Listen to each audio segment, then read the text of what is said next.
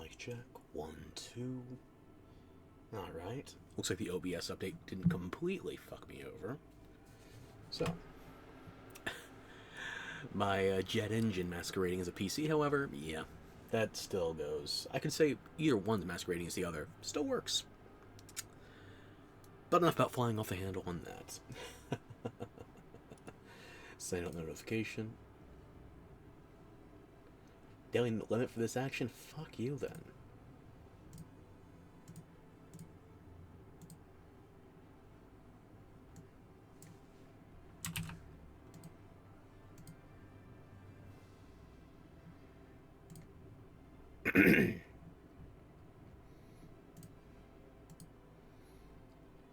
Just send the accursed damn notification, you worthless trash. Thank you. For precious little. Now I can just make sure the Twitch overlay isn't broken. No good stream ever starts with, so I was updating OBS.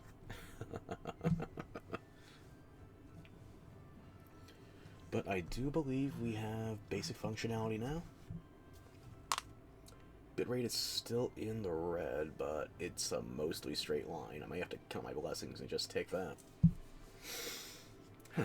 Okay.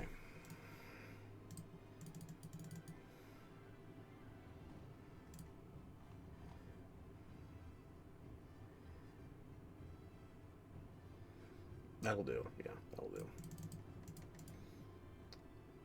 Alright. Bitrate is staying stable. I'd like more, but I think I'll have to work with that. So, let me just shuffle a little bit around here, make sure I can see the chat and my notepad. In fact, you know what? I should probably make that visible, but let's get into the game first. As you can tell, I've played a bit since then, and I like to keep my days and my nights extended. So, whatever that is, multiply it by times 10 days, in-game at least, since I was last here. And I know I've been gone a while. I even have this number open on my notepad right now. I have not streamed as much as I would like ever since 12/19/2024. And that, unfortunately, was 4 days before I got sick. I won't bore you with the grisly details about what exactly. Just a little gift from my family that commutes to and from New York. I could blame my nephew, but he's still just over 1 year old, so it's not his fault if he's a carrier. He didn't get sick. My mother got sick. And then I got sick a day later. Because we were looking after the kid, playing hot potato, while my sister and her husband were just trying to get a little R&R before the holidays. Well, R&R. They wanted one less distraction while they were setting up for Christmas. I can't blame them. If it were my mother's house, it would take a month to put up Christmas and then 2 months to take it down. I get it. But somehow that resulted in me catching, not COVID, thankfully, but something that was enough to shut down Broadway. And thankfully, my mother got the worst of it while I was still well, so I could take care of her. But then you go back to my place, and suddenly, 24 hours later, I am bedridden. Man flu ain't got shit on what I had. Just TKO right out of the gate. But it didn't exactly snap back together in a hurry once it wore off, no. So that was the 23rd, and then on New Year's Eve, caught something fun and new and still enough to force me back into my cave. And then it's probably been a bit over a week now. Let me think. It was probably Wednesday the week prior. The 16th. 16th sounds right, yeah. 16th, which I was still not fully over whatever the second Van call was. Oof. 8 days, then 16 days, and then it's been 1 week, 2, 3, 4 days. 11 days later, the arch dropped out of my foot, and I was still not well. So I was like, I still gotta live, you know. But at the same point, I was trying to squeeze in streams where I could. I got in one last stream for 2024. I think that was a Palworld stream as well. And then I got in 2 streams prior to this while it was 2025. I'm still getting that date wrong in my fucking checks. But you don't need to hear me bellyache about that. I got plenty more to bitch and moan about. The way that math shakes out to, if we're going from the 19th to today and we're counting that as 6 streams, that's 6.5 streams.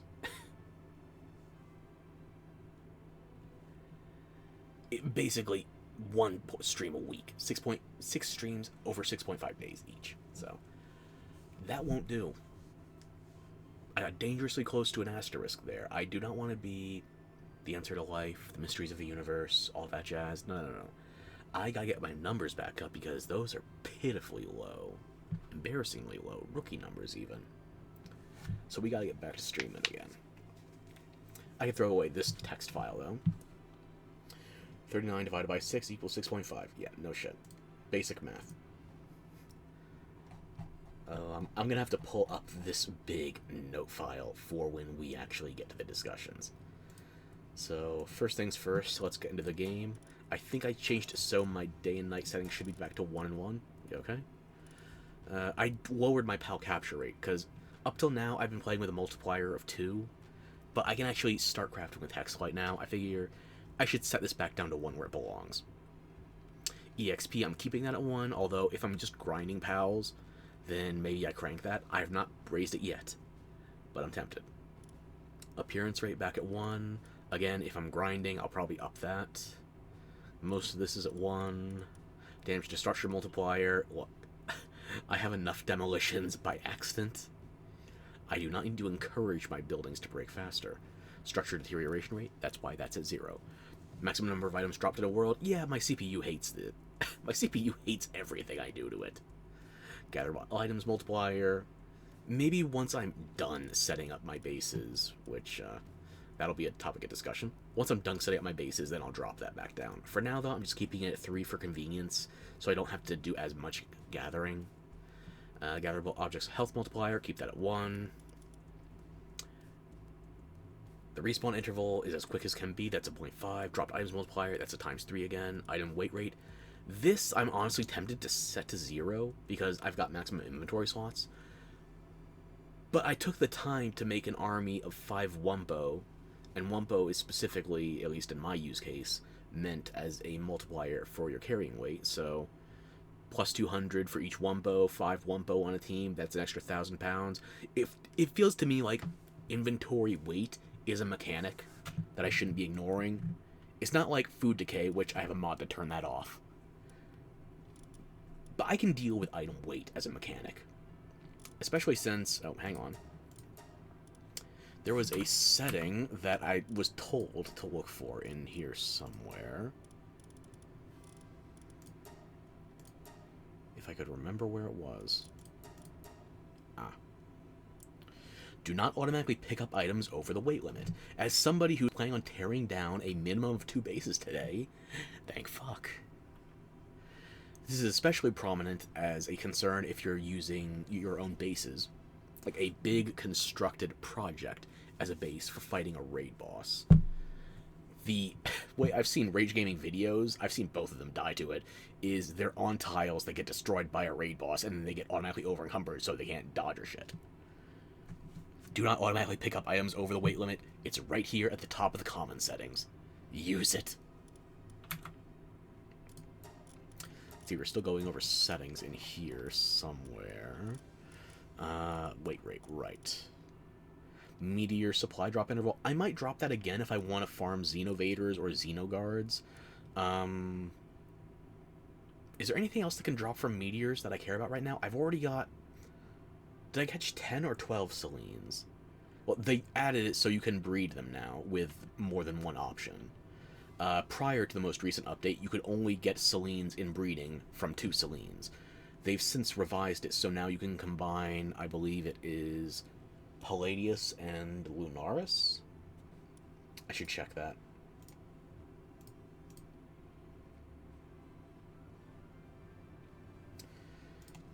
It's not the most recommended of Palworld options for information, but I'm going to copy paste this into the chat if you want to use the same one I am.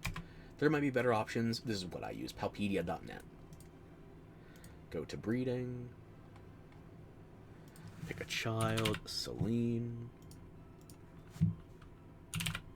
I can't spell. Palladius and Lunaris, yes. Also, one thing that I should look up while I've got this open.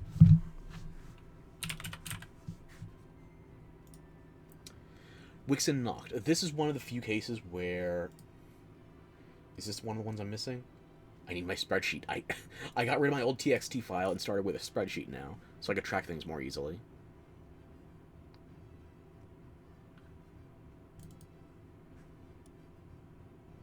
This is not going to show up on stream overlay. Nope, that's still fucked. Okay.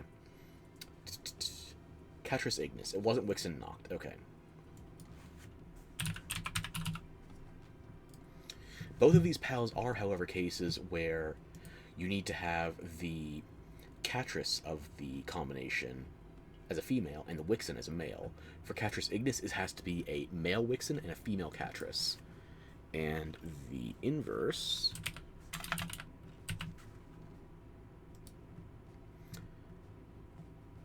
No, actually, it looks like Catris male, Wixen female for this one. So, whichever one you want the type variant of, if you're breeding, you have to have the... it's a weird combination. I don't know any other pals that behave this way, where you specifically have to have one of the parents be male and the other parent be female. You need a male and female, obviously, for breeding. But which one has to be which? I don't know of that being a use case outside of specifically Catris Ignis and Wixen Noct. Whatever, just as long as you make sure that the subspecies you want, the mother is the one that corresponds with the baseline species. It's a weird use case, but that is the current state of breeding in the update. There have been other changes in the update. We can go over that if you're so inclined. For now, though, I just want to get back to... Oh, there's a lot in this note file. We might be here for a bit. So let's get into the game. Time to incubate when I was offline because my internet was dog shit and I couldn't handle streaming. Like, either my body couldn't handle it, or my internet couldn't handle it, or more often than not, both.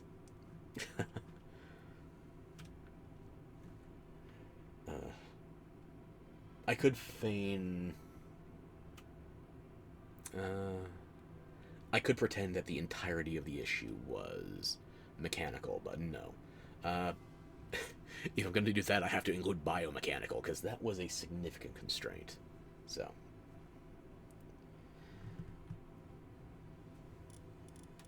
Yeah, I was doing so much of this offline while I was trying to get myself shipshape for streaming.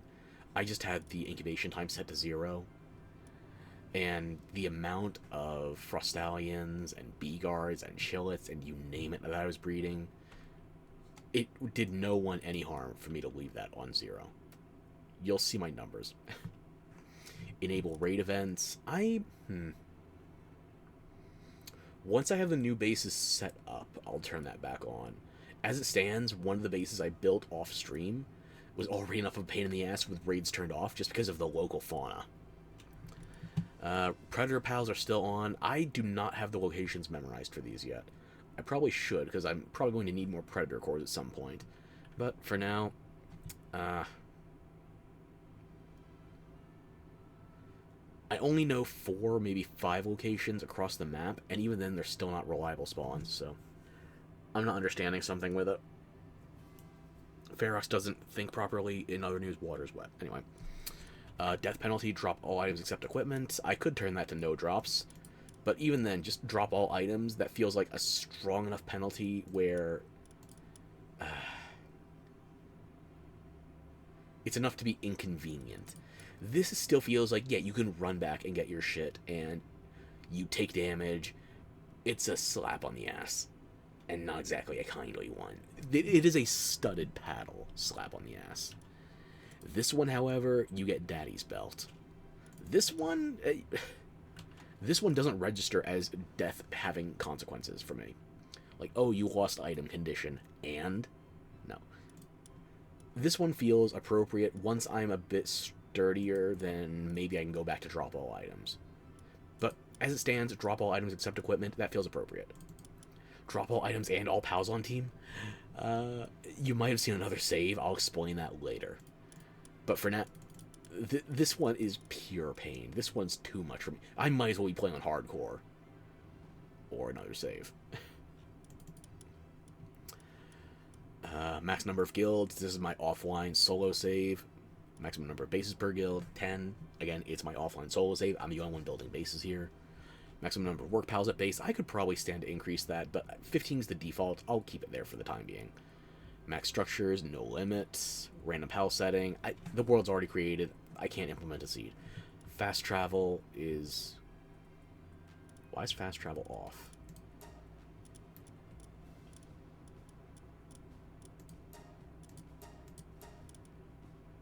Interesting. And again, I'm not using any of the hardcore settings.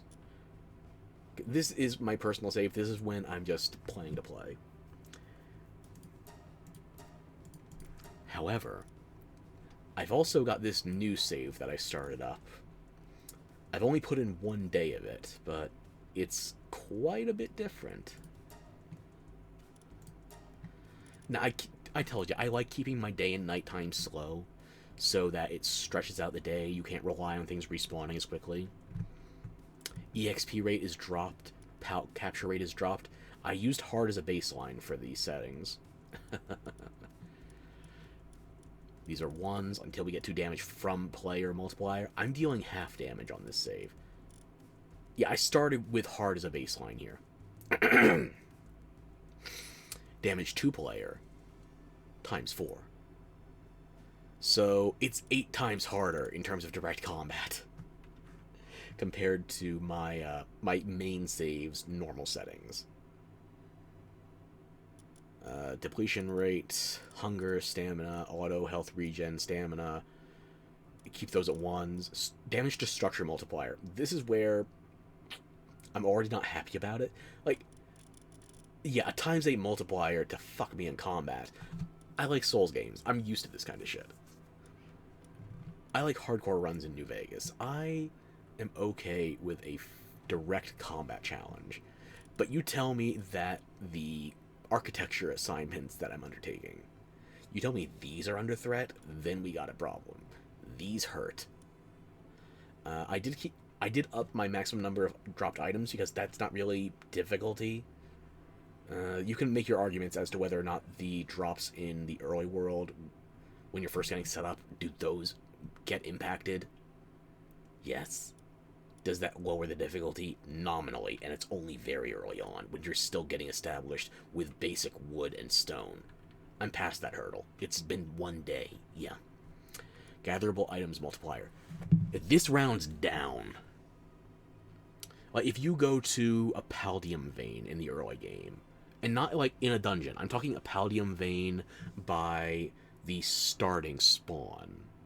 Those little nuggets of blue rock by the riverside. If you're playing on normal settings, 1 times multipliers on everything, you get 5 from that rock. If you're playing on hard with a 0.5, that gets rounded down to 2. And I'm coming at this as somebody who's been playing on a times 3 multiplier, so my greedy ass on Zalfea has been used to, if I were still mining those rocks in the early game, 15 Paldium. Going to Vaticore on these hard settings, 2. I am getting a bit over 1/7 of the materials. And that's an extreme case, because it's a precious resource. It's difficult to farm early on. But at the same point, I think you can agree that I'm not taking it easy on myself. I'm not somebody who's played Palworld a lot on hard. I'm only 1 day into this save. Multiplier by 1, multiplier by 1. This is why it rounds down. These two combined. The weight rate of 1. I'm surprised that hard mode doesn't increase the item weight rate. Maybe I will in the future. But for now, I think I got my character to, yeah, it was level 15. Pretty much all my points have gone into carry weight. It might even be literally all of them. ×4 to incubate massive egg. I have not changed any of these settings since I started the hard save. Like, yeah, obviously it's not default hard settings, but I've kept everything untouched since I started the run on that character. Raids are enabled, predators are enabled. The death penalty, I've only died once so far. Dragon Warrior _00. Thank you for the comment. First time chat and a follow. Thank you very much.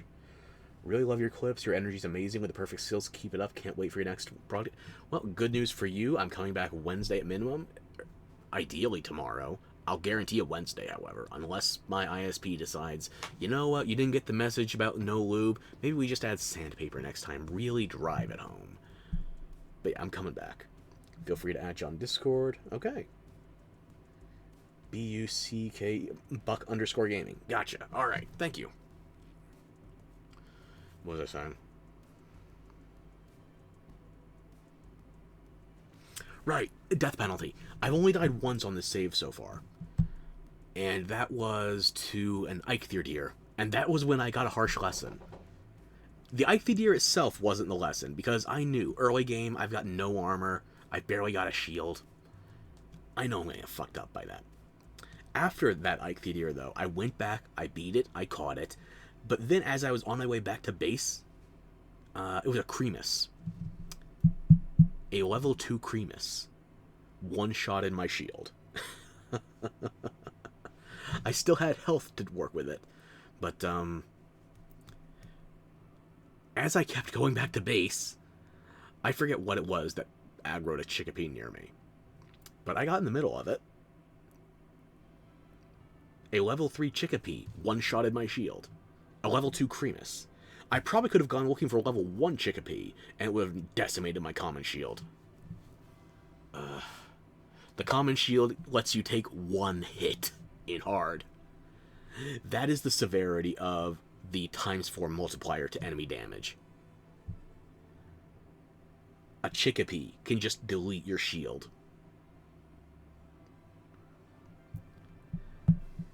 So I had to go run back to that Eikthyr, and I had to make sure I got back all my pals. The best thing I had at the time was probably like a level 7 or 8 Lamball. I forget what level the Eikthyr was, 9 or 10. I can look into the save once we're in there.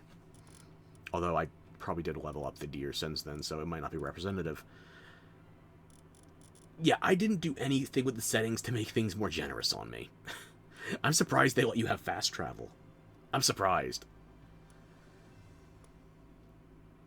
But yeah, no hardcore, no permadeath for me or my pals. So that is not a part of that play. Fast travel is around. I didn't seed it. I didn't look up settings to make things as hard as they could be. If I wanted to make things hard as they could be, I could crank XP rate down. I could crank all the things that benefit me or even just are useful to me down, and crank everything that makes things worse up. And maybe I'll get there.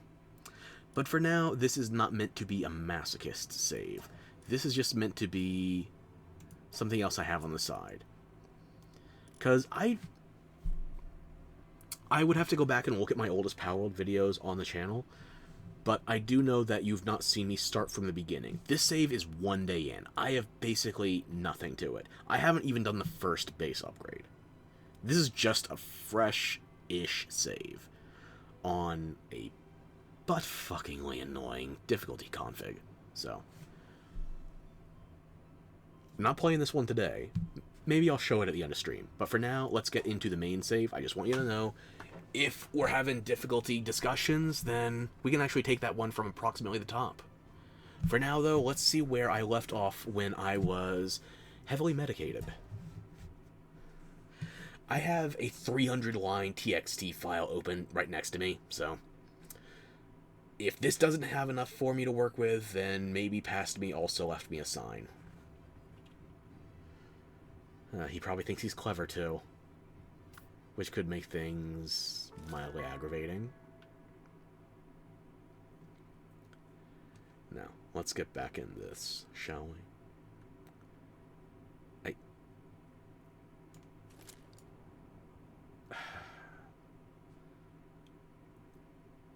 Well, I did leave myself signs.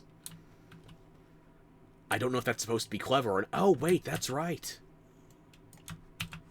Even though I'm doing this on a server that has no multiplayer enabled, this is offline, this is local only, you still get censored. I can line my pals up for an execution on a butcher belt, but I can't say fuck. Pokemon with guns, you are weak. Anyway, this is one of the bases I'm going to be demolishing. Because, A, I've got enough coal set aside, I don't think it's going to be a problem. B, if I need more coal, I've unlocked the crafting station to just farm it wherever I am. I think I've got one crafted at my southern base. Yeah. So there's no point in really keeping this. I might mark it on the map just for convenience's sake in case I need to get coal from the overworld. Or, well, we could say hi to the neighbors one last time. I think Anubis has been spawned back in. It might help if I open my eyes. There you are. Oh, sorry. I didn't realize you were having a foray for the evening. Well, she's walking away happy, but you're passed out? Typical. Okay, so let's first things first this. I currently have, should be 7 bases built right now. This is the one you know, this is one I'm going to have to show you. This one I might not be able to tear down tonight because I need to get things organized. That's 3, though. This one I'm definitely tearing down. I'm not leaving without destroying it. This one, I'm probably going to destroy that afterwards. So that's accounting for 5. This one is number 6. This is a base I need to start building, but I figured you'd want to see the location. This is the only location... I've seen videos from the PAL Professor and DPR. This is the only location currently available that has 3 oil nodes in 1 base perimeter. So take down those coordinates right now if you want them. It is minus 855 by minus 455. Yep, that should be approximately centered.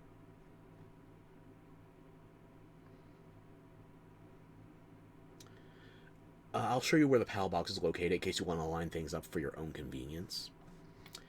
And let's see.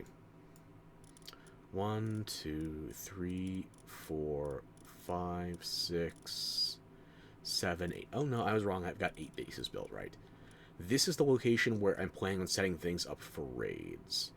And I'll show you when I get there. As it stands, the oil base and the raid base, I've done precious little to set things up. I put down a PAL box, a chest, and I moved some materials there early on.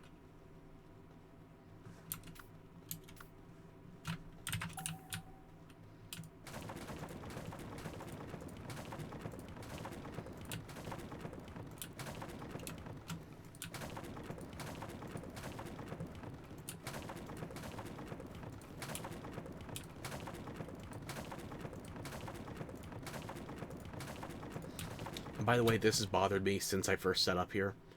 The way the walls place with some of the surface level interactions, you cannot reasonably keep them level. I'm moving away, it doesn't matter now. It might matter if I use this location again on a future save, but right now it's a non-issue.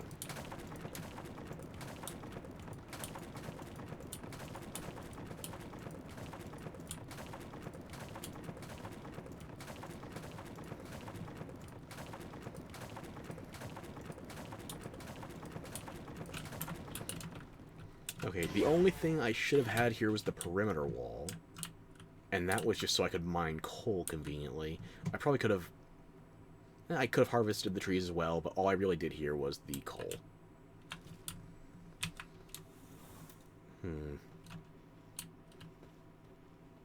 Now, I don't think I need one of you at the moment. Not good. I don't need one of you. It's time to tear this place down. Actually, what does it do if I dismantle? I haven't dismantled from menu in a while. Does it transfer the materials directly to me, or does it just drop them where they lay? Sends them directly to me. Okay. Honey, you do not want this. I told you. I think I did more damage to the tree than the lavender.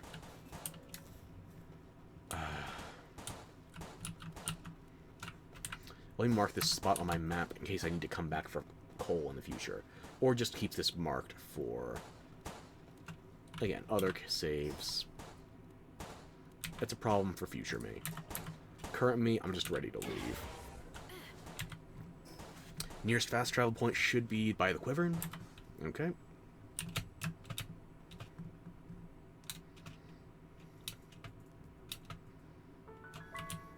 Electric egg? Ah.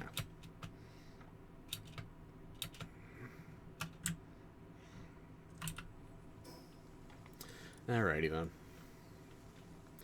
I'm going to deposit some stuff at base, and then we'll get to demolishing the other location.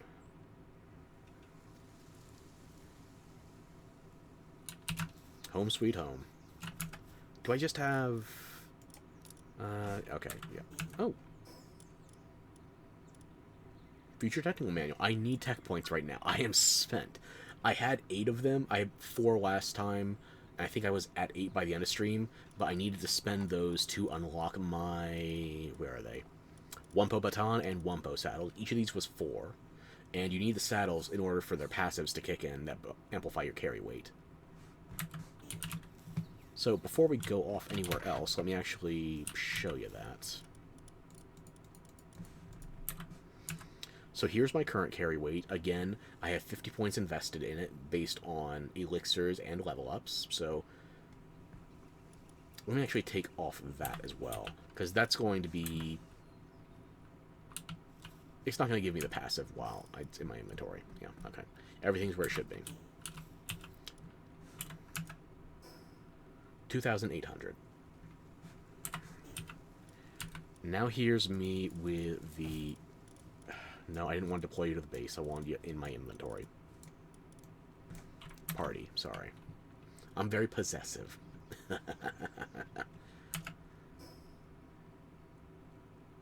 3,600. Wait. Which of you is giving which?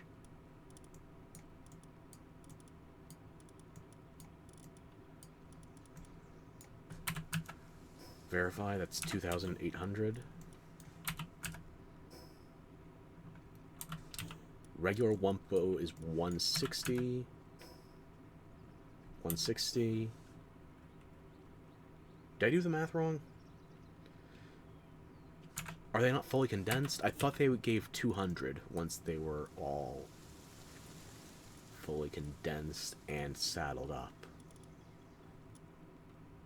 Huh.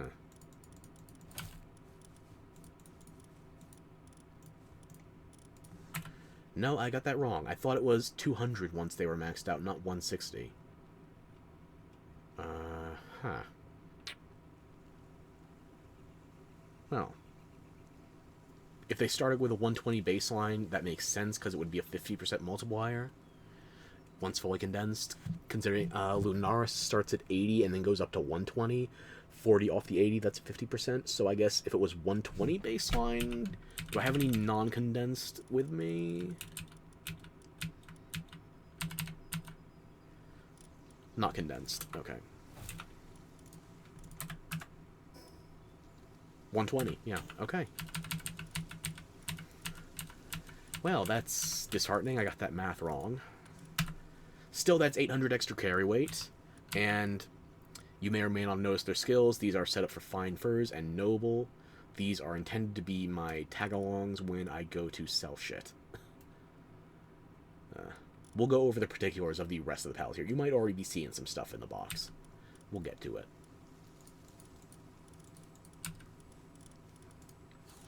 So let's just get my comfort team back on hand.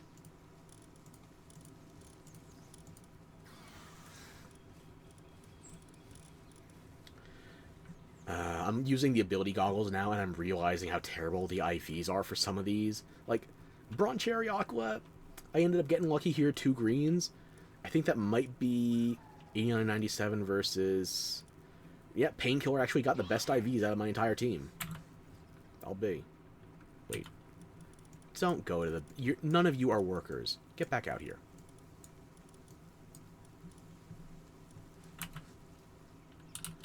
I can put my clothes on at least. Use this manual too before I forget. I need all the tech points I can get. I have it in my spreadsheet as well that... No, not my spreadsheet. This is in my text file. How many points I'm going to need to get some basic...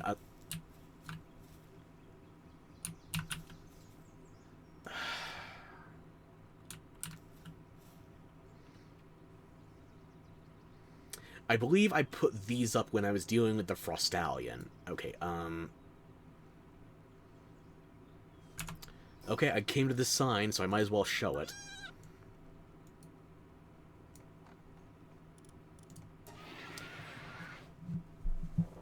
Frostallion, I can get you the exact numbers.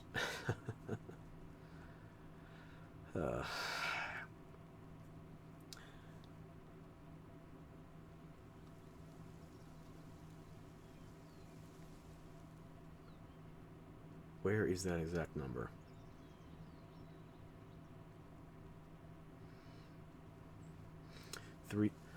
Okay, I have 8 of them that are set aside in a cage because I'm checking out traits that are difficult to pass down. Certain legendaries and a small number of other pals as well are difficult to actually breed around, even in the current state of things.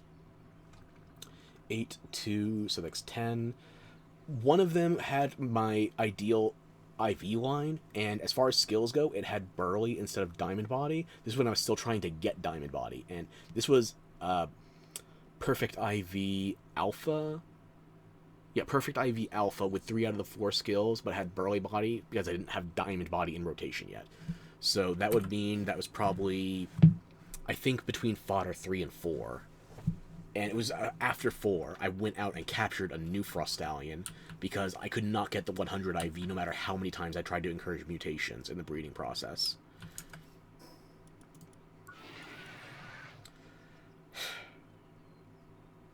So yeah. One was Burly, and there was another one that was near perfect. It was an Alpha with the 4 exact traits I wanted, including Diamond Body. That one I want to say was around fodder 18 or 19. I'm going to say that, yeah. It was late in the teens, not early 20s, but it was long enough to be annoying. And I was thinking, I could just get 2 skill fruits, but I've already committed to the breeding at this stage. Fully condensed, that is... I don't trust myself to do the math quickly. Let's say 19. At that point, I'd already bred 2,204 Frostallion. So, I was already 2/3 of the way there. Do you want to be 2/3 of the asshole, or the entire asshole? With that much committed, Gambler's fallacy, possibly. But I didn't quit, so eventually I won.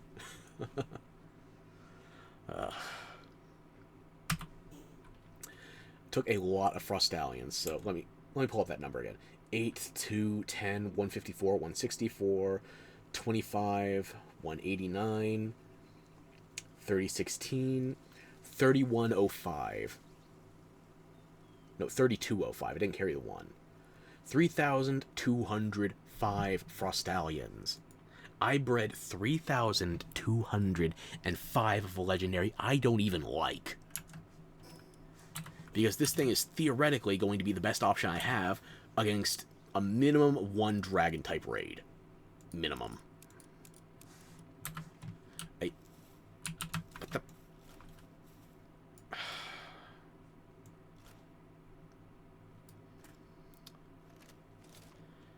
Okay. I was not worried about wasting a chillet. I mean, yes, it's annoying to waste cake in the breeding process, but... I showcased this the first time I showcased condensing on stream, whereby it will let you know that you are expending 1 pal needlessly for the breeding processes and the condensing processes if you actually have a fully condensed pal and then you condense it into another one. It's a waste of 1 cake. I don't think this matters particularly. But yeah, considering not only Frostallion was being bred, I also bred chillets. 9 perfect chillets got killed, and their their spirits echoed out with torment as I pulped them into the proper chillets. It's interesting to think about because I had 2 alpha chillets with perfect IVs and all the skills I wanted, and 8 regular, so just a little bit overkill for the number of perfect chillets. Yeah, 2 alphas, 8 regulars, 10 and 9. Almost could have almost been an equal number of perfect chillets. 9 out of 19 perfect chillets. Almost half went into something better. Okay. And you know, I saw these signs as well. Yeah, it pissed me off. I was already, what was this, 232, 464. I was somewhere between 464 and 580 Frostallions that I left the breeding operation to go catch another one. And I kept soft resetting it to get a 100 HP IV. I think I still have that one, although I can't remember if it's in my box or if I left it in a viewing cage. Not here by the looks of it, so it's probably in a viewing cage. I know I didn't get rid of it, though, because I was annoyed enough that I wanted to make an example out of it later. And Diamond Body took for goddamn ever. Let me just give you the numbers. I'll lowball it for you. 11 times 116. If I lowball it, if I was to assume I went there immediately after condensing my 11th full Frostallion, 1,276 to get the random mutation to the skill I wanted. That was a skill I did not have passed around. I had Burly Body, Stronghold, and Vanguard. I had all of those available to me within the first mutation, or within the first condensing. So I had all those in under 120 Frostallions, or 116 if I'm being exact. Rainbow traits, however, I still don't have all of them available for Frostallion. I'll have to go over that once we get to the viewing cages. But yeah, that's enough out of you. I wonder if I left myself enough space to store all these damn signs in their lumber. I see them over there. They're not close enough for me to read. I'm ignoring them for the moment. What are these? 25 non-alpha Frostallions slaughtered. 26. Interesting. Wait a minute. Wait. These are not the same metric. Hang on. Yeah. So, one shy of the full squad of Frostallion I made. Interesting. So, less than half of the same perfect Frostallion available. And they got blended. But I didn't slaughter any of the perfects. The imperfect ones, the extras I bred, wasted 25 cakes. Wasted 25 cakes. That one hurts a little more than one chillet. Why was I angry at the one chillet, but not this one? I guess because I was just that damn tired of Frostallions. The cakes didn't matter anymore. It was the stupid horses. So yeah. I made 26 fully condensed Frostallions. And somewhere between those 26 diamond ponies, I should name them Butt Stallion. Butt Stallions 1 through 26. I can have a Butt Stallion for every letter of the English Romaji alphabet. That's not bitter at all. 12 perfect Frostallion for the 26 I made.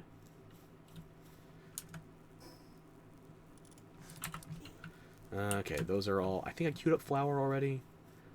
Yeah, I'll deal with that once I put the workers back out. Although Bronze Cherry Aqua, even though it's not a worker, seemed to handle that reasonably well. Even got an oil out of that. I guess Orsurk was out there. It's a good electricity generator. Fair. I need to rebuild this, actually. It's in my notes near the top. If you were playing on the most recent version of Palworld, please make sure that you rebuild your oil generators, or extractors, because even though they have been buffed, the buff will not apply until you have a... brain. the buff to your rates, research bases or not, or research stations or not, the buffs will not be applied from the new update until you have an extractor that was built post-update. So I'm going to have to tear this down and probably... I'm probably going to have to tear down the ceiling and wall tiles above it, and maybe even some of the wall, to rebuild it here. It's not the most convenient location. When I had nothing set up except this one base, this was less than useless, or it was more than useless. But now it's just an inconvenience, so I have to remember to rebuild that. Okay. Yeah, no shit. What the fuck was I yammering about on the other side? Repair my firearms. How the fuck? I got 19 shots left on this shotgun before it breaks. And 488? I have enough ammo for that, right? I don't have enough ammo for that rifle. Huh.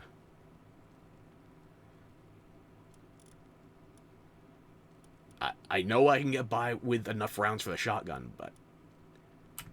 Oh yeah, I did another raid on the oil rig while I was offline. Hopefully it's been long enough that it respawned since then. You know, I'm not doing an oil raid right now. I think I can get by. I might regret this later, but I think I can get by. My armor's fine. How much am I missing on armor? That's about 568. 568 on both. 18k versus... I didn't realize the helmet had 2k extra durability over the main body. Interesting. And the shield... That's almost 2k there as well. No, that's even more, because I tried maintaining my shield better. Is that enough to actually bother me right now? It might be. I won't repair anything right now, though, because I need to just get things caught up and set up. So, let me worry about that. I know I need tech points. I've already found the location for the new oil base. I need to set up, though. Stone, palladium, hexal... I have more than enough stone. Yeah, it's 9k. I'm not crafting anything that requires it right now. I'm not transforming it into cement. I got enough stone. I always need palladium, especially when I set up one of my new bases. I had to do a glass fixture, so I never have enough palladium. I'll start converting meteor or something to it. Hexalite? Hexalite? I have set up, actually. I need to just get some fire pals in here. A dedicated raid base? I found a location for that. And I can't kill OC. No shit. 32 years I've been trying. If there was a success rate of any kind, I would like to think I'd have found it by now. Ugh, can't kill OCD. Why do I need to remind myself of the obvious? Okay. Throw that wood back in storage. Excuse me. Are there any other signs in here? Any at all? That one's not from medicated me, or that one's not from me being more heavily medicated than usual. I had that up before. It doesn't count. This one is still accurate, although a Van Worm Chris does not count. They've tried getting in here through my landing bay. Who was mining this ore without me? Who? Reptyro Crest. Well, I appreciate the hustle. I sent him out for a couple of seconds and he already started tearing up 26 ore. That's not too shabby. Alright.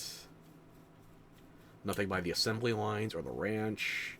Nothing by the bell.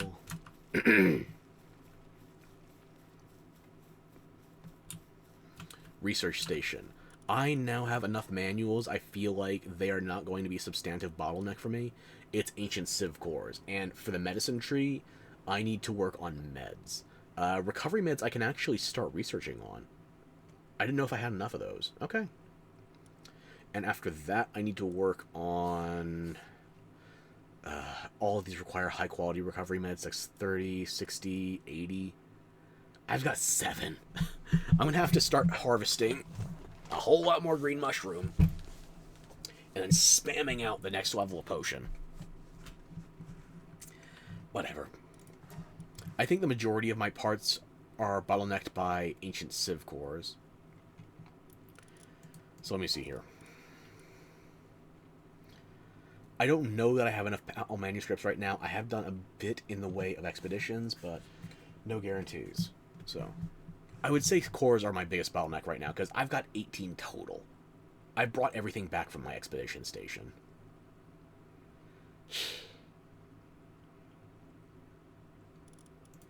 Manuscripts I should be good on for a while, but yeah. Oh, I should start doing this immediately. I should do this before I send anybody to do those hexalite ingots. Because that 400 could be a whole lot more. Where are my fireworkers? Where are my workers? Oh, right, I left them at another location. I will deal with that momentarily. Okay.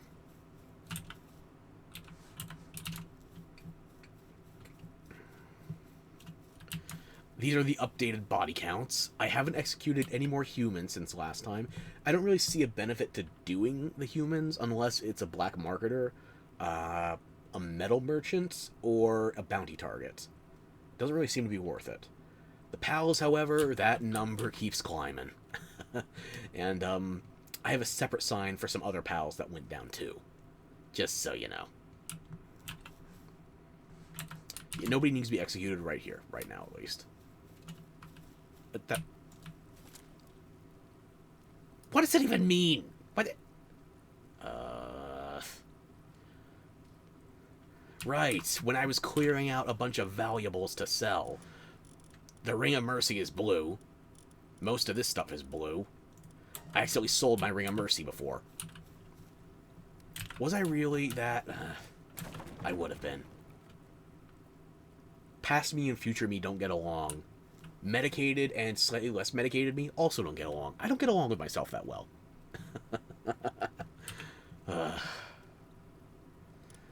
I don't need this gold right now. Just put those coins away. That's 5, 10, 15 million? There's no commas in the number, so I can't tell if that's 5 million or not. It looks like 5 million. I don't see any other signs around here, but now I'm tempted. I gotta go check the rest of the base. That was there before.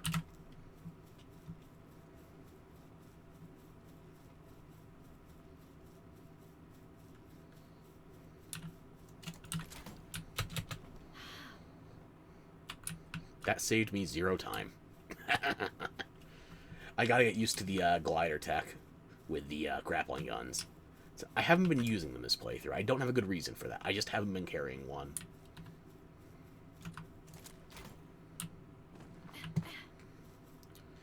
I don't see any other signs.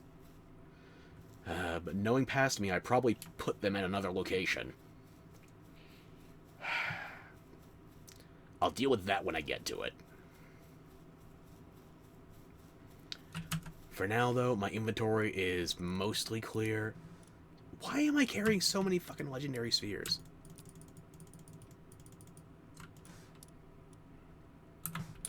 Yeah, that's fine, yeah. I guess I've just been getting those off of expeditions and not bothering to toss them anywhere else. You know, I should put them up there with my valuables. Just so I don't accidentally deposit all of the others when I am... Oh, that's right.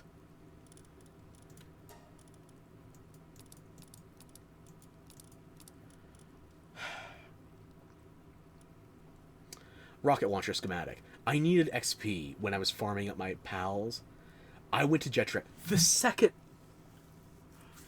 I get a regular rocket...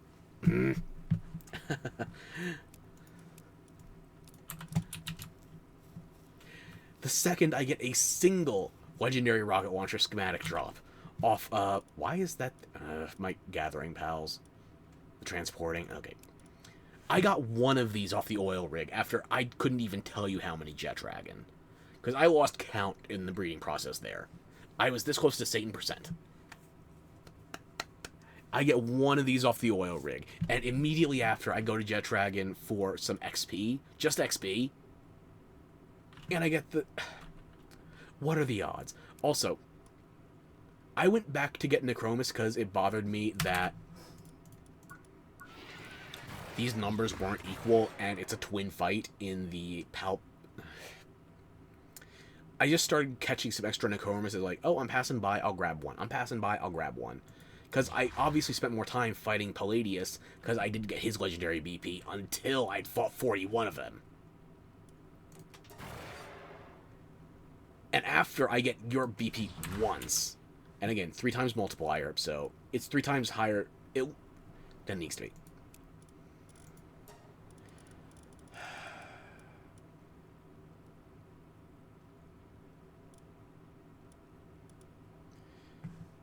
No, actually, that wasn't Necromus, then what was it?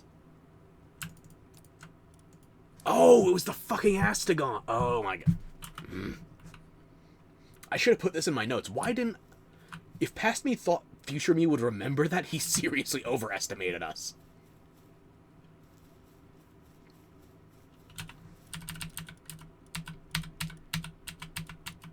I mean, I got there eventually, but... The Jet Dragon story was accurate. I remember that in explicit detail, because I was mad. This one just pissed me off, because I started breeding Astagons from miners. Miners with an E, by the way. From mining. The mineral extraction skill. Mining. I started breeding Astagons from miners. And I'd slaughtered a portion of them. I slaughtered only the alphas, however. And for a hot second, I thought, hang on. Alphas shouldn't drop their blueprints. It's a level 1 alpha, for one. That changes their drop tables. For secondly, it should only be the bosses, not just generic alphas. And then I realized I had one Astagon left that I had captured, and I put it into the butchery pile, along with a bunch of the other alphas that I'd bred.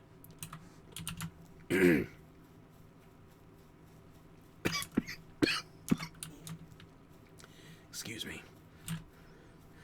The one Astagon that I captured instead of breeding, the one alpha that I slaughtered that was a cap instead of a breed, dropped the BP. And yes, I'd already gotten it to drop twice. It's not something I should be angry about, but I can be, because it's me. What are the goddamn odds?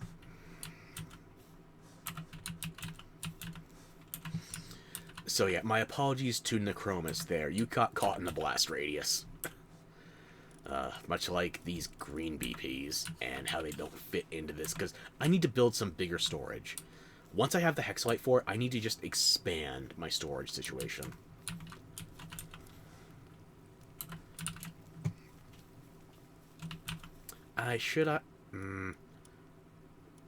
I'm not going to fight anything right now. I feel like I can get away with holding off on that. At least a little bit longer.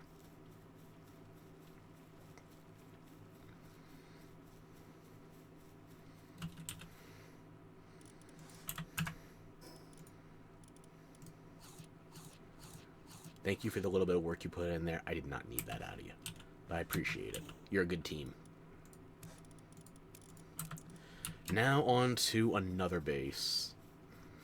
I'll show you the new base I built next. Hopefully it'll be daybreak soon enough, that way I can show you the outside perimeter. But I told you before, I was going to set up a new base for better display of the viewing cages, and I ended up setting this place also up as a breeding base. Currently, I've only got one of the high-quality incubators here. I could transplant the one I have for my main base as well. I don't have the cores to make a third at the moment, so I'm just keeping this earmarked for when I can build things as I like them. One high-quality chest with Hexalite, one guild chest, one stand, one condenser. Things are a lot more close and convenient than my previous breeding base. I only have 3 breeding farms here at the moment. Might as well send them into the camps, because the camps, that disassembly line, that's the camps. The rest of these are the farms. How did I walk right past that? Yeah, 3,205 Frostallion. Just in case you wanted to double check my math, 3,205 Frostallion were bred at this location. I caught 42 before that. The last one I caught... That almost feels too convenient now, actually. The last one I caught was number 42. Well, I'm not going to have to catch any more, so I guess that means the wild ones are safe. Unless I go out there with some Yakumos for traits, but even then I was not getting lucky with Yakumos. And again, this censored my use of the word fuck. Oh well. The glue factory is closed for business. Well, it's closed for glue purposes. It's still very much open for business. This is... Did I not build a feed box? Did I not build a feed box?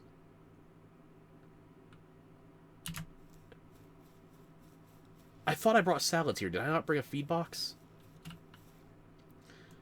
Check basement, breed Noklum catcher. That's right.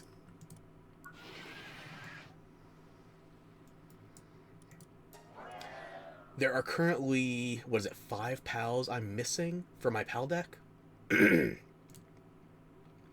4 of them are exclusive to raids. Blossom Ryu, Bella Noir Libero, and Xenolord. But there's one more, and it's not even rare. I just somehow haven't found it yet, through sheer dumb non-luck. Catris Ignis. Those are my odds. If I had... The only way I have any luck is bad luck. But that's beside the point right now. Noklum? I've heard good things, yeah. People have been recommending them as transporters, and also if you're in combat. Okay, what the fuck did...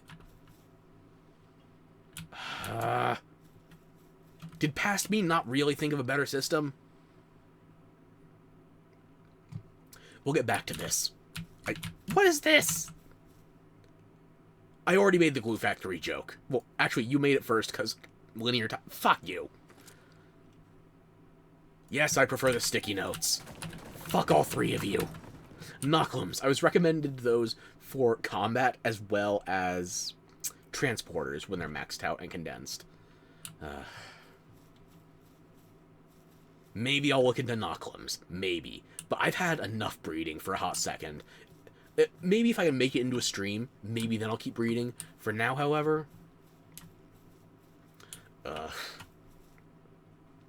This one will be easier to show you and then explain. What is this crap? Whatever past me was on, I need more of it. Right, this was me looking at the traits for pals, because breeding rainbows onto legendaries is very restrictive. There are currently 4, 8, 9, 10, 11, 12, 13 pals, which breed exclusively into themselves.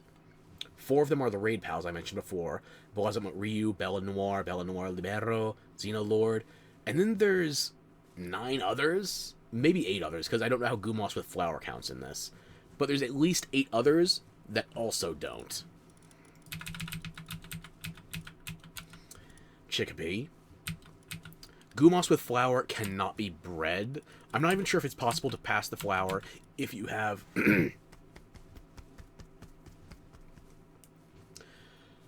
Excuse me. Sorry about that. I'm not even sure if it's possible to pass the flower if you have 2 parents that are both Gumos with Flower.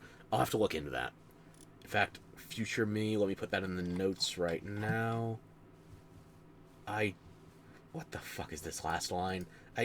I'll have to show you when we get to it.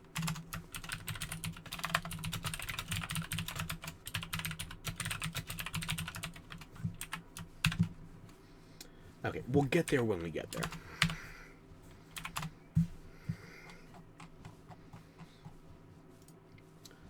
Okay. Chickpea, Gumos with Flower. Those ones, they're kind of small fry. They're not really relevant to most people. But you get to the legendaries, and these are obviously considerations, given how strong they are. And if you were going to use them on your team, you would want to be able to breed rainbows onto them. Palladius, Necromus, Frostallion. This one, I'm close to being done with it, but I don't want to breed any more of them. I've had my fill. Jet Dragon, I've already got a fair number of these. I will have to double check what I got available, actually.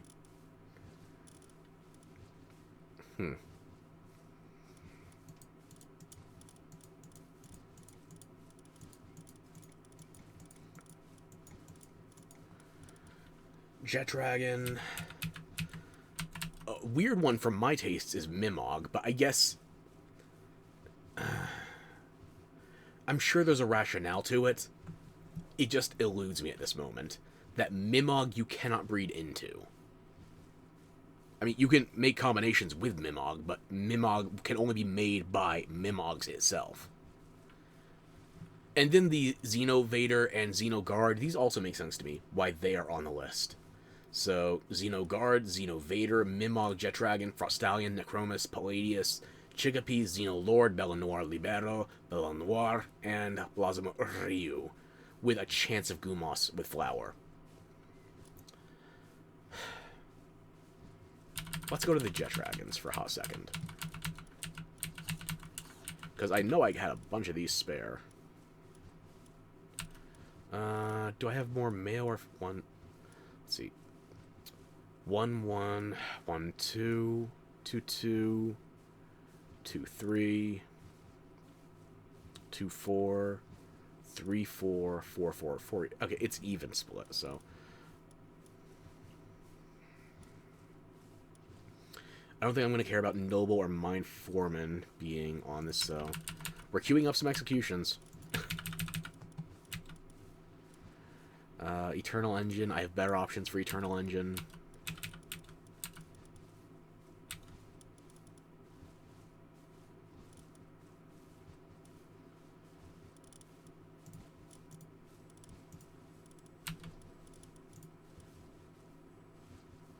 Runner. I already have one with all the movement skills on it, so.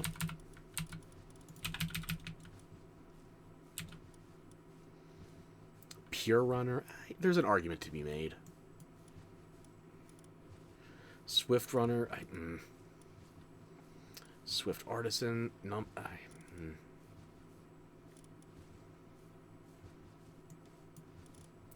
I am not going to be breeding Jet Dragon around for its. I have dedicated setups for Swift Nymph.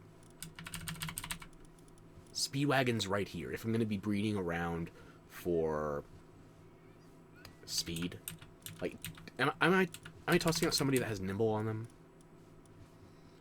You do have Nimble. It's also a white trait. It wouldn't be that rare to get again. Burly Body, Eternal Engine again.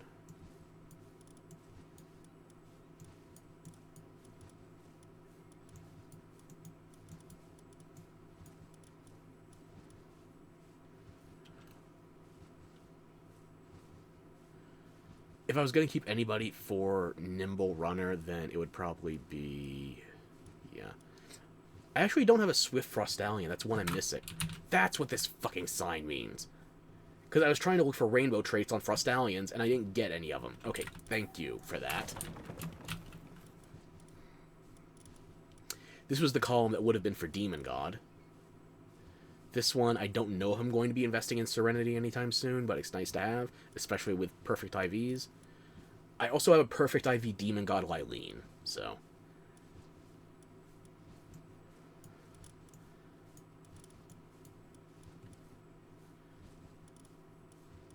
After a point, I just have to admit that I've got more pals than I do space. I gotta make space. So, even though some of these were progenitors to the traits, I can spread them around now. It's not like I have my original Ferocious or my original Musclehead anymore. These aren't great IVs. These are no longer unique traits for them to pass on, so we're making space. Oh, and here's some of my work. Oh, my God. Right. We'll get to that.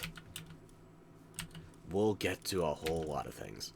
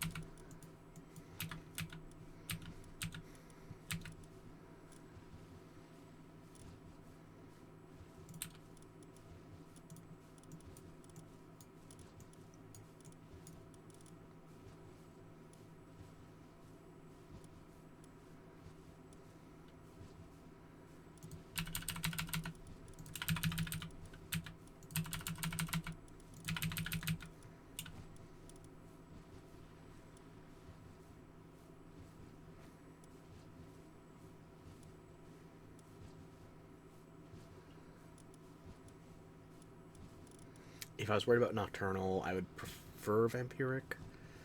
No.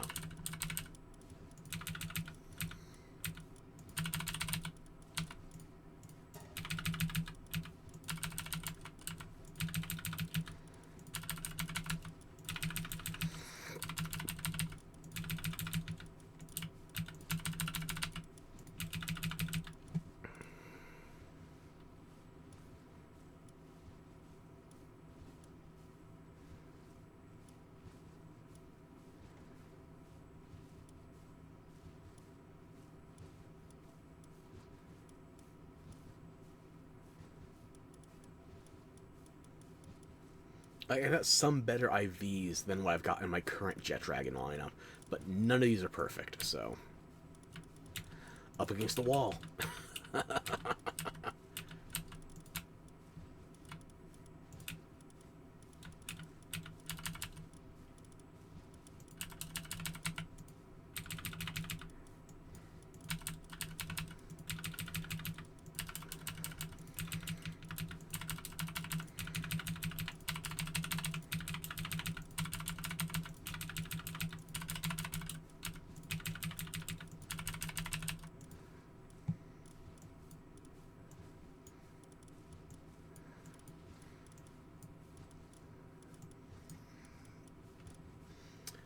This Chillet I'm holding on to deliberately, although I don't remember what the reason was. This Vanworm is what I might be focusing into as my next non... like, Vanworm is not going to be the best choice I can have for offense. If I'm using a weapon build and targeting weak points, obviously I like Vanworm for some tactical reasons on top of purely Vayne bullshit. In its current form, however, Vanworm I do not see leading my team.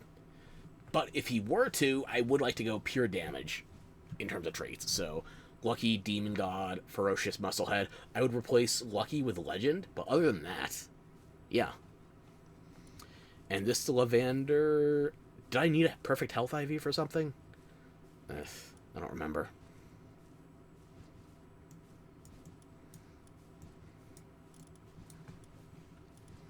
I'm going to show you part of my process then, while we're just thinking about this. Make a little bit of space.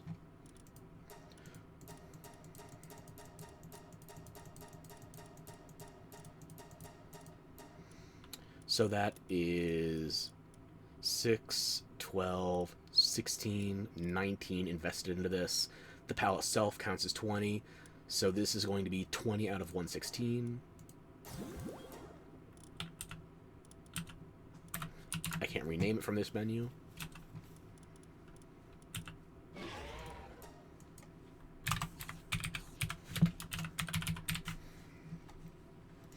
I'm going to have this one set aside because I am most likely going to breed more Jet Dragon.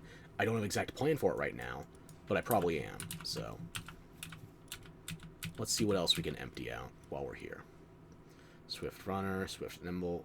What? Or not even Swifts. Nimble Runner Legend. Swift Artisan. I'm not worried about Artisan for my Jet Dragons. I've already got pure Eternal Engine options. I could see Burly Body. I don't have a better Burly Body option, so, yeah.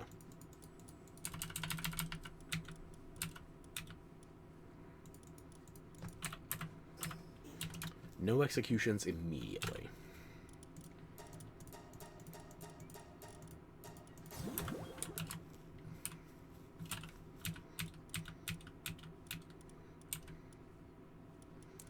V Celine, I do not have a plan for. Actually, no. One of them has a perfect health, one of them has a perfect attack. So if I can get a third Celine with a perfect defense IV, I don't think I have one.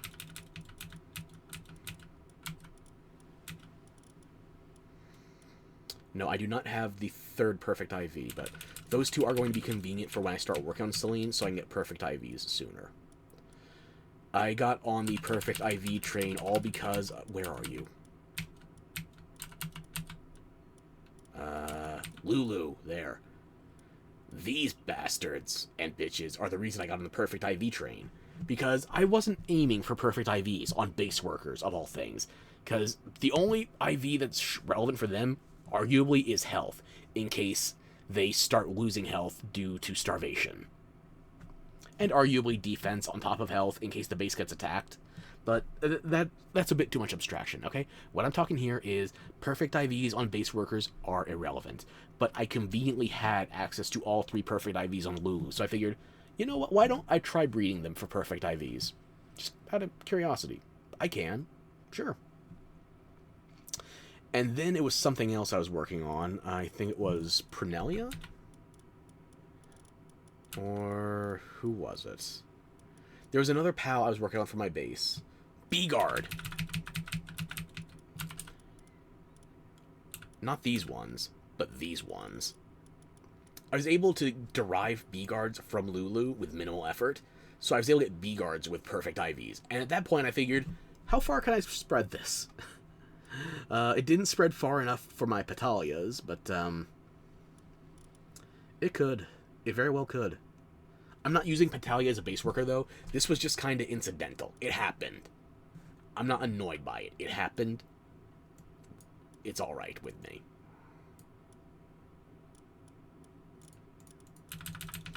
So where are my regular Petalia? Right. 1 perfect IV female there. I'll put in that alpha. So these 2 have all the skills I need. The female has the perfect IVs, so I can get rid of... None of these are condensed into? Yeah, I can get rid of these.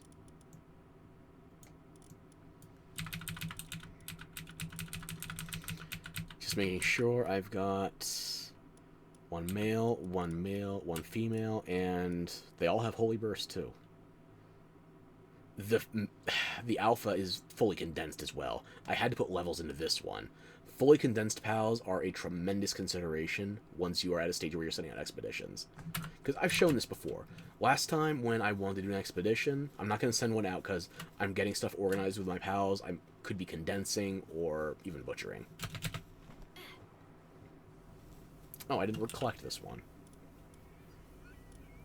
More Legendary and Ultimate Seers. Okay. And only 1 core. That's not what I need. Somebody shot my fucking cave from the outside. We'll go on the tour tomorrow morning. We're taking enough time. We will be here for it. Wait. I did build a feed box. I was trying to look up towards that chest with berries in it, but now I just saw this. I didn't explain this fuck-off base yet. Okay, Remind me to go back to the foundations, because I was in the middle of getting things sorted with the pals.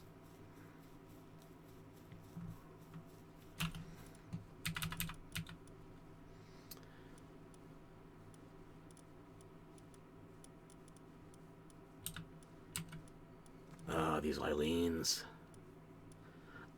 I got so many Lyleens before I got the males.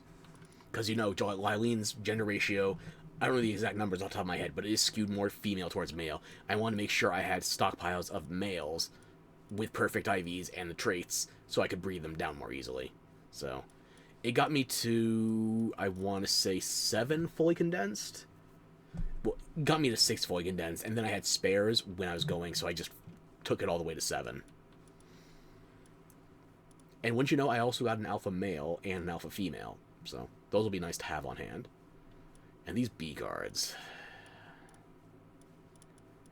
I have 2 perfect B-Guards. On standby, mind you. These are the breeders, the male and the female. Another skewed gender ratio, by the way.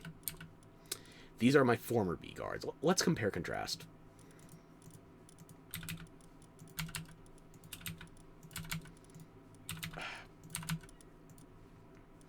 Obviously higher level. These stats are not the biggest consideration. Although, again, stats are a factor when it comes to work speed. You want to level things up. So, I got rid of Nocturnal and replaced it with Vampiric. Vampiric is a strictly better version of Nocturnal, because if your base workers have to get into a fight, this means they have a leech on their attacks, so they can regen health. And I got rid of Sirius for Remarkable Craftsmanship. I made these base workers before those traits were included in the game, so...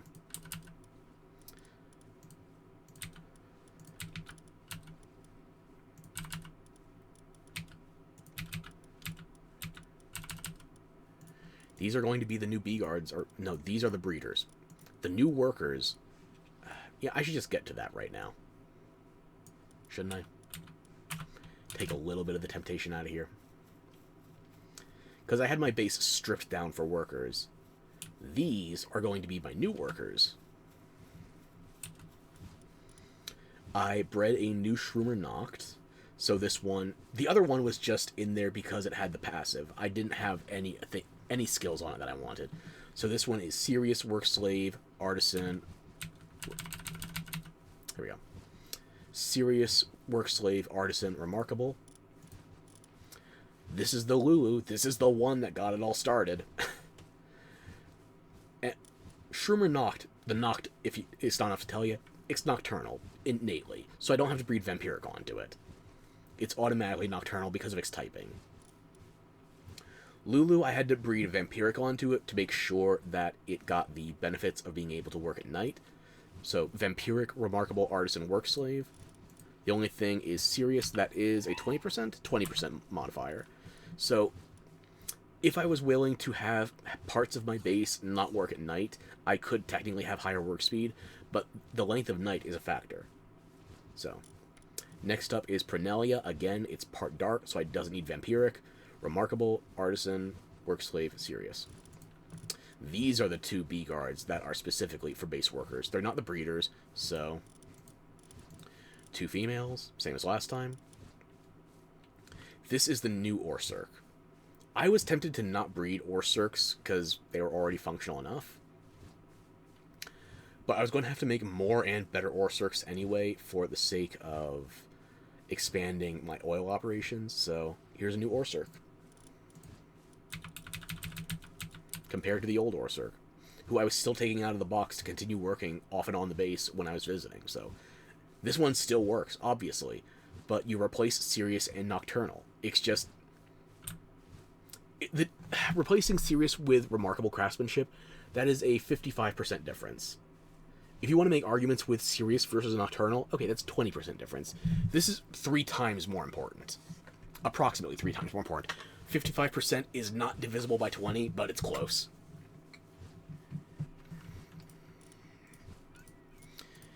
And these are going to be... They were going to be the new Orsurks for my oil base, but then I realized I need to change the location and have more oil extracting going on. So these are going to be redeployed at the new base. Unfortunately, while we're in this box, we should say that these are the pals that just are not going to be seeing the same work. I have new options for my water pals. These are going to be replaced with Phalaris Aqua, which you can see right here. These are the same efficiency for watering skills, but they also do for transporting. And I don't have watering going off non-stop, so the extra 4 in transporting, that's better than Anubis has, even fully condensed. And they're smaller than Yormantide as well. I almost stupidly invested souls into Alpha Aqua Phalaris because I'm used to the Alpha being better across the board, until I remembered, oh yeah, I need this thing to be smaller for a reason, so. Yep.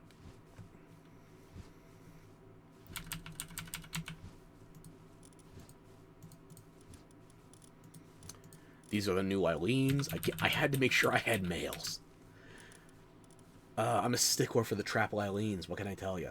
I got a bunch of perfect Eileens. Is this all of them, or...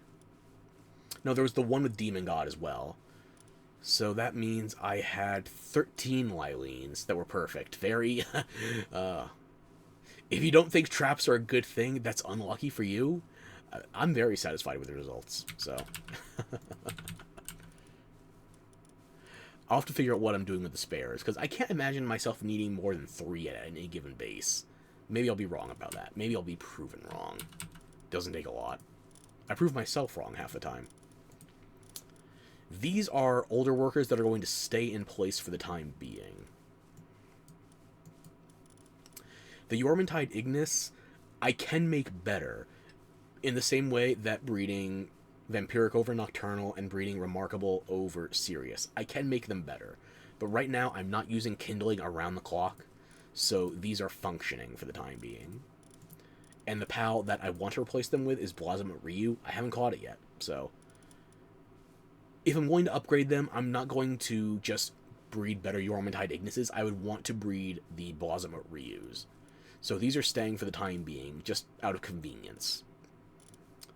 Anubis, this one I'm actually thinking more about as I'm looking at. Let's go over them last. Chicopee, Mozzarina, and Melpaka. I don't remember if you can buy wool, but I know you can buy eggs and milk. And you saw I have over 15 million gold coins, so these two might be outliving their usefulness, but I don't have anything else I want to replace them yet with. I don't have dedicated transporters for my base. And if I do, it would probably be Anubis or Splatterina, because they're not always going to have handiwork or mining to do. Or, oh, Splatterina has other tools related to that. I don't remember where you buy wool, if you can buy wool. But if you can, then these 3 slots are about to be opened up, because I have more coins than I know what to do with. And these Anubises, these are coming with me for the time being. These Splatterina, these are what I was thinking of replacing the Anubis with. As you can see, I put some levels on them, but not a lot else. I had a team of 5 Splatterina, then I realized what I was using them for is the Blade of Uncontrolled Passion. It gives you bonus drops when you butcher, but you have to be butchering with the butcher's knife. Their meat cleaver.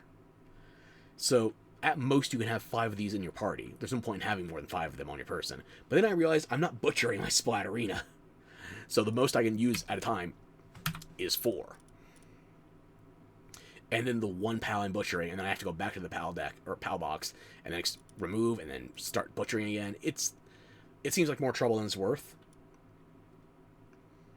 And as far as the Splatterina are concerned, yes, they have handiwork, the same as Anubis.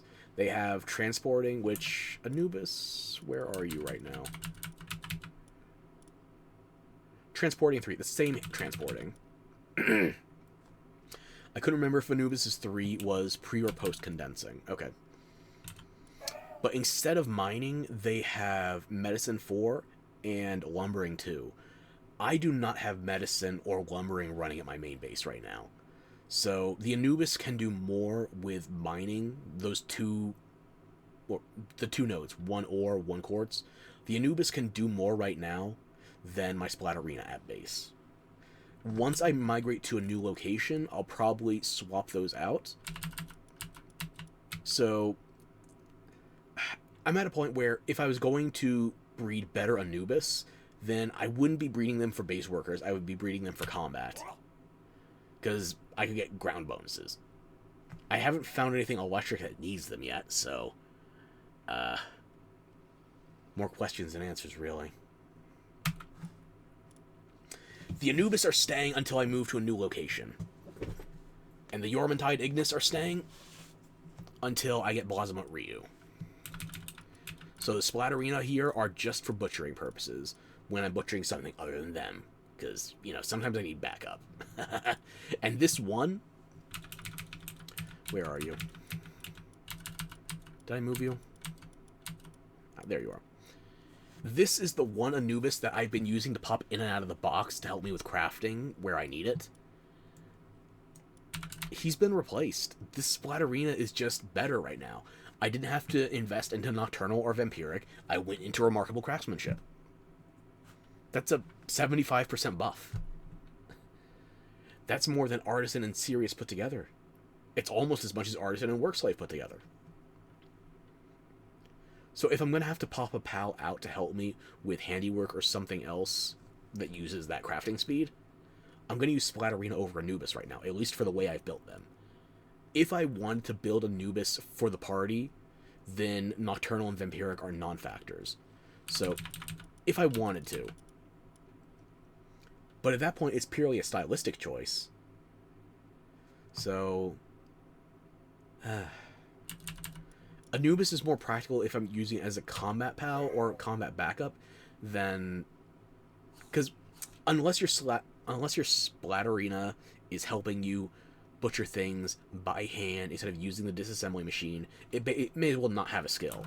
Anubis technically has a skill that's going to see more use, but it's not gonna, neither of them has a skill that's helping you in terms of base work and crafting. So it's unfortunate. And yeah, I already pulled out the Lylene, so those are being retired, and so is this Orsurk. I'm not slaughtering them, though. I might condense them if I do any further refinements on these same species. But having a condensed PAL with some levels on it, that is good for expeditions. Holding on to these, absolutely. And these were a dumb thing that I got overcommitted to. Look at that passive skill. While fighting together, it becomes easier to encounter pals with the same passive skill as this pal. If you want to encounter something with all 4 of your Yakumo skills, the drop-off is nuts. It's something like, it's less than a 0.5% to get all 4 of these. If you're looking for just one in particular, you're better off having individual Yakumo with each single skill that you can target focus more explicitly. What I've done here is dumb, except for the fact that I thought it would be easier for me to breed Yakumo around, and these not only have the skills I want for designated roles, they're fully condensed, so I can get levels on them. Fully condensed, perfect IVs with skills I would be targeting for specific roles. So these would be for non-dark base workers. These would be for speedsters. These would be for pure offense, and these would be for pure, or at least overwhelmingly, defensive. I would rather have vampiric over hard skin. I can't see any world where I'm using hard skin over any rainbow skill, or even any gold skill, really. And I got 1 extra of the pure offense. Yep. There's not a reason for that, it's just I didn't want it to go to waste, and it's still around. Maybe I'll give it to a friend if I play with anybody else on the server.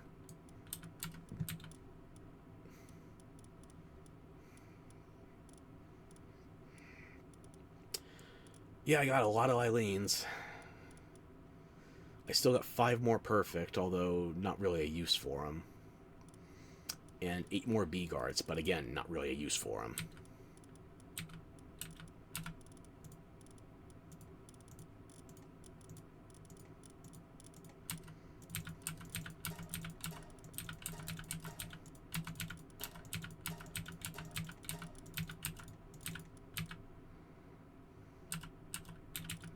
What was this one?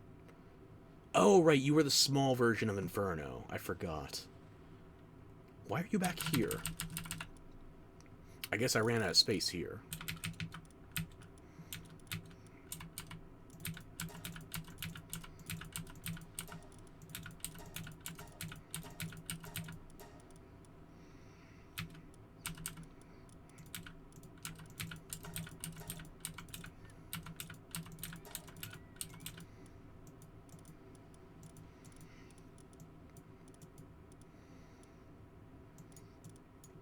Nah, just leave them like that, yeah.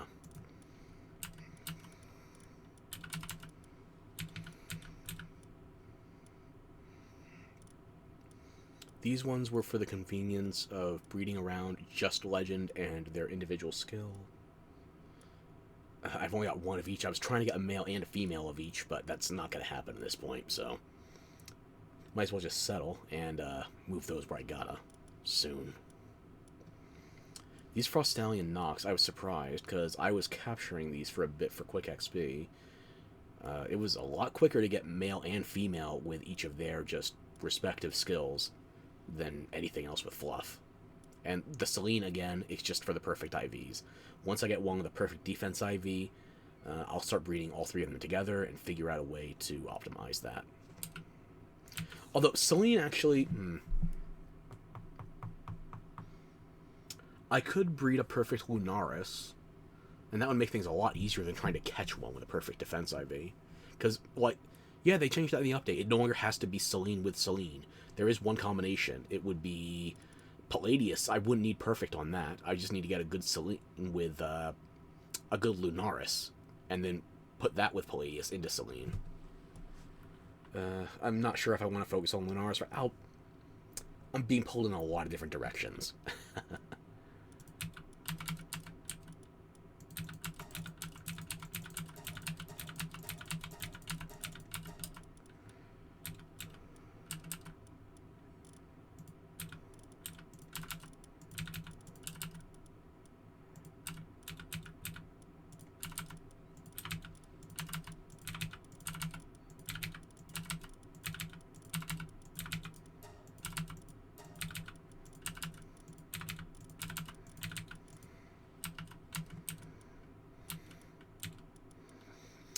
I caught a dozen luckies since last time, too.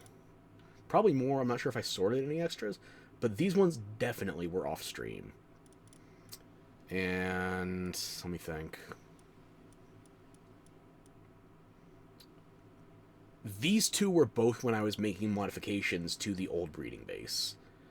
And this one was chasing a Mimog on lava. I don't even think it attacked it, which the Mimog was dying automatically because it spawned on a heated surface and it is not itself immune to fire damage. Gotta love the Mimog spawns. This one was horrifying with its grapple. I'm glad I caught it when I did. I don't want to fight another one, not immediately. Moraith was pain. And it's not my only lucky Moraith either. I think I was grabbing a bit of regular quartz, pure quartz. Where are my other Moraith? Here we go. Yeah, I have had one lucky one before. But it wasn't as high level. A 3-level difference, but that was just enough to make it horrifying. And the big Lavander, oh... I could see myself having some plans to breed alphas of that one, but not today. I don't think any of these had perfect IV. Nope, none of them have even one perfect IV. But still, they're lucky.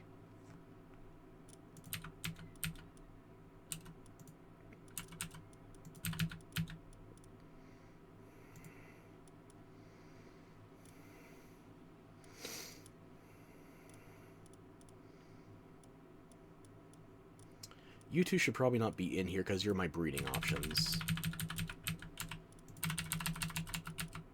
Yeah, I left slots open for you and everything.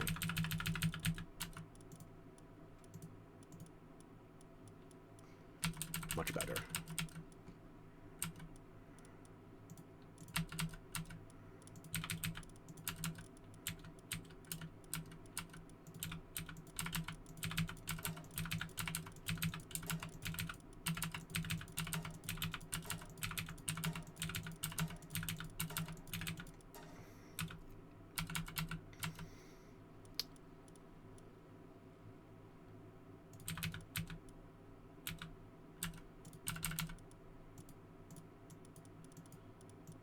None of these are condensed into. These are just skills that were more difficult to get at one point, so. Let me see here.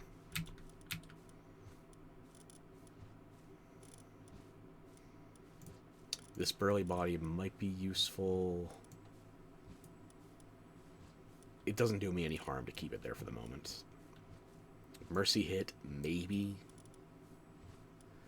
Do I need 3 different Eternal Engine options? Okay, which one of you has the best IV? 96? Looks like it's going to be you. And I have one with infinite stamina. I don't remember why. It's a perfect IV, though. It's not doing any harm by being in there. Okay. Serenity is generally useful. Although I haven't been using it, I do see the utility. I just haven't been using pals that require that much of their cooldown ability. Or if I could... I could see maybe a Serenity on a Jet Dragon, but... That's a 30% cooldown. Oh, 180-second skill. That's a... how much is that off?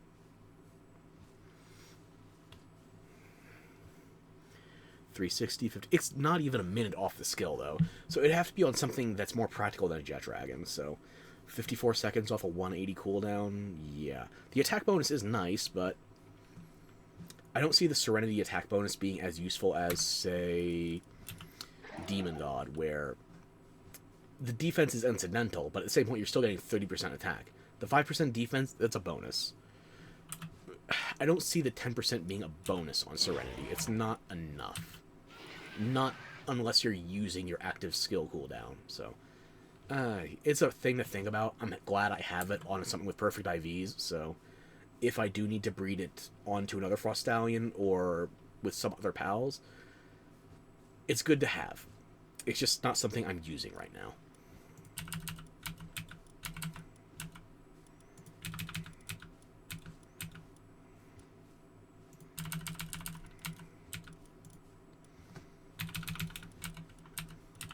So I'm going to update your name Also, fun fact, nicknames will not update or even be allowed to be new, and that includes adding text to signs, if your internet connection is interrupted while you're playing. Let's see. No longer in use, that box. And what's the updated number here?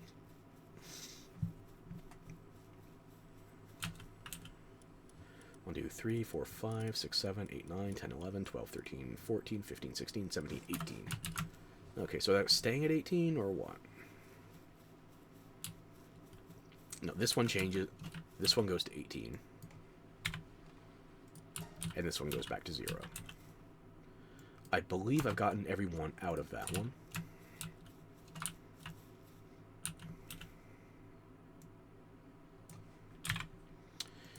This is how I keep track of what's in each box without needing to go up there, because eventually, if I'm using all of those viewing cages, it's going to hit my performance pretty hard. I'd like to be able to just get the numbers. This is going to be just the numbers. Once I get more dedicated setups going, I'm going to be... something. 1 minute, and then I might have to take a break for a second. Once I have a dedicated setup of what's going in those viewing cages, it's not going to be just the number on the signs. It's going to be the number, but it's going to show you the contents, letting you know what thing is going into what box for what reason. So, oh, excuse me. So for now, this is dedicated to me trying to figure out getting rainbow traits onto legendary pals. Not even just legendaries, but I showed you the numbers before. I told you what's on my spreadsheet. There are 13 or 12, possibly 13 pals. You just can't reasonably breed down unique traits onto, so. I'm not going to need you anymore. I'm not going to need you anymore. I'm not going to need you anymore. You're an alpha, it's funny. Okay. And you're also a chickpea, too. I gotta go through my chickpeas, see what traits are redundant. And I also gotta start putting my extra luckies in one of these cages as well, because I've got a luck of them. I got a flock of them. A lucky of them, yeah.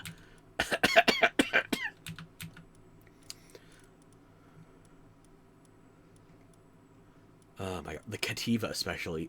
11. 9 lives, 11 luckies. It's a disaster. Yeah, I'm going to have to start doing something with my extra luckies. I have yet to butcher a lucky on any save on any character. I have failed some luckies, but I've never killed one deliberately.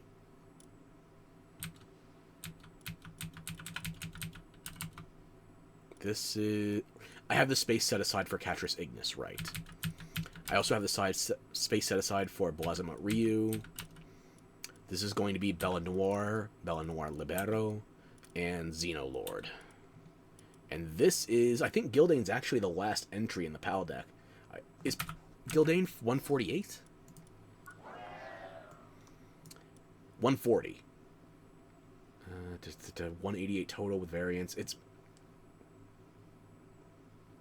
48 variants, right. 140 PALs total. And then there are 48 variants, including type differences, and if you include Gumos, it's a stylistic difference, but they are sorted differently. They're not sorted differently in the... Okay, if you're looking at strictly the Palpedia, because cosmetic difference is not tracked for Gumos in the Palpedia, they are tracked differently when you look into breeding, but for just the Palpedia, there's 187 pals, 37 of which are variants, or 47. I can't count. I need to go to the... I will be right back momentarily. I apologize for the inconvenience. Oh. Okay. Mute. I'll be right back.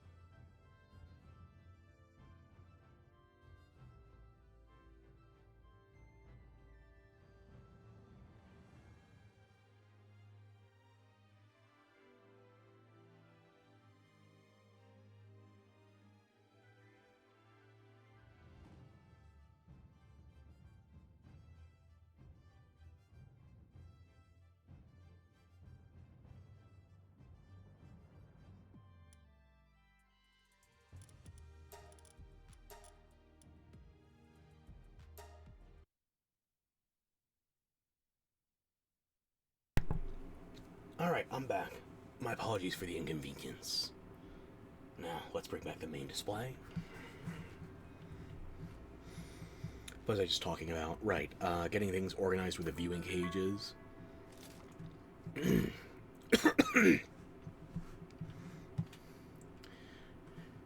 So yeah, unless I want to set up a dedicated Excel file specifically for my viewing cages, this is the best way, and it also is in-game, so I never have to doubt the setup here. The NW, northwest, that is the front-facing direction. Southeast, that's this way. Viewing cages 1, 2, 3, 4, 5, 6, 7, 8, 9, 10, 11, 12, 13, 14. 14 total. As long as we're here, you should probably take a look at the base from the outside.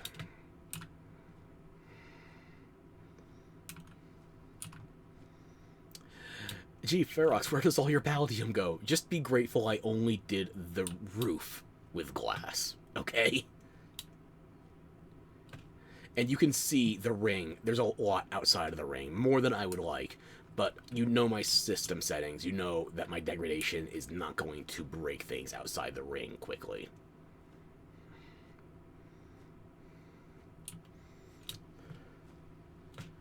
I could probably put some more decoration on the roof, but it's serviceable for the time being. Yeah.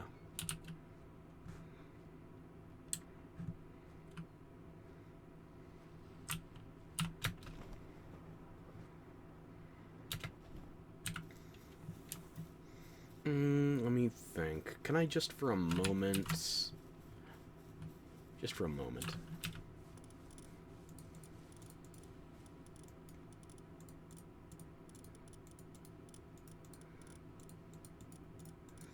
Show everybody what it's like when it's empty.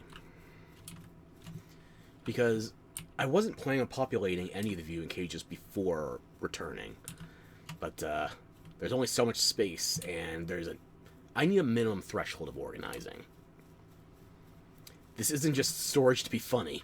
I didn't call this place the glue factory just to be funny. Because I'm not funny to start with. But also because I need to do a lot with my space for way more pals than a player should reasonably keep. I'm a collector, what can I tell you? As long as we are back and there's no longer the pals distracting us upstairs, let's get over this for a minute here. You've seen my other breeding base. Let's go there, just for a quick reminder.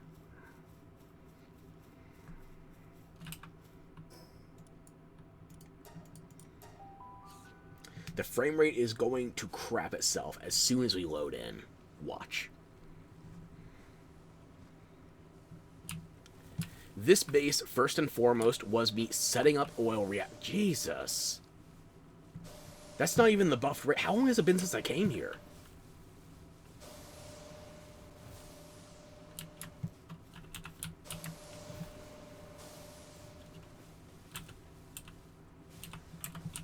Too long, apparently.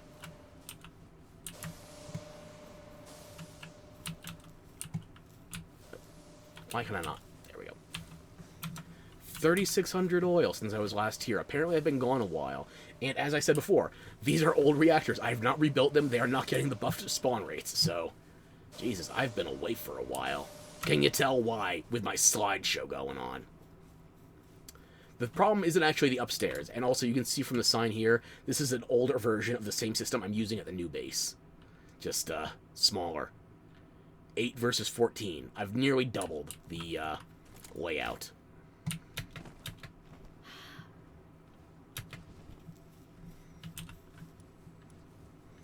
Here are the other perfect Lulus, which I've already got a male set aside. I've got 2 condensed in here? Yeah, 2 condensed in here, so. I've got the 2 Nightmares. I don't remember the order I bred these pals in, but I had to achieve perfection in a certain degree, in a certain order. Like, I know the Shroomer Noct were first. I guess the Brunellia was first as well. And so were the Nightmare. I don't know what my system was. Some pals got the perfect treatment, other pals did not. These are old Anubises, or these are new Anubises that I specifically got these skills onto in order to breed them for... Who were these bred for? They were bred for Celestir, I think, actually. And Celestir, not perfect. It has one perfect IV. But I don't think that's even carried across onto the one that I condensed into. So, there's still room for improvement. These Jet Dragon... I kept one male of the speed variety and one female of the attack variety for breeding purposes, because I already have 4 males for the offense and 1 female for speed. So, if I do anything else with this team, I don't have to worry about the skills getting crossed off. It's the IVs I gotta worry about. And, hell, this one female has the perfect attack IV. It's like, it could be anyone for the attack squad. No, it had to be the one speedster with a perfect attack IV. It's a funny world we live in, isn't it? These Phalaris, I'm not planning on doing anything with Phalaris. I think this was just because I need to get the skills onto Aqua Phalaris, and I got these 2 with the correct configuration out of the same batch. So, I condensed into another one that is somewhere in storage.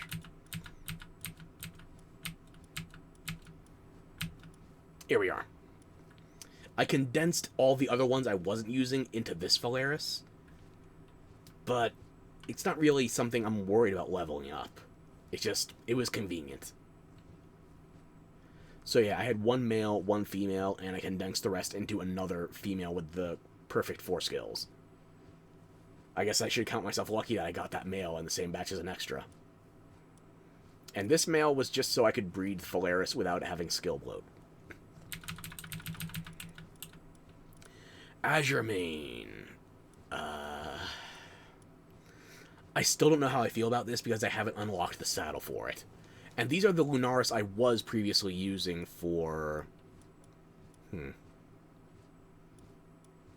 Any of you with a perfect IV? You have a perfect attack IV. Okay.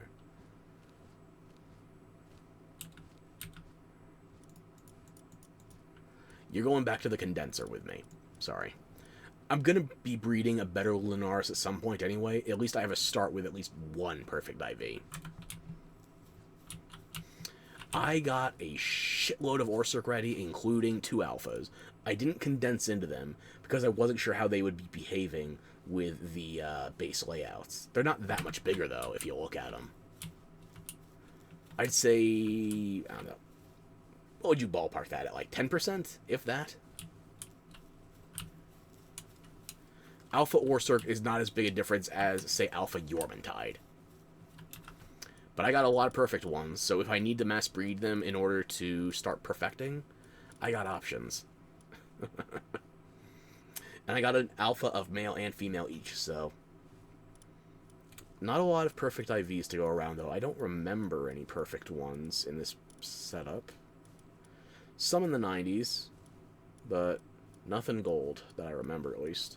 Yeah, no. Oh, that's unfortunate. But yeah, I've got, what's that? 5, 3, 8, 32, air quotes, perfect base Orsurks. We'll get to the Frostallions last. These are my Splatterina males, because I don't have perfect IVs to go around on this, but depending on how much I need the base workers, I want to be able to deploy an entire factory's worth of Splatterinas. So that is 19, and I believe this is going to be 39? 39, yeah. So I have 58 Splatterinas that aren't condensed, but they are otherwise ready to be deployed. So, not perfect, but they got the right skills for it. So 19 male, 39 female, more than double the female versus male. These are where I put my condensers. So let's see. You go first. These ones are fully condensed, so you can see by the 4 stars, these would give you a notification that you're wasting pals in the condensation process. These ones, they're technically 115 out of 116 if you would view them in the condenser. But if you try to condense another pal with them, the holder as well as the 115 they're used it. How to phrase. The 115 that are included in this PAL that have been condensed into it previously, treat that like it's inventory. But once you condense it into another PAL, the holder itself is added to the inventory. So 115 becomes 116 because you include the holder.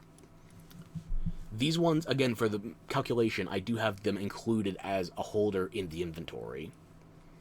So this one's had 47 condensed into it, this one 39, this one 21, this one 20. But when you condense them into another PAL, that's where the number becomes more relevant. And this last one, these are layouts from old base workers. I should probably put some of these in here. Like, if I need to breed these old skills, then I don't see myself needing to, because I'm not planning on using Nocturnal or Sirius when Remarkable and Vampiric are options. But sometimes you get sentimental, you know? And I've already forgot where I put the other one of you.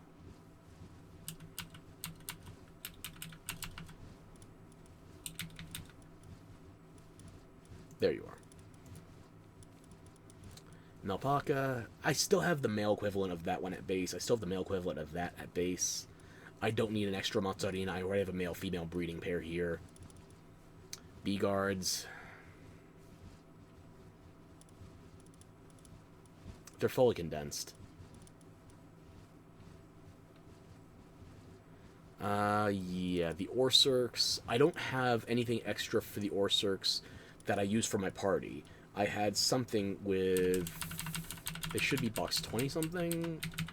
There you go. I got a male with pure Demon God. I got... Didn't I have a female with 1 gold as well, or no? I think it was this female I was using to breed previously. With one of the males that had 2. I did have to go through thinning, like I told you before, a culling with too many pals. But yeah, if I was going to breed Orsurk again, I would be using a different combination to get Legend in the mix instead of Lucky. So yeah, you got Musclehead, Ferocious, you would want Demon God again, but then I'd try to find a way to pass a Legend down to it instead of Lucky. Workaholic's not really a factor here. I'll have to go through a culling again, but I don't know how much of that I should be showing, because that's going to be a lot of dead meat. A lot. These Yormantides, you can hang out here, I guess.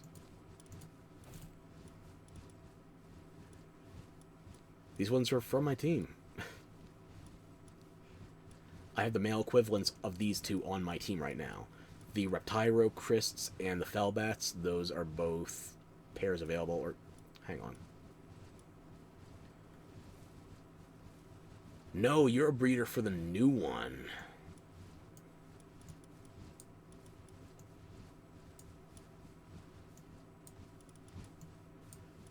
Yeah, you're a breeder for the one that I've just set up recently for the team. So, Orsurk had nobody aside from the one on my team to pass along.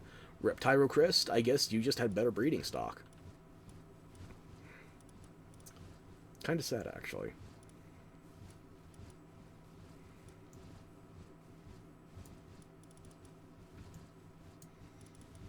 I'll put those B-Guard there, there. These are the two I'm planning on deploying at a new location, so they can stay separate. I don't know what I'm doing with this Anubis yet. Maybe he'll go in storage, maybe he won't.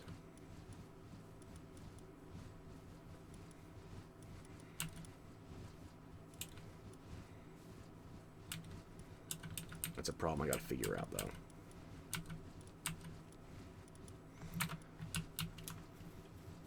I can start tearing this place down a little, though. I can't tear down the whole location, because I obviously have to get these cages organized.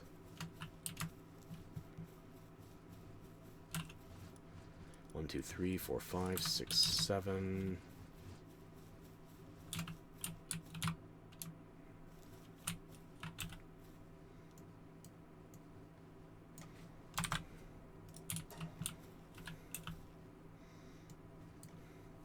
$71.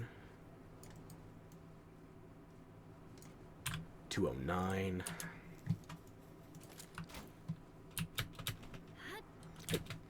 The lag. Drops too many frames while trying to jump off of that. I should not have torn down those stairs for one Ed, Edd n Eddy reference. Who am I kidding? It was worth it. This is what I had to show you, though. I have 10 Chillet here, fully condensed, 2 of which are alphas, which is a factor for what I'm planning on doing, by the way.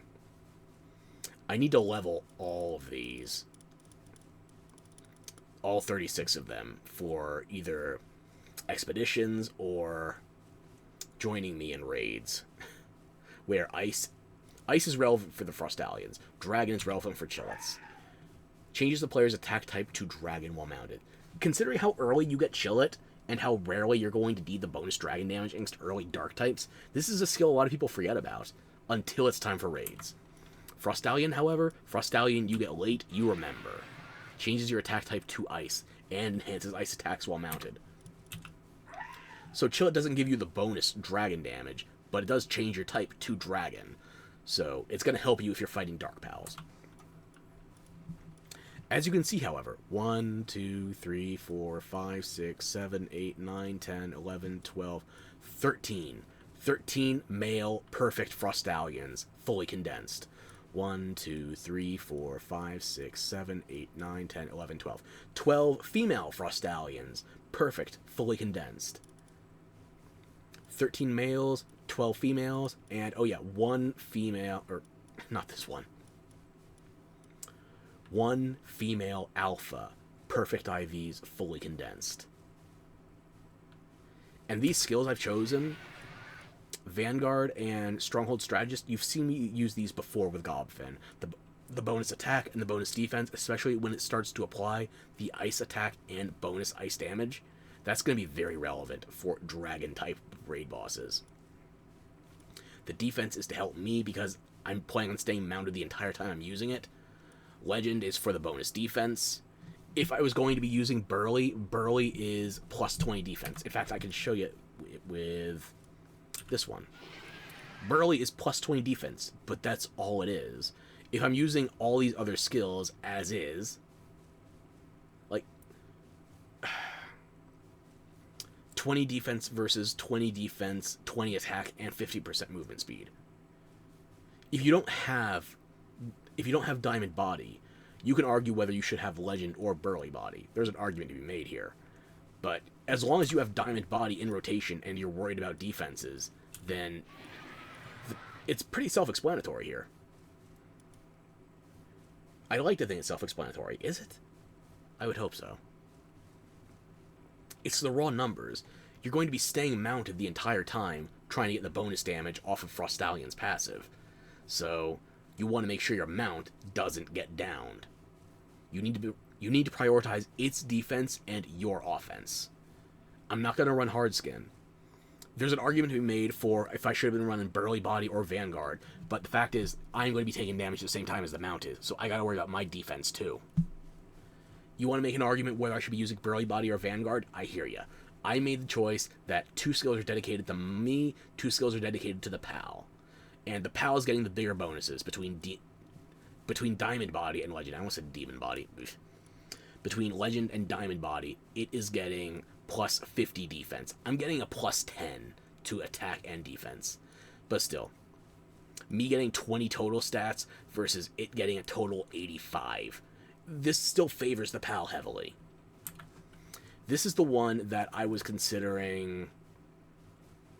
It would need 2 skill fruits for the defense IV, but this was the closest I was getting with alphas for way too damn long. I might even still make this a fully perfected one with 2 skill fruits, depending on if I get them as drops, or if I get them cheap enough with dog coins. So I have an alpha male and an alpha female with perfect IVs. That way I know which way I'm controlling the way it spreads. I might still do that. That's why I didn't butcher it. It's why I didn't condense it. This one would have been perfect if I didn't plan on getting Diamond Body. But I know the skill is there. I kept going for it. This one I got, what was it? I showed this on earlier. Fodder 4, Fodder 5. This one was a quarter through the process. If I stopped here, I could have saved myself 75% of the effort.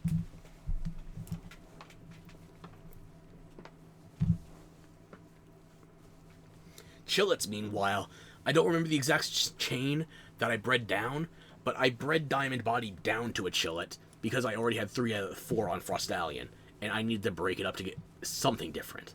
Like, I bred the Chillet in the middle of the Frostallions because I wanted to stop looking at the damn horse. So I bred Diamond Body down to a Chillet. In fact, maybe that's what you were.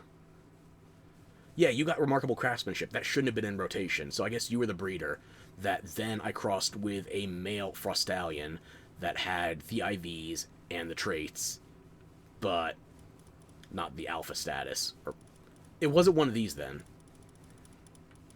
because these all have Diamond Body. It must have been something from your generation then, a male equivalent. That makes sense, yeah, because I would not have been targeting Remarkable Craftsmanship. I probably had something else that passed that. I'm not going to find it. I'm not going to remember in time. So, yeah. 13, 12. This was the one that I went out of my way to capture. This was Frostallion number 42 of the catches. And it had Philanthropist. This thing had a perfect health IV, and it wanted to be bred. Oh, there's no cock like horse cock. Oh, my God. Oh. You hung son of a bitch. You were an essential component of this whole damn operation. I both love and hate you for it. Philanthropist polluted my damn skills for goddamn ever. But I needed that health IV. And I was not getting it through mutations. So...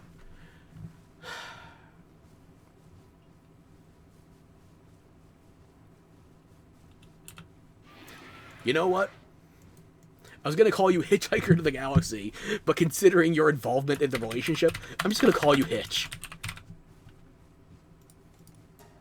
And not like Hitch Slap. I mean like Will Smith. Although that could also be a different kind of Hitch Slap. And yeah, the Chillets were no real problem. It took time because I was obviously doing the majority of this derived from the Frostallions. But I already had perfect IVs and 3 out of 4 skills, so I was able to breed down the Diamond Body to chill it with relative ease. And after that, it was just a matter of brute forcing it. I wasn't even sure how long it would take me to get the Alpha with the Trinity of IVs as well as all 4 skills. But it's the same 4 skills as Frostallion. And I probably could have stopped this at Fodder 8 as well, but I wanted the ability to have 2 full teams of them, depending on whether I need Gobfins, whether I need a full stack of them. Just contingencies. Chillet was not so annoying that I needed the 2 extra full stacks. Excuse me, the 2 extra full stacks of condensation material. The Frostallions, I needed this many of them just to get the 1 alpha with perfect IVs and all 4 skills. This was the next closest I'd gotten. I think I also had 2 other alphas that were close, but they had... One of them was like a low 60 in one of the IVs, and another one was a white. I don't even remember what it was, but it was below the green threshold. So this was the one that had the least requirements for skill fruits if I was going to do near perfect via breeding and then apply fruits after the fact. And this one I held on to because it would have been perfect if not for the rainbow skill. So, call it sentimentality. But yeah, those are my Frostallions and Chillets. I'm going to be using those as my mounts for the raids.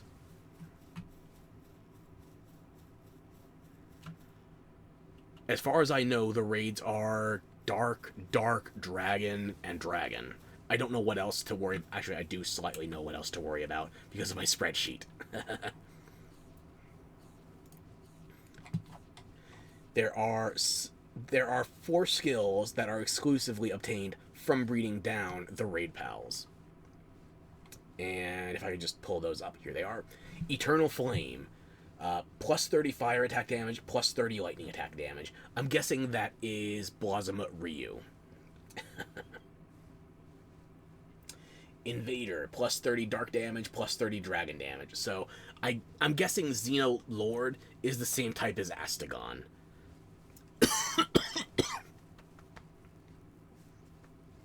Although Eternal Flame doesn't mention... Maybe that's not Blossom Ryu, but I can't imagine what else it is.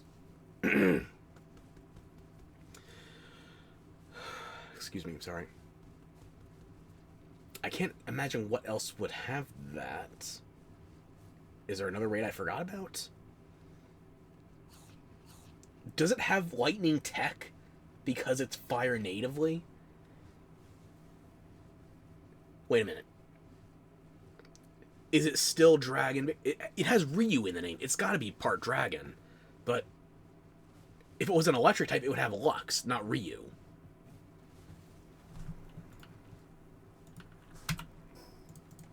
Does anything else have the suffix of Ryu?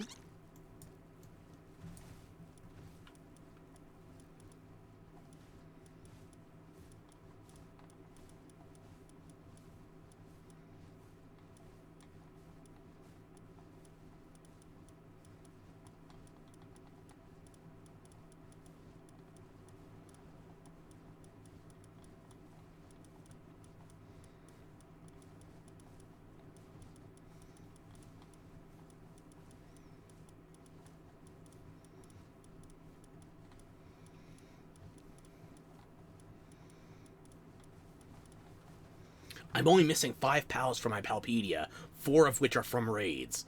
Nothing else has Ryu. Is Ryu a dragon type? Although I don't get what this ability is otherwise. Is it just like lightning damage to cover the weakness to water?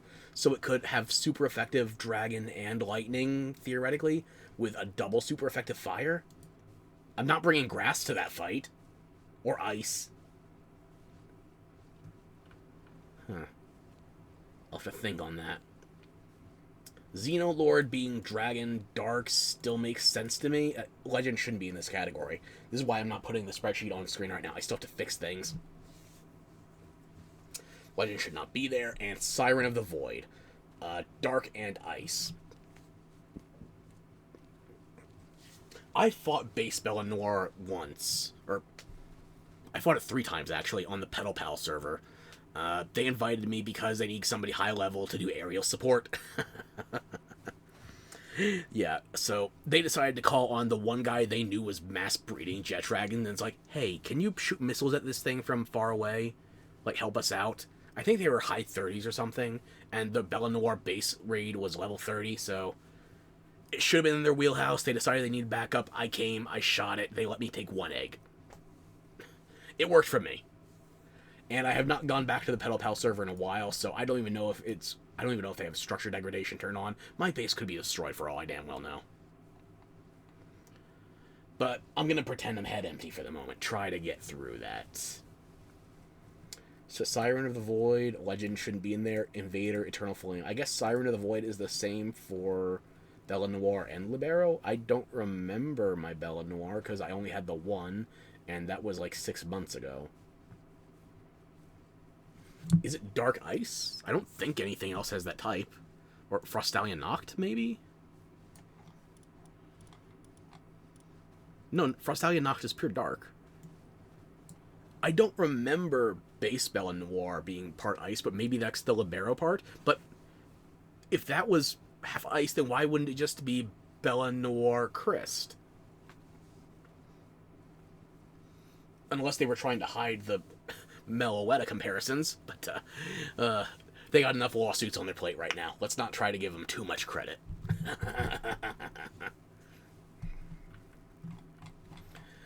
Okay, so... Interesting. I'm more worried about the Ryu than anything else, because Libero and Ryu are both unique suffixes. Nothing else has them. Xenolord doesn't have one. Base Bella Noire doesn't have one. I think I would have remembered. I think Base Bella Noire is just dark.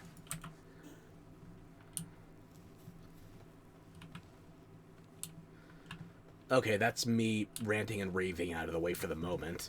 The main reason we came here, however, is because this base is a piece of shit.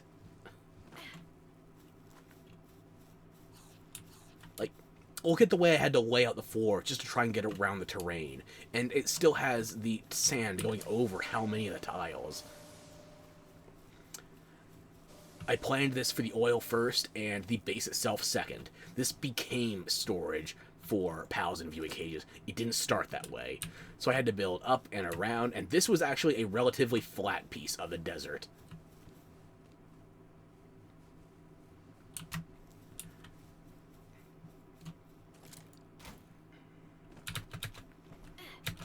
Considering I can start tearing things down, I probably should.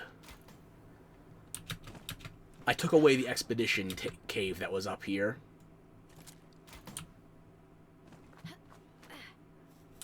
And I never built anything on the roof. We are level with the blue. You can see it right there. This is pretty much flush with the top of the border. I could not reasonably build higher. I could try, but it wouldn't be reasonable.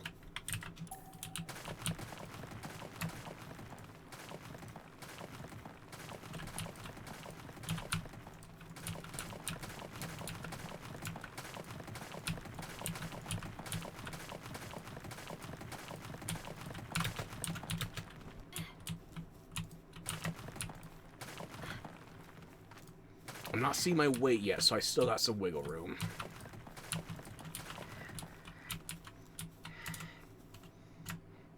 I'll take down the flume for the hangar, or whatever you would call this. The chimney.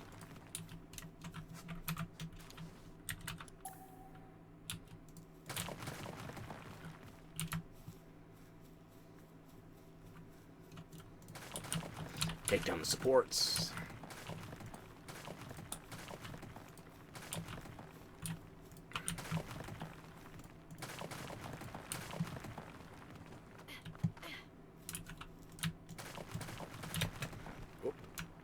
Sorry, guys, I showed up early.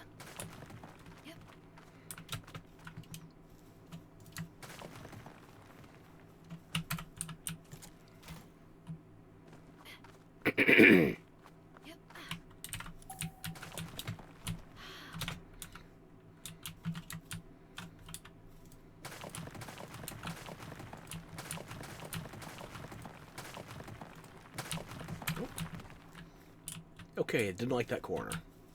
Or fall damage.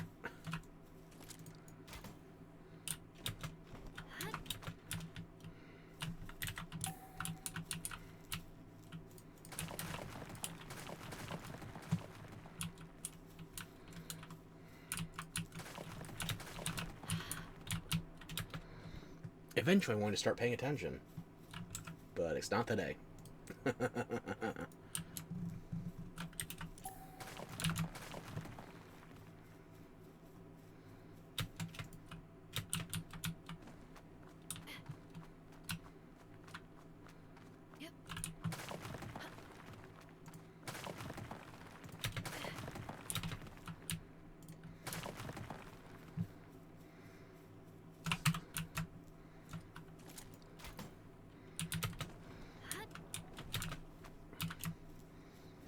I could always just hit the delete button, dismantle base from the map, but I'm not ready to get rid of all those viewing cages, so I don't know how that's going to behave.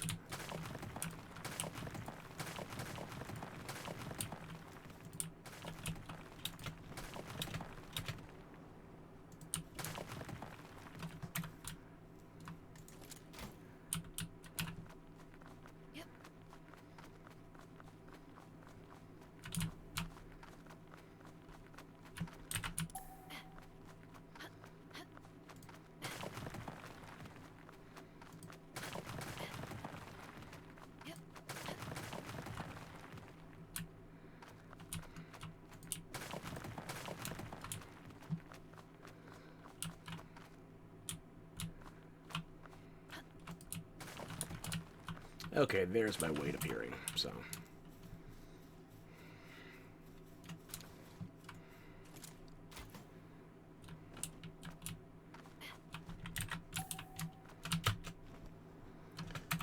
did not mean to jump there.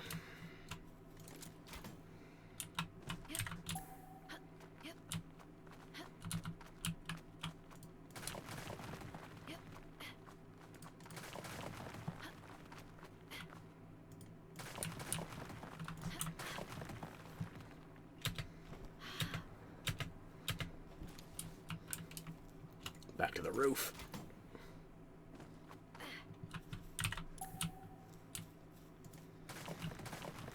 I'm not happy about tearing it down, but it is kind of cathartic, because I've been hating so much of this damn base. And now I get to rip it apart block by block. Brick by brick.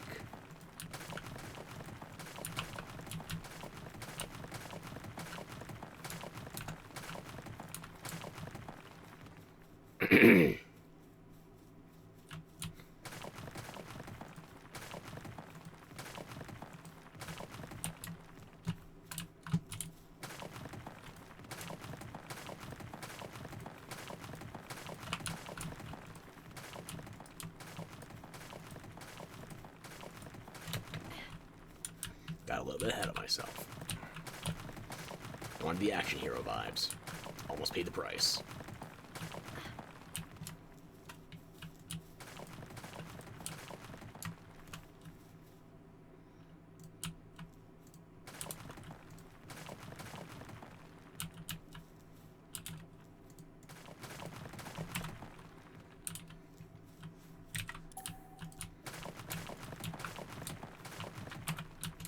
I think that'll do for now. I gotta put all this stone somewhere. But yeah. Building in the desert when you don't have a lot of flat terrain, or flat terrain anywhere, but the desert is where it's most pronounced. Because of all this damn sand. It's coarse, it's rough, and it pisses off my OCD. But yeah, building here in particular, I don't recommend it in the desert. So now we're going to go back to my northern desert base.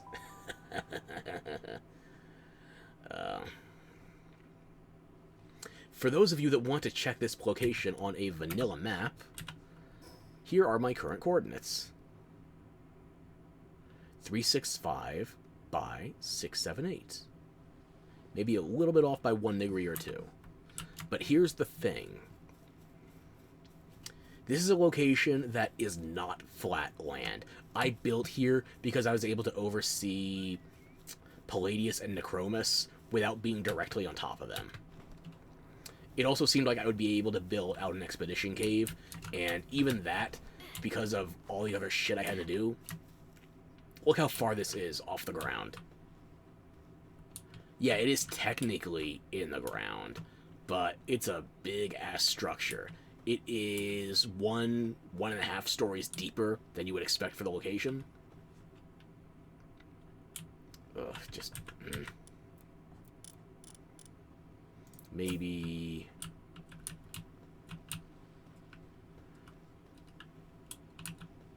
No, it won't let me build down on these walls because of the foundation blocks. I'm not willing to rip out the foundation and risk anything interior falling apart. And I'm not going to be able to rebuild the same foundations with this expedition cave down here, so...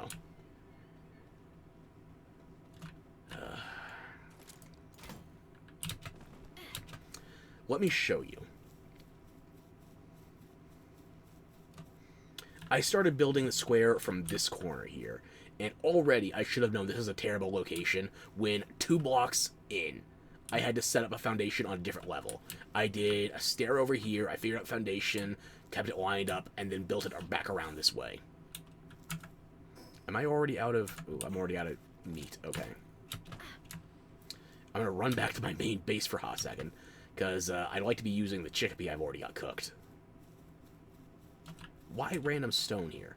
Something must have been... Nothing looks broken.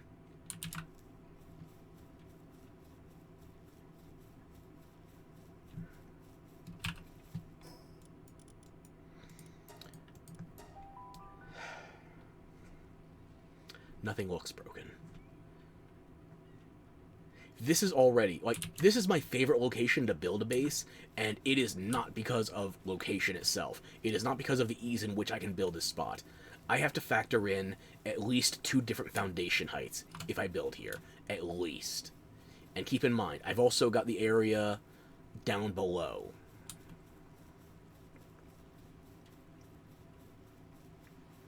So this location, which I have chosen purely for cosmetic reasons, if I could live in an Arctic biome IRL, I would. I've wanted this place very specifically. I like this location. This is me entirely choosing form over function, and I still have to build at least 3 different foundation layers in order to achieve effects here.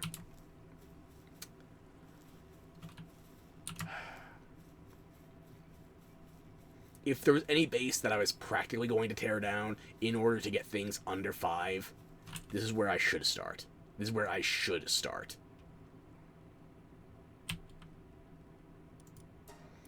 But I'm not. I like this location too much. There's obviously things I would change about this base given a chance, but I like the location too much. I would not move given a chance. Unless they changed some kind of ore node or whatever under my base, and I would have to move to expose it or something, I won't move. I like this place too much.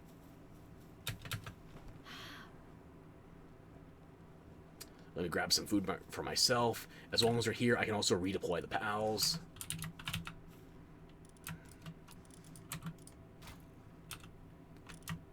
This time, actually, take it.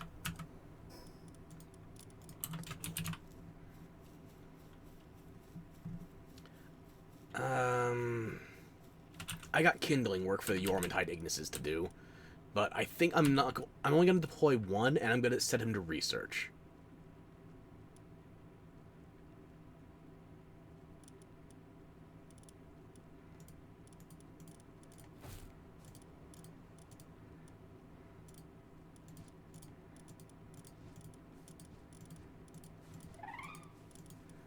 I haven't needed wool in a while, so I'll leave the alpaca out.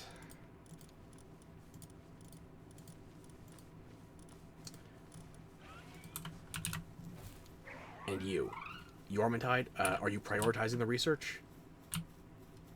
Well, you're gonna.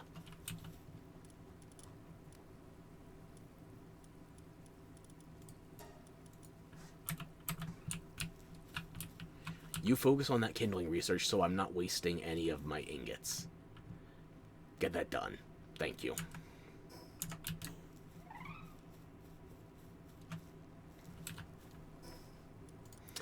Now, we've already established that my current location is on a terrible slope that you should never practically use for a base unless you are hell-bent on using that exact location. Okay? That is a terrible place. You have to, air quotes, terraform there in order to make it useful. You have to. Because it's on a slope. Now look at my current position here. Okay, here's 1 foundation, 2 foundation, 3 foundation. This is originally where I was planning on putting the PAL box. And then I realized I couldn't build over this. So it had to be 4 layers of foundation. And then I just hated this area so much that I built up 1 extra layer. So I only needed 4 layers of foundation to terraform it. But in the end, I used 5. Because this location was infuriating, and I didn't want to look at any of the sand when I was on my upper levels. What did I just hear?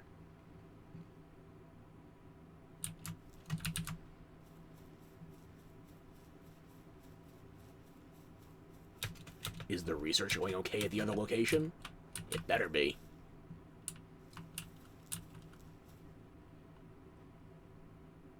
Okay. 4 levels of terraforming here, and even stuff that shouldn't be touching the ground. Look at this. Maybe I'm just the wrong level of neurotic for some things.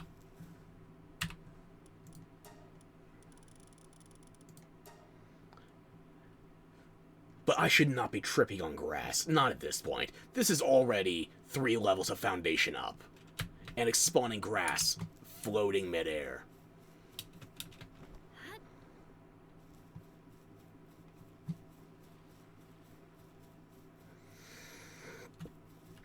So, if you wanted to do the same build, I don't recommend this location. On top of the amount of terraforming I had to do, there's too much of this base that's outside the line. If you're offline on your own personal server, if you're knowingly going into a session that has no structured degradation rate, you can get away with it. But the neighbors start fights.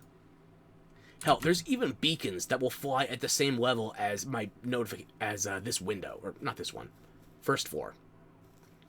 Beacon will still fly high enough to see you over these defenses and try to start shit.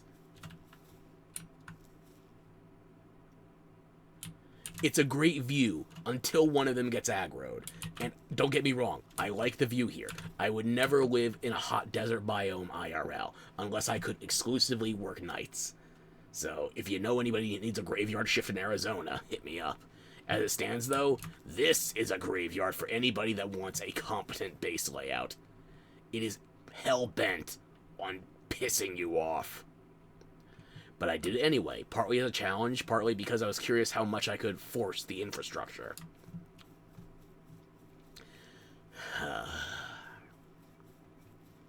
But yeah. Let me get these guys back where they gotta be.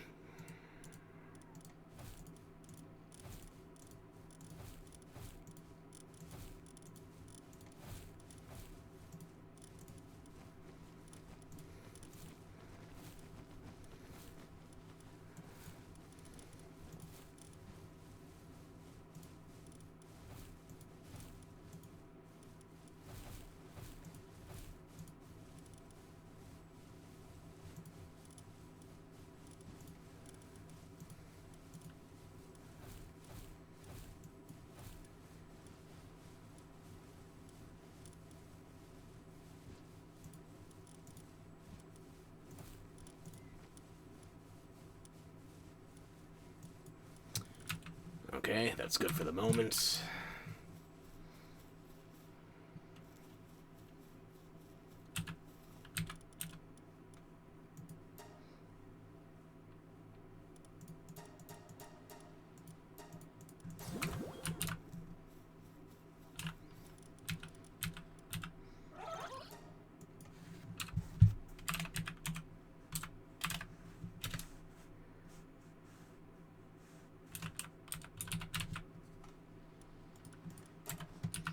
I'll take that one back to the other base. And we got at least one more base I can show you that I want to just rip apart. Oh, that's done. I should go back to the main base first. Unassign that Yormantide Ignis. Or I could assign him new research.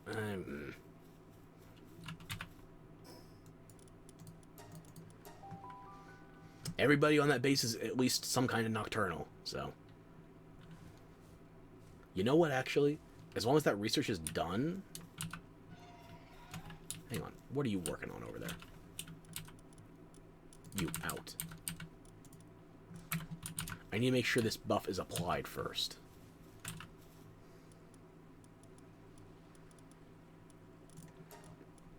Nothing else is going to help me with kindling for ingot generation. How much of the Hexalite did you already finish off? 1. Okay.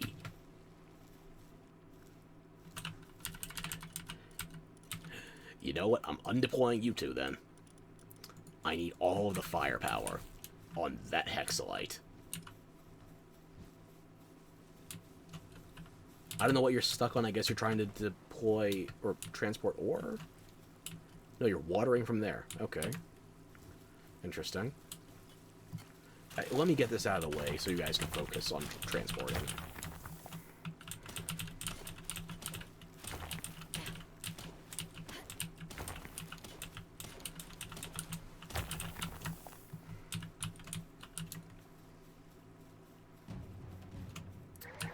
Ooh.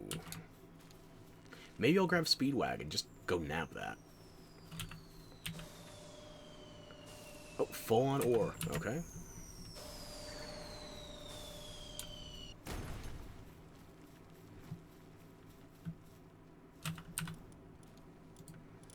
Inferno, take 5.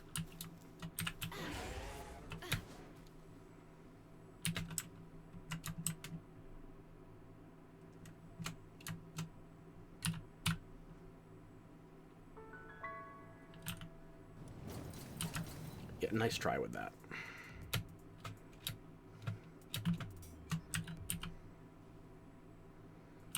There we go.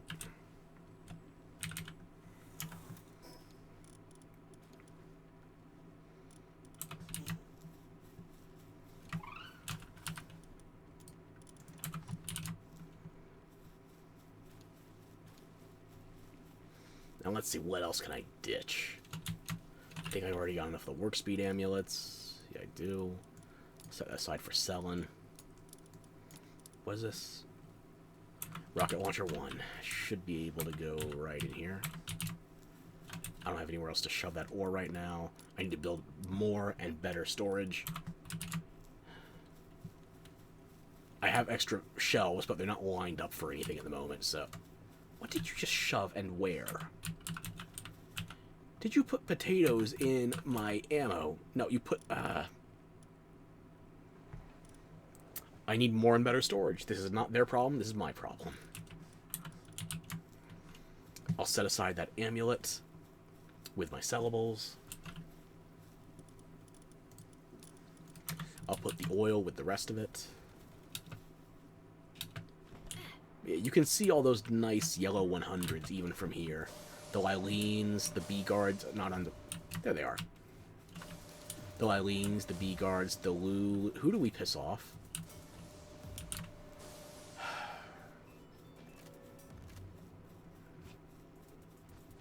I have the bell set on them to stay working.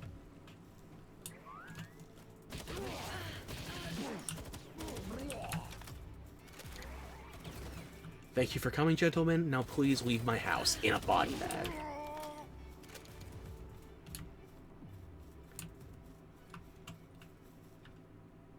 I never figured out what I was going to put on those signs. I doubt I will at this rate.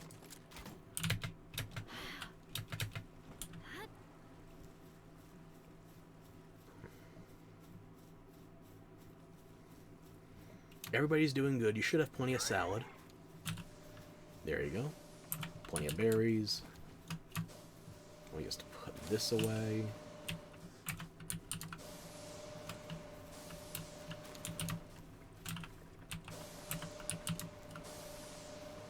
I'll leave you all to work.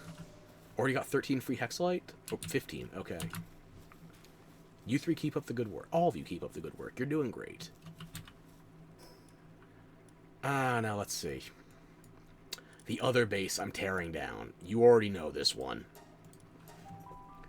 I'm going to grab a few specific structures out of here so that I can rebuild them on other bases, and then I'm just going to tear it apart, and whatever ends up in my inventory ends up in my inventory. This was the total breeding tally, by the way. Yes, I did some breeding at the new location. This was everything. That's how many eggs, that's how many cakes I've spent.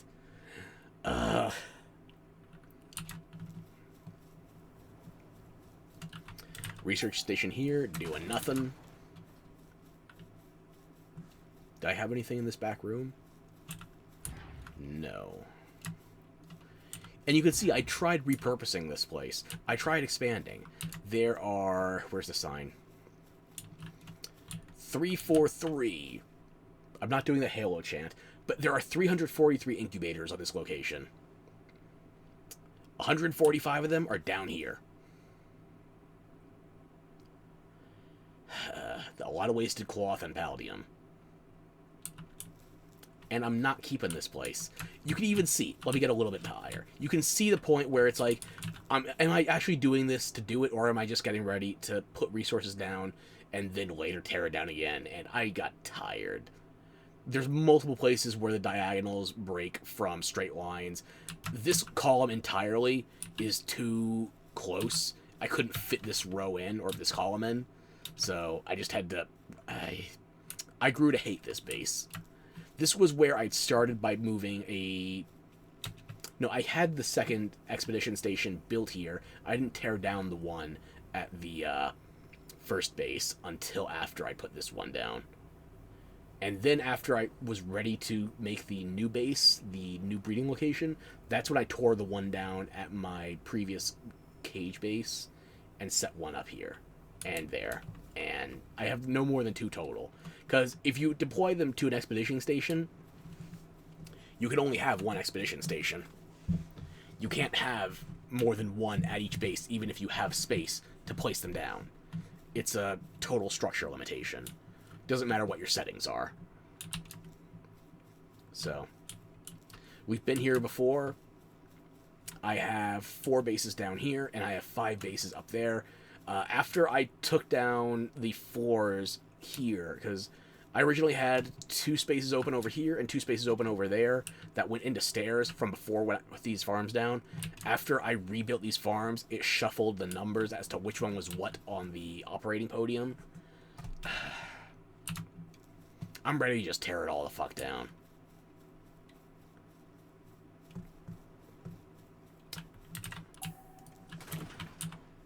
One condenser. Actually,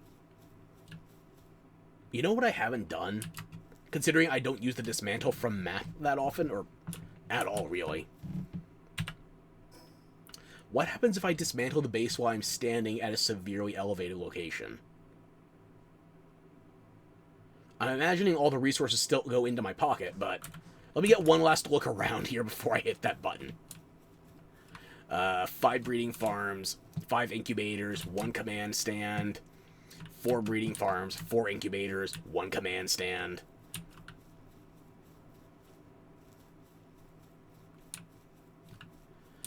One bed, 1 chest with nothing in it, 1 dresser, 16 pal beds. I was still trying when I laid out the incubators on this floor. And I do all this without using the control snap, by the way. Not because I don't trust it, it's because I keep forgetting I have it. That was added in an update. I was used to having to freehand all this shit, so... I'm not doing that because of a self-imposed challenge. I just forget they added that in an update. Excuse me. 1 feed box, 1 repair bench, 1... Why is there exactly 1 common egg here? I don't remember what you are. I don't even know if you... I don't even think I bred you. You're probably a random egg I found in the wild. Probably. I'd be more suspicious if you were a huge egg, but you're just small and common colored, so... Anytime I sent out a pal with lumbering, they would try to run through these doors or run around the long way through the expedition station to get here. For exactly 1 tree left within our confines. Sometimes they would go for this one. I guess it was just close enough, technically. But yeah, the expedition station took up enough space that no wild pals tried getting back around the perimeter. Should count myself lucky for that one. Was there anything else? Let me get one last look around the place from the sky before we pack it in.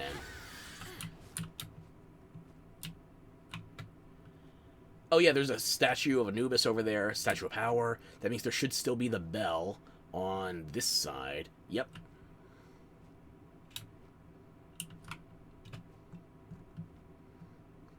Now, I could dismantle while flying, I think. But I'd rather be standing on the base as I hit dismantle. I'm curious. Okay, let me have this. Let me try it, just to say I did. Okay? And if I fall to my death, I fall to my death. But I got a glider, and I got a flying bow. I got options. I'm just being willfully dumb at this stage.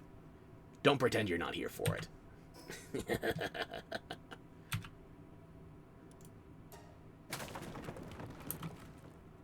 Oh. Well. That was anticlimactic.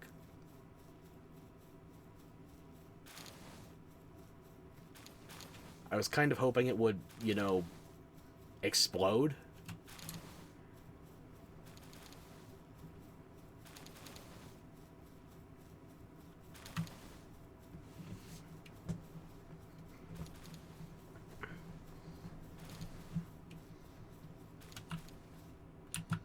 That would put me overweight. It's not automatically picked up because I have my settings correct for once. What else got automatically blown up? The other breeding farms, hopefully.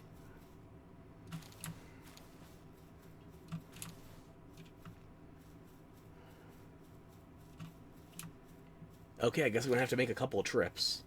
Even with my Wumpos.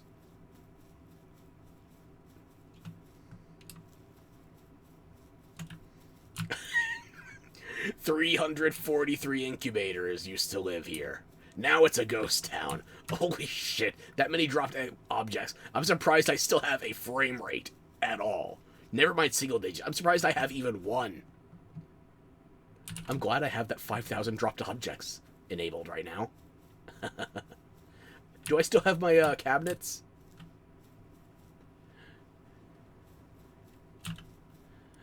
Okay, good thing these didn't automatically blow up.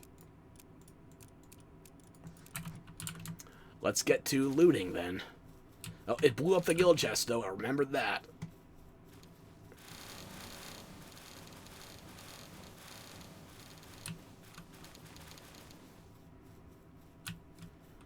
This is gonna be a while. This is before I even get to actually tearing down the damn building.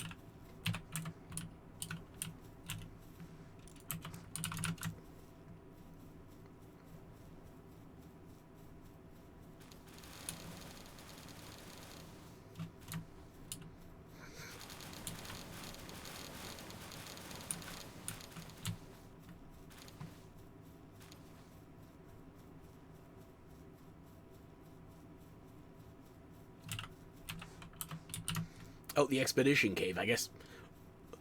Why can't the cave, of all things, exist without... I'm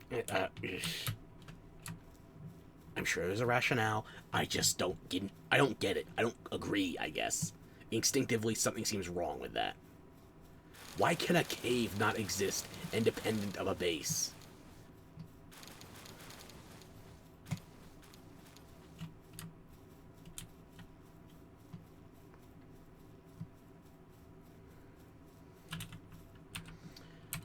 At least I'll finally have some palladium again.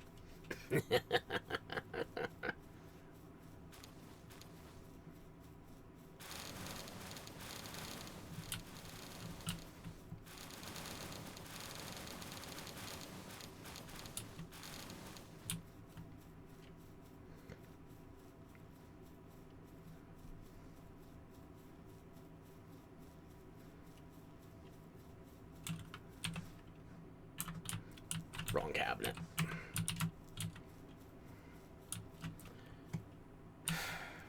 Remember that number, because I'm probably not going to put up the exact same sign at the other base.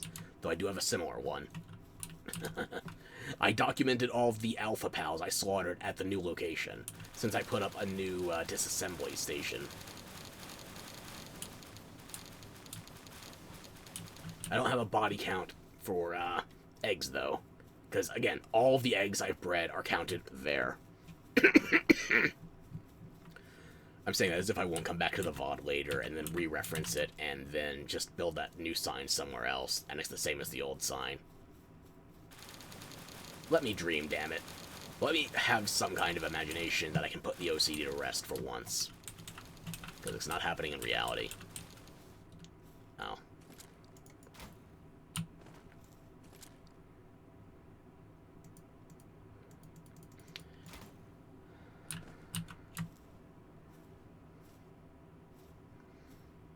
I don't know why I started tapping F for pickup in the middle of that shit show.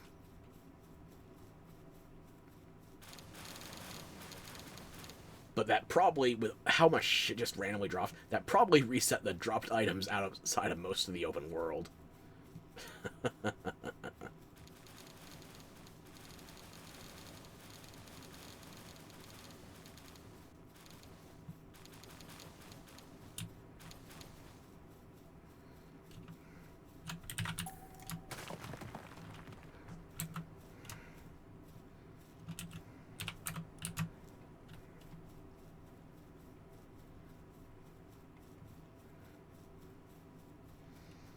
It's a shame, too. I liked having this place kind of set up with a bit of open air on one side for the cave. Felt more organic than a lot of my bases. But unfortunately, it just didn't last.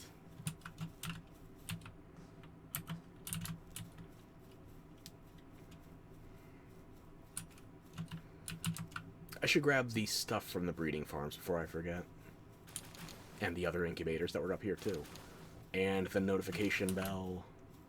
Ring it if you haven't already. No. The alarm station, whatever they called it. You know what I'm talking about, hopefully, because I don't. The Statue of Power. Those are available in the overworld from random churches and shit. That should not need to be within the base limits.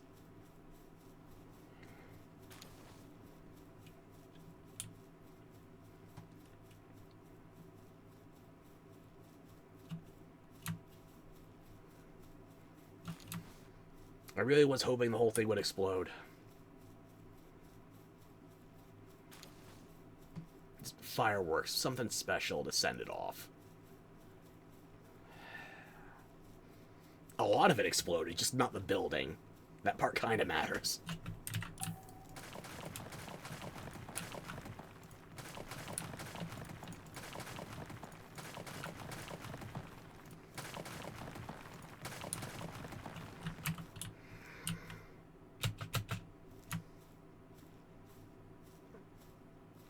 Not enough fall damage to be worried. And I still gotta pick up all that crap, too. Ugh. Well, I'm not running out of stone anytime soon, I'll tell you that much, tearing down this fortress.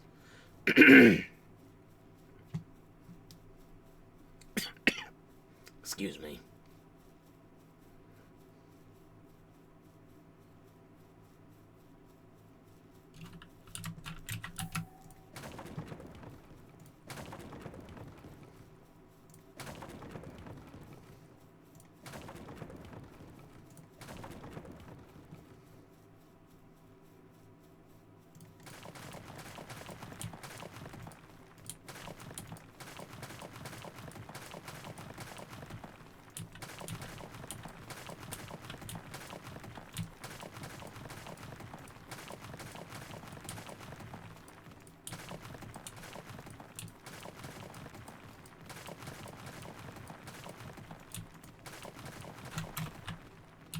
Well, that's pretty much the roof.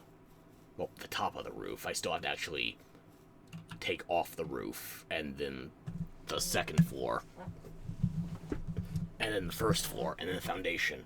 Or in this case, I guess it would be fourth floor, third floor, second floor, first floor. And then part of the foundation is still exposed, so...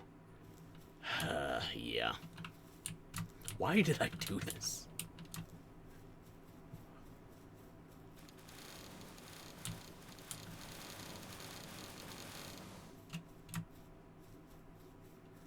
Oh, this was a dumb idea.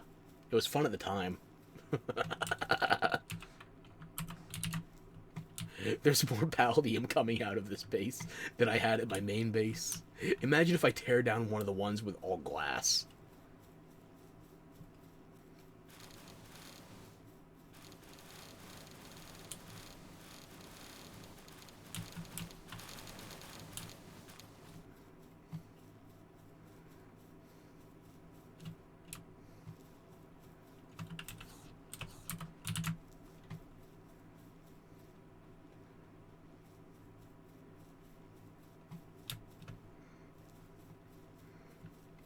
So much crap to lug back. The coal base might have given me unrealistic expectations. All I had to dismantle there was a perimeter wall. This, oof. Never mind once I'm actually ready to fully dismantle the old oil base. With all the viewing cages. Yeah. That one's gonna hurt. The hardest part of that one's gonna be figuring out the viewing cages with another new sorting system. I'm not in a hurry to get to that, but I'll end up there soon enough.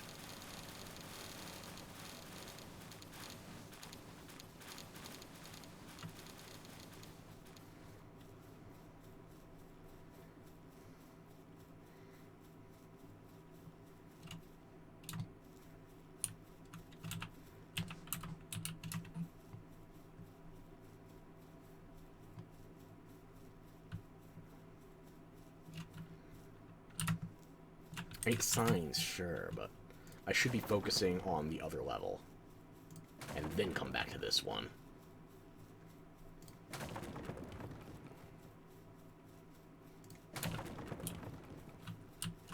Focus. Focus. I'm gonna get immediately distracted right after.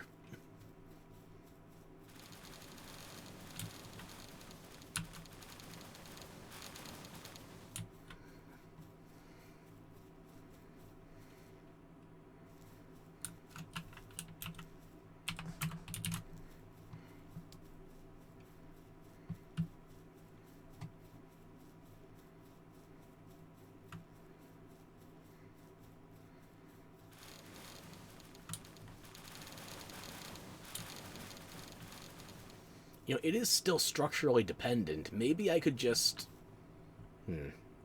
I know all of what's up there. I already took care of the incubators and most of the other shit. I can't interfere with what's on the level with these cabinets because they're stockpiled full of crap. But, what if I just start deleting foundations? I'll work my way in.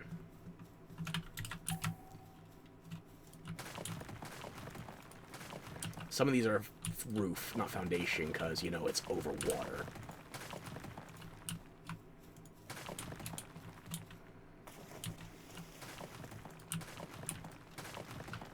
And yeah, I had the extra pillars there, so it looked like it was supported through the water, even though I did put a cave on top of it, so you couldn't even see the damn things. Don't ask me for past me's rationalizations. OCD comes in many flavors. None of them are sweet. All quite bitter, in fact. Oh, it's starting to come down.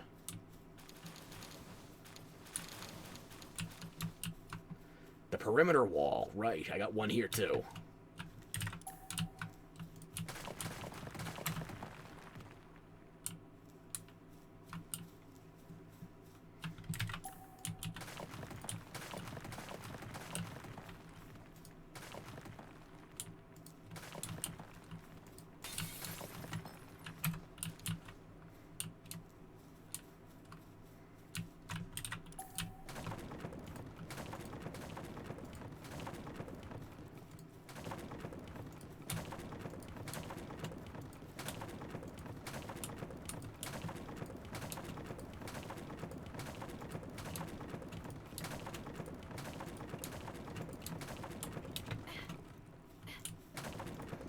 Another one of the difficulties of setting up at this location. You're always going to lose some chunk of it to the ring. Either over the cliff or over the water. It's a good enough location early game when you're first farming up ore. But in the long run, there's a reason I'm not keeping this location.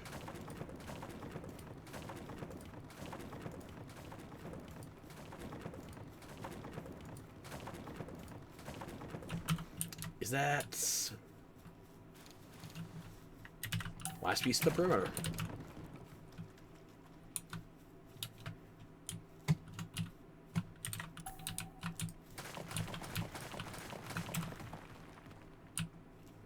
It's raining mats. Hallelujah.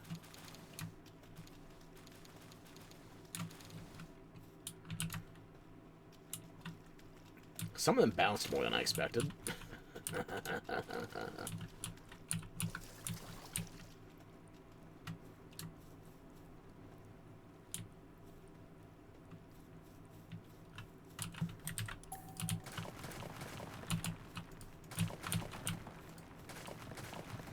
Yeah, again, if you're worried about specifically getting a lot of mats back, don't tear up the foundations like this.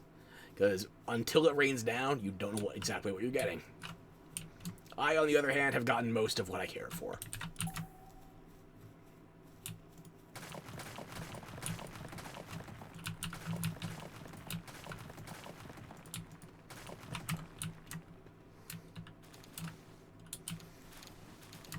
Oh yeah, that's the good shit. Rain down on me.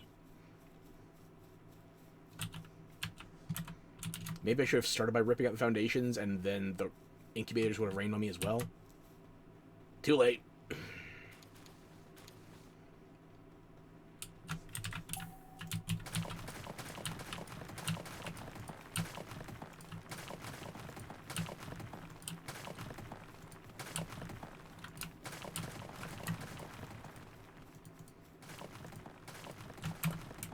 Oh yeah, that's a good chunk of it.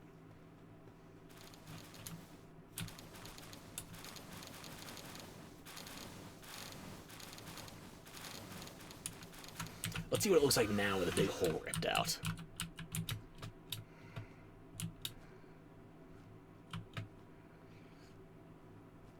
Not bad, not bad. It's more symmetrical than it was before. Goddamn.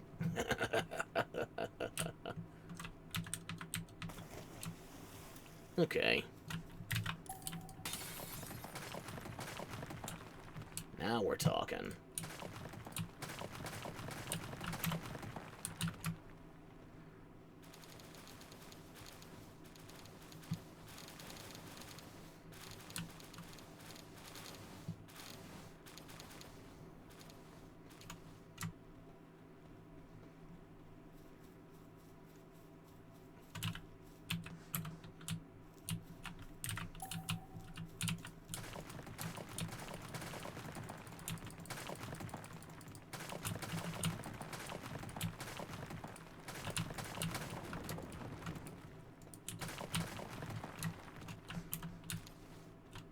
Good. I want that sign to be the last thing I tear down. Call it closure.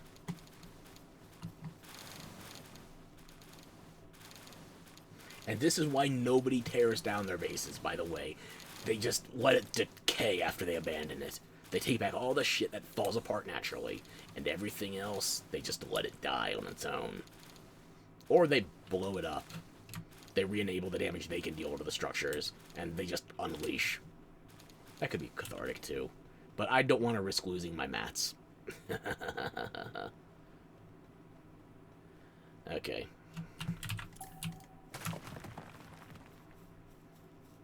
So I'm going to risk losing my mats more directly.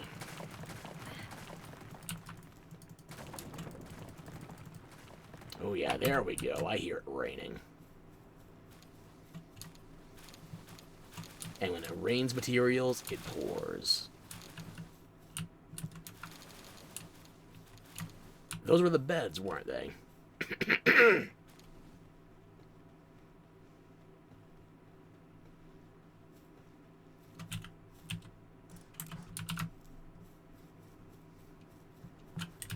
How about over here?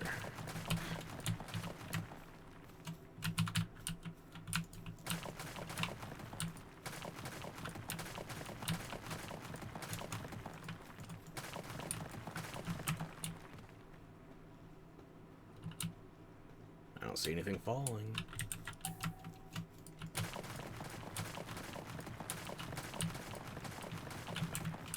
There we go.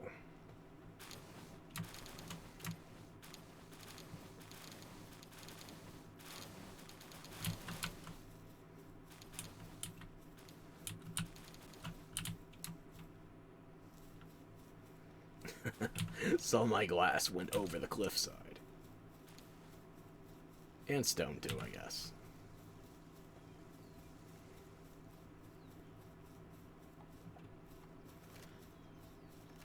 You here for the property? Over your dead body.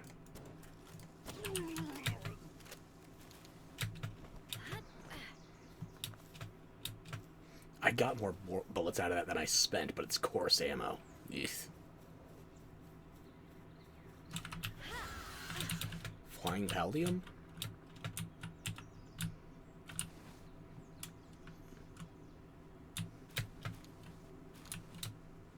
I wonder if there's anything flying on the upper levels.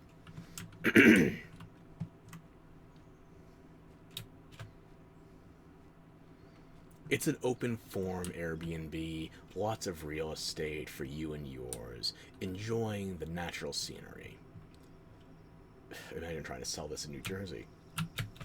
You would probably ask for a goddamn mill, and people wouldn't bat an eye. Real estate's nuts. And I say that as somebody who used to work real estate adjacent. I was never in real estate myself, but I saw enough shit.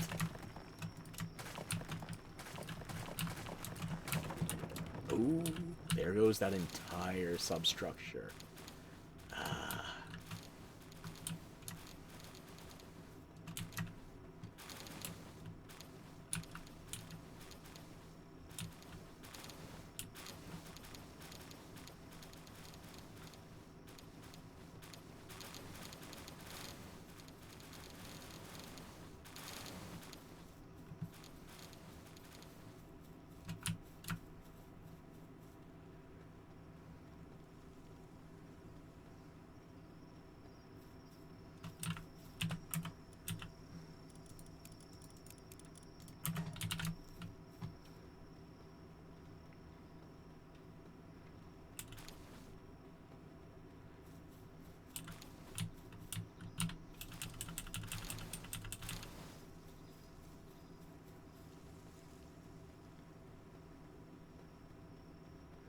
Oh yeah, plenty over here.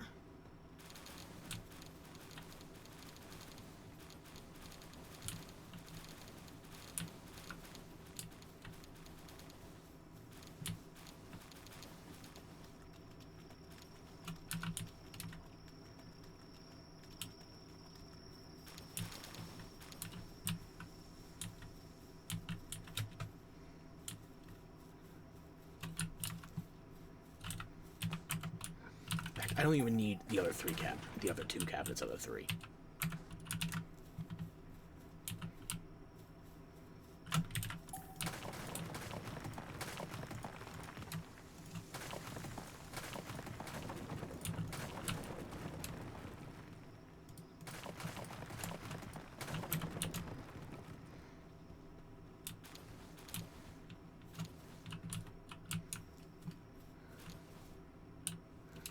I'm sorry for littering in the sky. I thought that was limited to air pollution, otherwise known as me talking.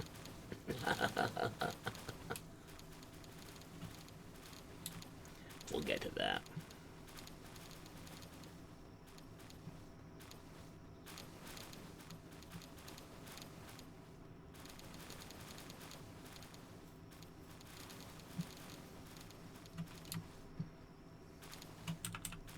Oh, wasn't paying attention to my weight.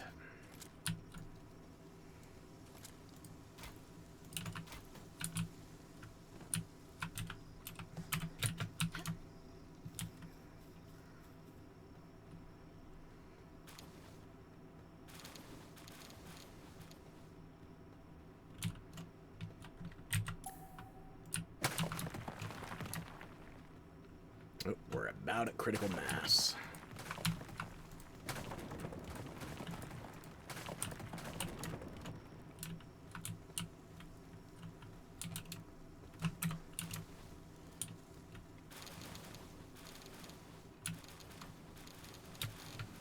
All of this folding off of, what, 3 blocks of foundation? Jesus.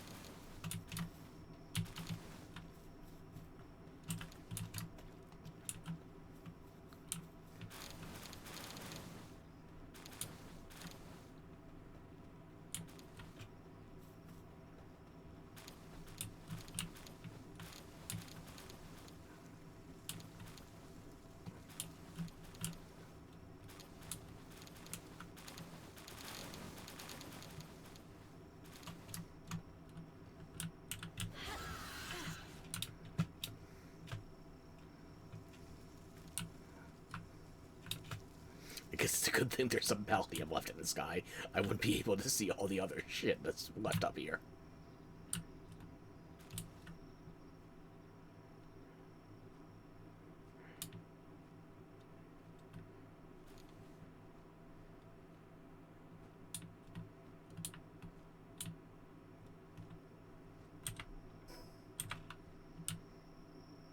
Just a syndicate encampment with a cage. I got too paranoid after the Faebreak Warriors. All of this is standing off of 3 foundation blocks. How? I've tried to build some dumb structures, but how?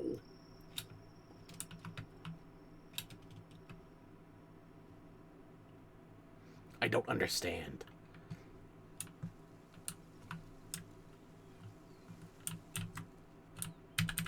You know what I'm gonna do? I'm gonna do something I probably shouldn't, but it's just for convenience's sake while we're still here live. I'm gonna set my item weight conversion to 0. So I can just walk out of here and see how much random shit I got in one trip.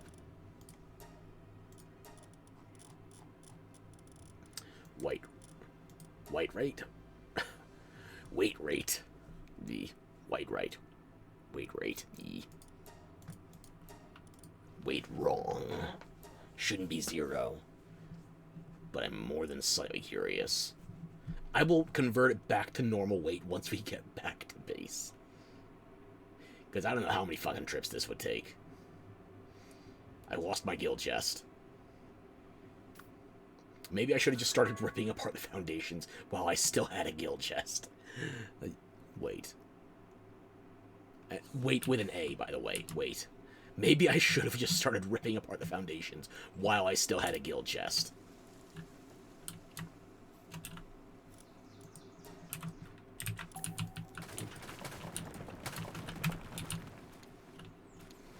That was the last substructure.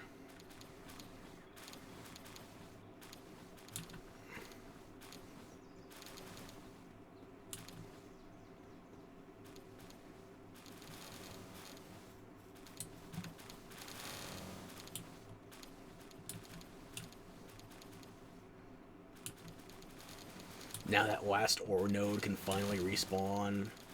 Nice, big, wide open, flat space. Still got some more random debris in the sky. I'll try and clean up after myself. Use the whole buffalo. Leave nothing behind. Insert your preferred idiom here. I don't see anything else. It's a nice view from here, though. Yeah. There's a reason I set up shop here. And it's not just the ore nodes. I still got a memory of, on my very first Palworld playthrough, I built my first, I don't want to call it a fortress, but it was a big wood fortress of dumb. And the dumb thing was, a random Rabunny, a lucky Rabunny, showed up, and it had Ignis Wrath, or some equally ridiculous fire skill. Burned my entire base down. I couldn't kill it fast enough. I did catch it, however. I still have it on... Yeah, I still have it on my first save with Almathara. Yeah. I don't remember if I had it marked, though. I'm just going to do one last pass around here. Make sure I'm not leaving any loot behind.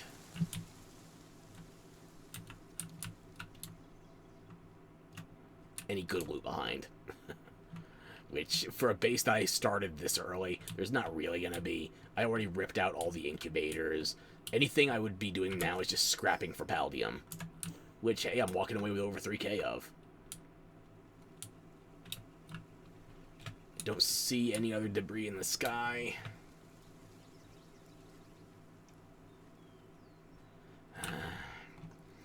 The Fire Nation, the Erd Tree, a little bit of the Ice Biome, and plenty of greenery in sight, including target practice right across the street. This was a good base. I'm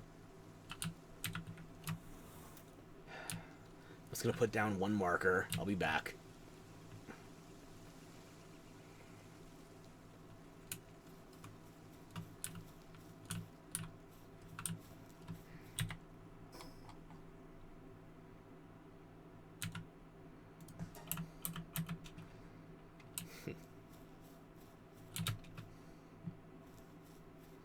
Maybe now that I'm moving away, that treasure chest will respawn by you guys, too.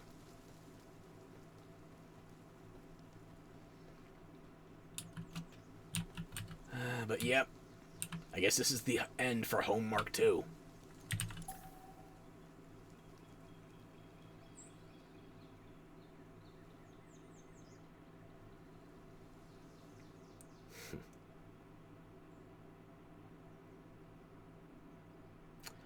Goodbye. Home sweet home, though.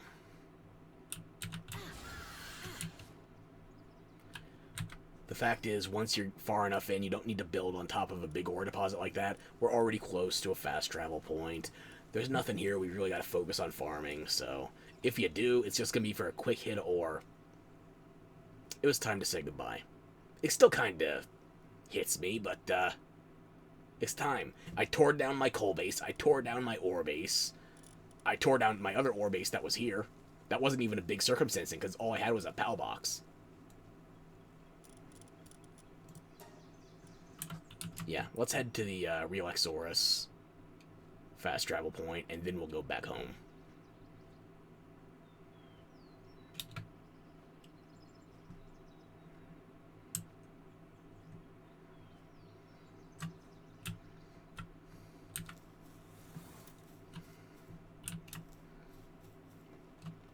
Before I do, however, That's all the stuff we're carrying, but that's not the weight.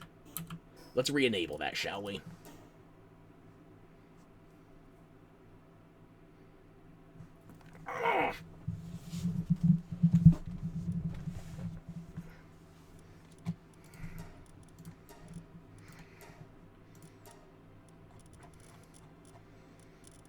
Just set it back to 1. Yeah.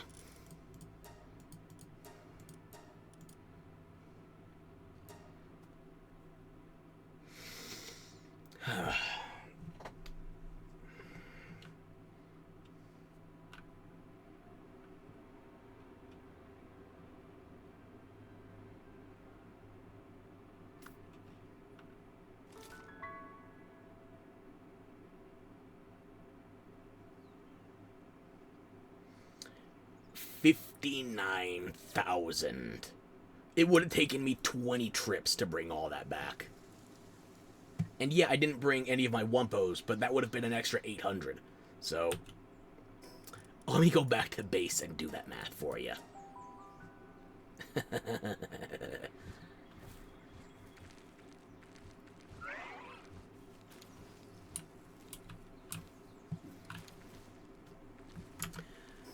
Okay.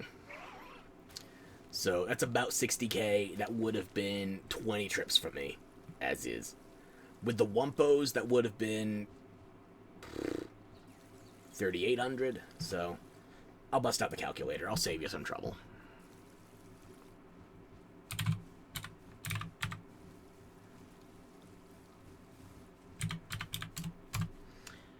That would have still been 16 trips. 15.568 and so on, but it rounds down after the 8, so 15.56822916666666666. You hear the deal. Okay. It would have saved me 4 trips out of 20. Jesus. I don't even have enough room to put my stone in there. Or wood. Or, oh my fuck. Okay. You know, these extra chests are here for a reason, but until I get a minute to think through my process, you're all going in here with the legendary BPs. I never know if I'm going to finish this, so you can fit for the time being.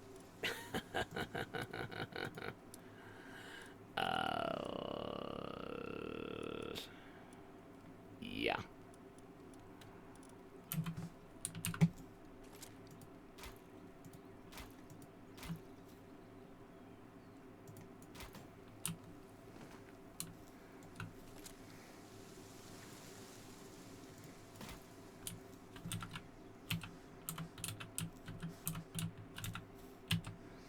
Good.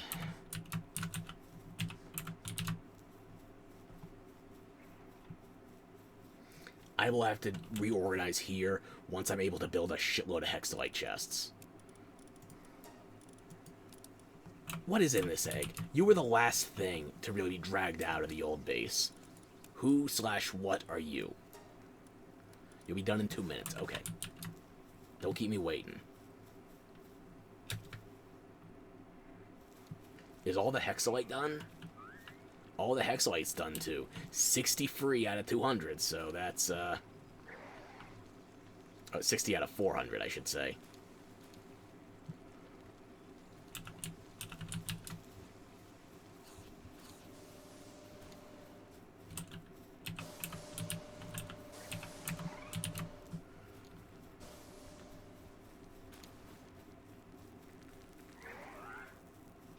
Is that 15% on the dot then? 15% chance for extra ingot?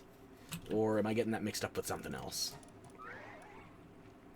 10, 5, 15... I don't remember that being anywhere else on the tree, so yeah, 15% even. Works for me.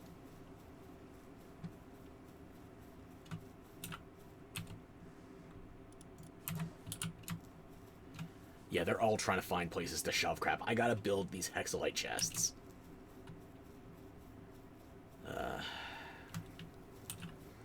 I've got one here. I've got one at my other base that was supposed to be an all-rounder.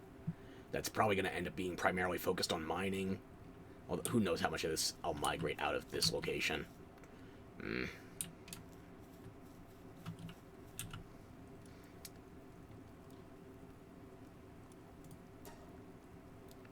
Just a jolt hog.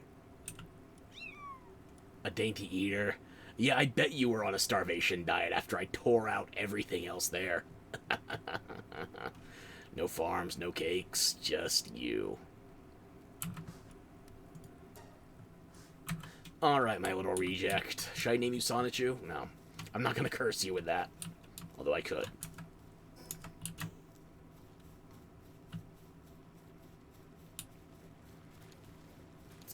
I tore down 2 of the 3 bases, but like I said before, this one, I've got to figure out what I'm doing with all the pals and viewing cages before I tear it down.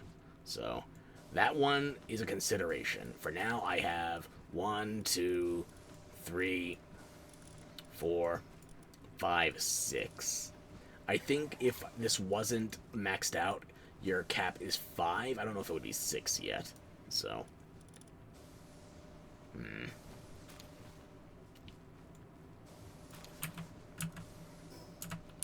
we gotta have something at least a little bit more fun before we end things for the night. So, you know what I want to do?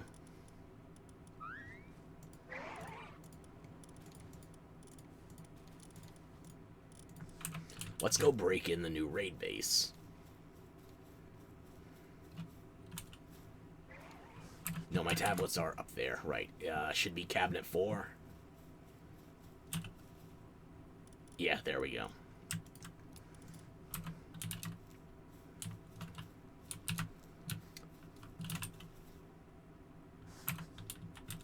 We'll see how long I live to regret it. Because I'm still not repairing my shit. I want to see how long I can last.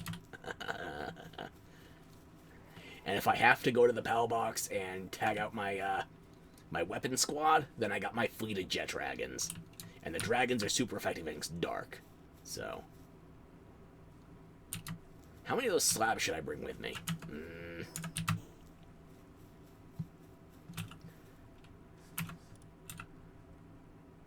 How about this?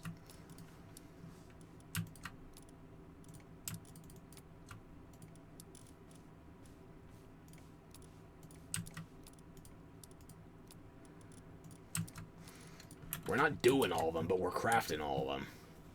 And when we run out of Bella Noir base, we run out of Bella Noir base.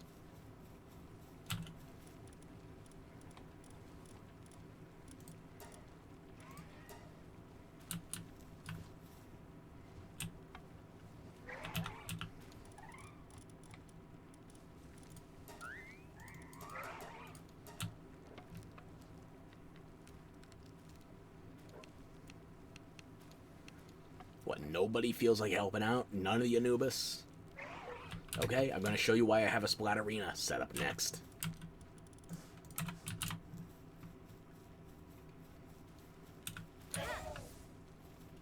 Unreachable, my ass.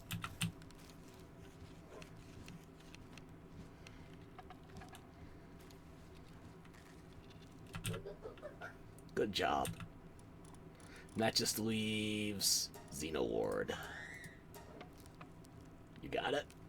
You got it, yeah.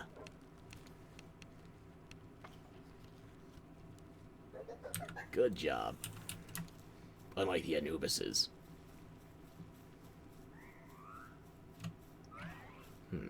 You know what? Something I've wanted to do since I unlocked this armor. And I'm not using a cold resistance armor anymore. This one's got the yellow accents on it. I've been wanting to change this for a bit.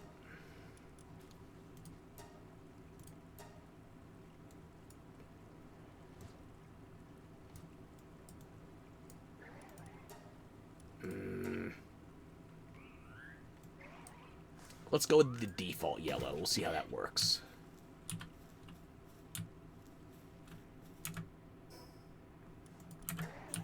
Do I like it?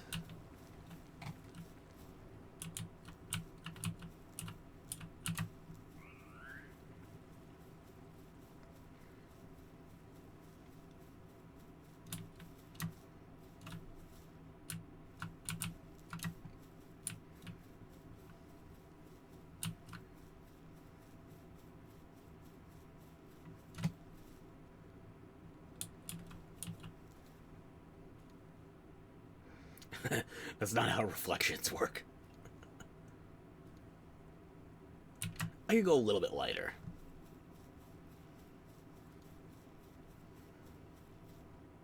Or brighter, maybe not lighter, yeah.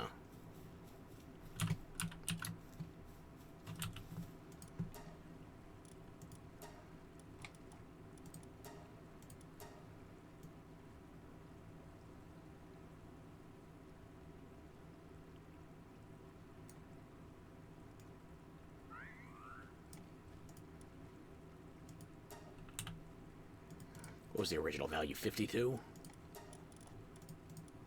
45. How about funny number?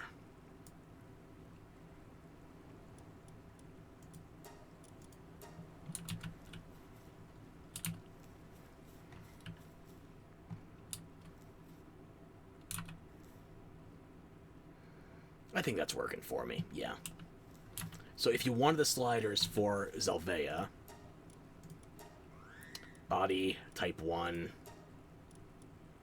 that's the skin, X2, 6'1", 3'6", type 1, torso size 42, arm size 34, leg size 42, face, number 1, eye type 3, eye color, 13117, or 13171, sorry.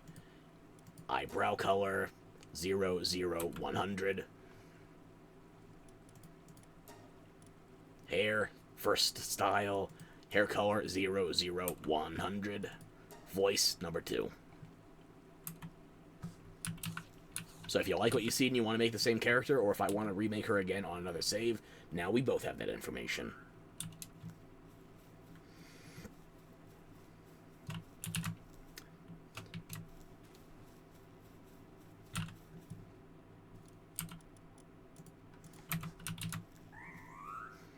So I'm going to go in there without any of those mounts I spent time prepping, just because I'm a little bit curious.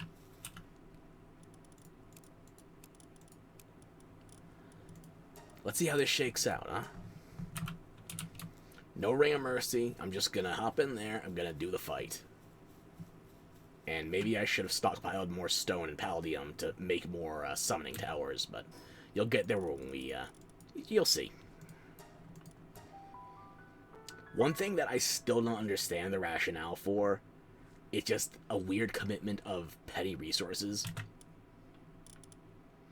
Summoning altars are a perishable structure, and I don't mean that because they break down eventually, I mean they break down immediately. You can only have one at a time, and after you use it, it's used up, it explodes to summon the boss. Like I said, I've done one raid before, basic Bella Noir, and I did it 3 times, but that was like 6 months ago. And we're about to see if it's as hard or as easy as I remember. So, this is all I've got set up for my raid base right now. I have not built anything here, I have not done anything here. I stockpiled some resources, I think that was enough to build a guild chest or a research station, I don't remember which.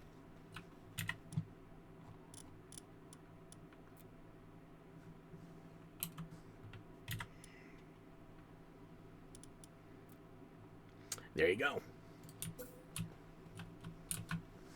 I'm not going to build anything here, though, because there's no telling what the boss is going to tear down. I have not fought a raid in half a year. So I can't keep blue balling you for goddamn ever. Let's see what we're working with here.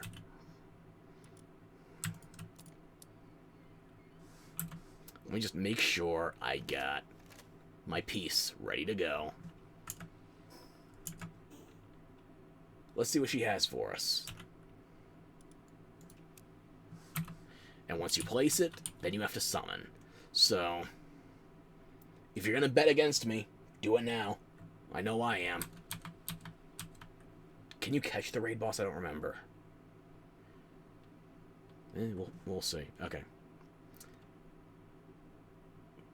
Fuck the PAL battles. This is my call to duty.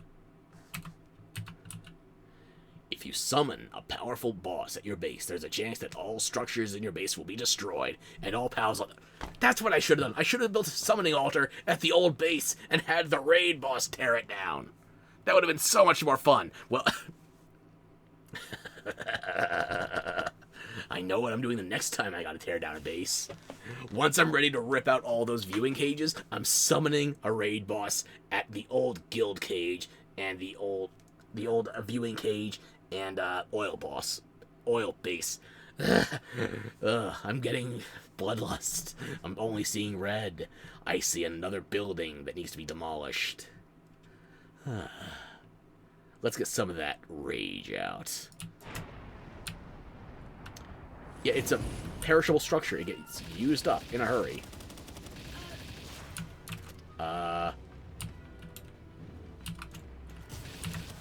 Yeah, this is a level 30 raid boss, alright. It's not...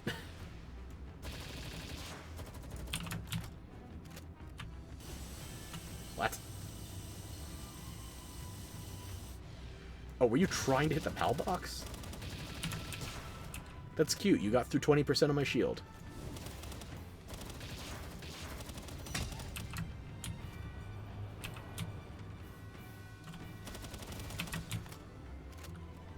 You just had to get stunned with your face away from me.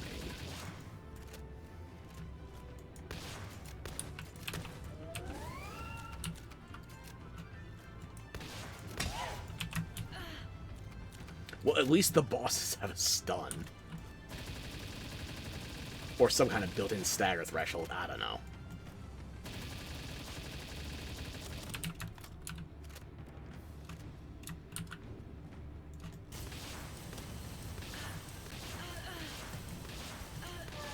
Center mat. I forgot to try and throw a ball. So, what did I get out of that? I got an egg. That should be the boss. Multi-climate shirt +1. Is that all I need, actually? Hot damn, that is all I need. I freed up an accessory slot. Okay. I'm down. One ancient civ core. One ancient civ... Why? At the point you're doing raid bosses, why? A single ancient civ part?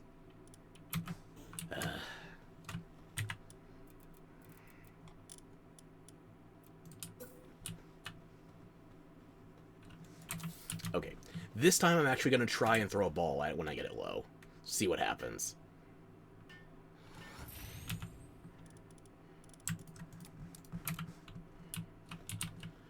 Ready for round 2, Bella Noir?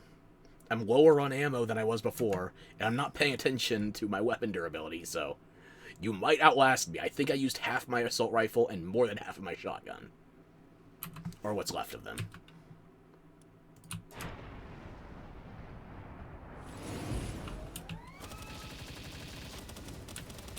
Like, I'm liking the yellow eyes quite a bit more with this armor.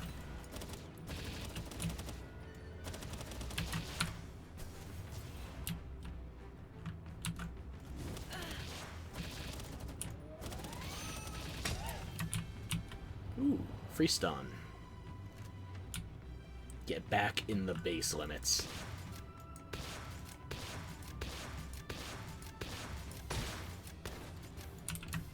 Oh, you could, I can keep firing it when it's busted. Good to know.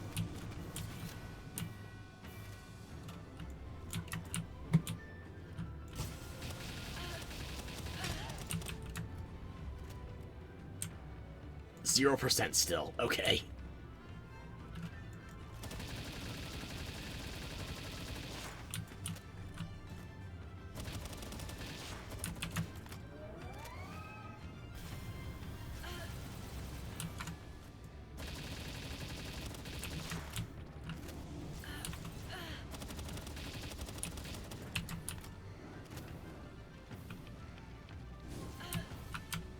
Still 0%. Okay. I'm guessing you cannot capture a raid boss. You have to use the egg afterwards.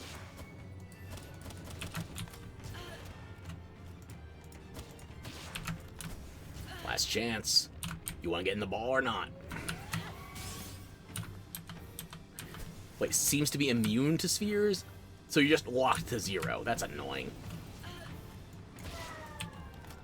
You had a chance. How long do you hang around?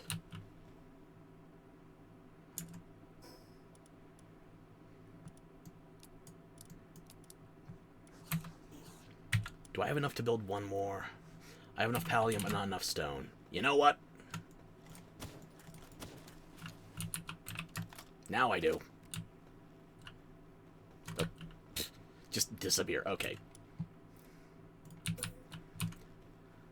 I want to see how you do with pals versus me just shooting you in the face.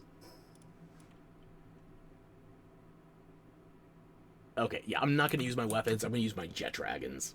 See how this goes. It's a level 30 raid boss, though. And I'm using a bunch of level 60s fully condensed. They're not perfect IVs, but they've got at least a decent number of souls.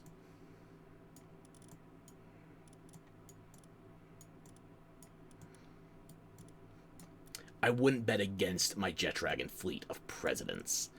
Wilson, Camacho, Armstrong, Rogers. Steve Rogers was president in an alternate universe, in Ultimate Marvel. Stephen Armstrong was planning to run for president. Camacho was president in Idiocracy. Michael Wilson, the best president, by the way. If you haven't played Metal Wolf Chaos, you should. If you want me to play Metal Wolf Chaos on the channel, let me know, because I'm down for it. I finally have an actual copy after the Devolver Digital re-release. Let's see, where was I going with this? Right. Speedwagon. Not a president, I just wanted a funny name for my riding one. It was going to be Harley, but I decided I'm not. I've got enough Batman jokes. Batman is enough of a joke in its current iterations. So, instead, Speedwagon. Best girl for JoJo stans. But Speedwagon's a boy. He is still best girl.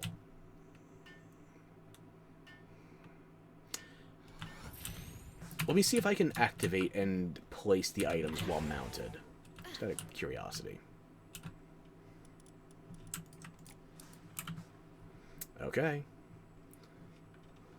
Oop. Hang on a minute. Want to make sure you focus the same enemy as me and don't get dragged off by one of those random smokies. So, we're clear on the plan here. Attack the same enemy. You ready?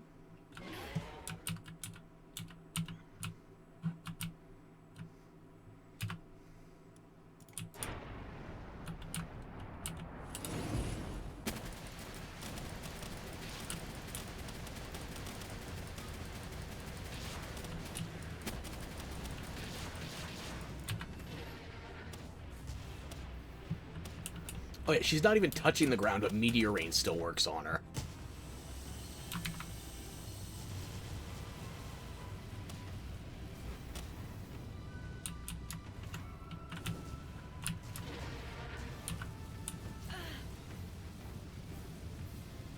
I don't think any of those hit. I should change that back out for, Beam Slicer or something. Camacho, I choose you.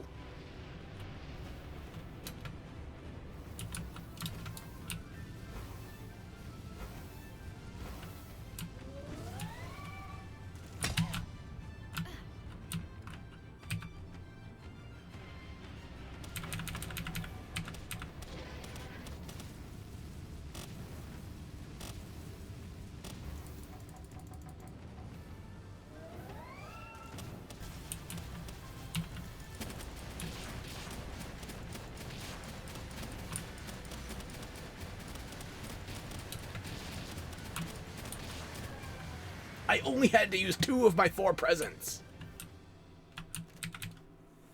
Oh, sweetheart, you didn't even trigger my trump card at the end. You only got halfway through the term.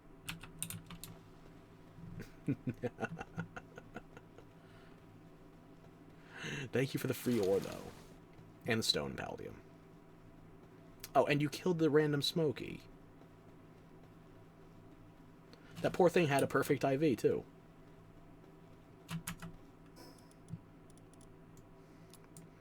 Okay, I got 3 eggs. I guess I'm going to find out the hard way whether or not that's a good gender ratio. It looks like another goddamn Gardevoir. It's going to have a gender ratio that's terrible. It's got to be like 10 to 1. Maybe worse.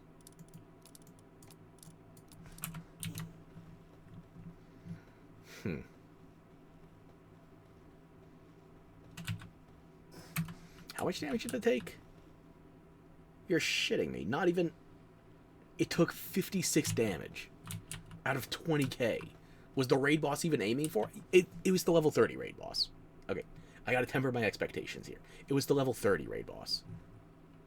They go a lot higher. You did more damage to my chest and my repair bench.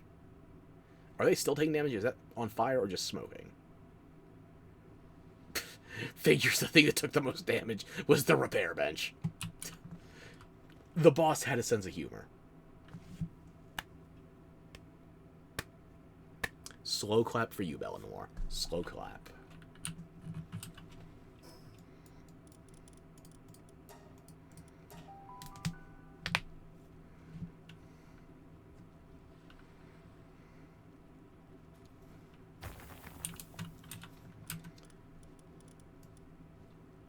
Well, I guess I can safely say that it wasn't a fruitless endeavor. After all that mindless grunt work, we did take on a raid boss 3 separate times.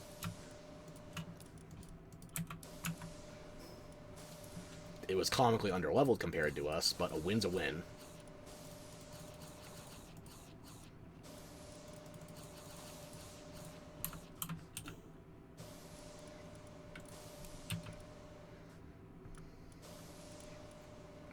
Oh, another one of these things. It's basically a rare candy. But considering how plentiful XP is, even with a ×1, I don't feel like it's necessary. Maybe I'm underestimating, but, yeah, I don't get it.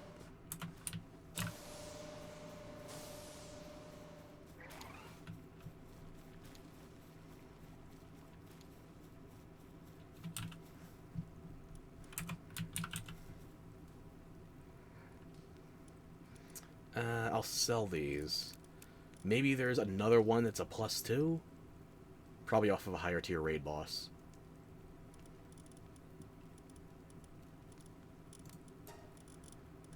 Let's see.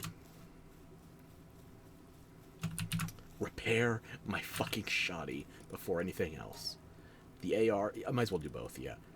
I didn't realize I was letting my ingots get so relatively low.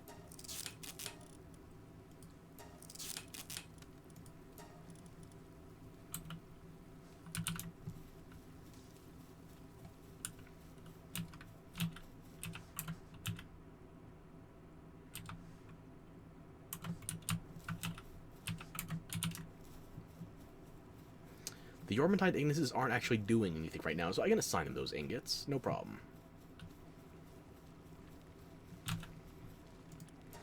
I got enough of those. Let me do 323.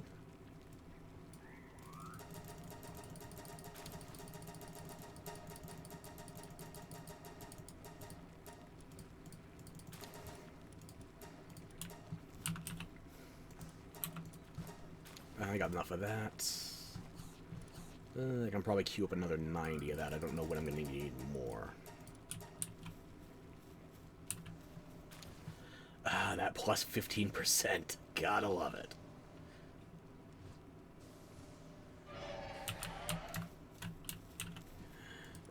What more can I make for Hexel? Yeah, I could make a bit more.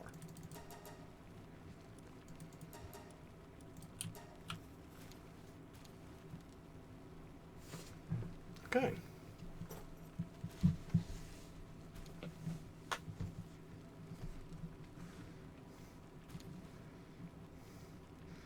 I'm liking these numbers. Don't get me wrong. There's room to improve over these Yormantides, but, not by much. Realistically, only one trait that needs to be replaced. Just replace Serious with Remarkable Craftsmanship. There's no functional difference the majority of the time between Vampiric and Nocturnal. Functionally, the majority of the time. Realistically, there are still scenarios, so...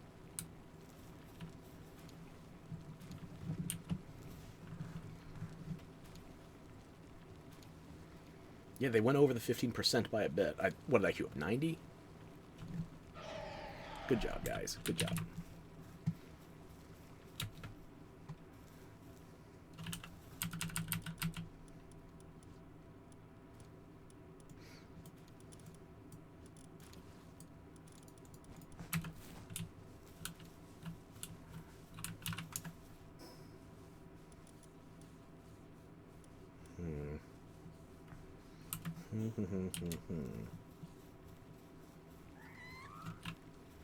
Oh, they didn't do the hexalite. That was the thing I was forgetting. Okay. Sorry, guys. I gotta trade you back out.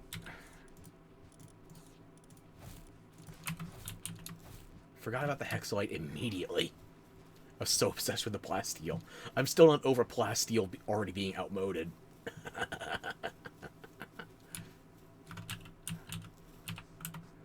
Okay.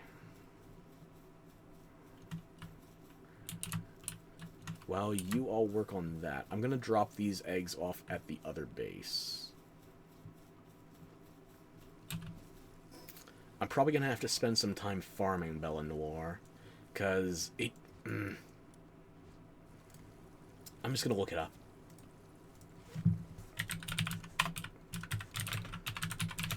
Because the information that I'm curious about is not gonna be in-game anywhere. 95... It's a... It's a 1 in 20 chance that I get a male. I'm gonna have to fight a lot more Bella Noirs.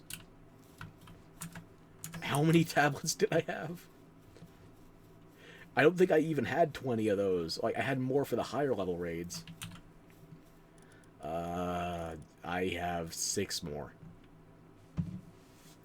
I don't even have halfway enough to make it probable that I would get a male. So I gotta run more dungeons to get more Bella Noir. So I gotta run lower level dungeons or lower level expeditions to try and get slab fragments for base Bella Noir to get a male.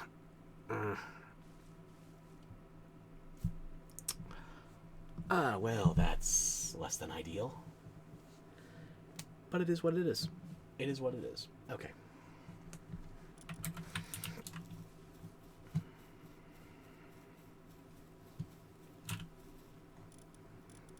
Throw these in here so I can remember to sell them.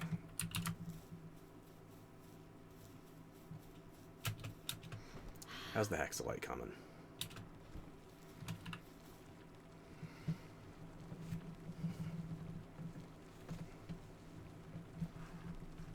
Halfway there are already 10 extra, so I might get more than my 15%.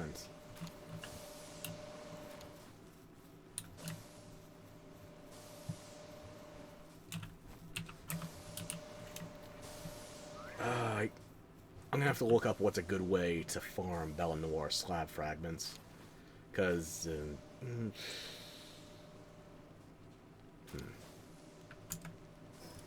I forgot to grab more ammo. It's a good thing I didn't go out and do anything combat related.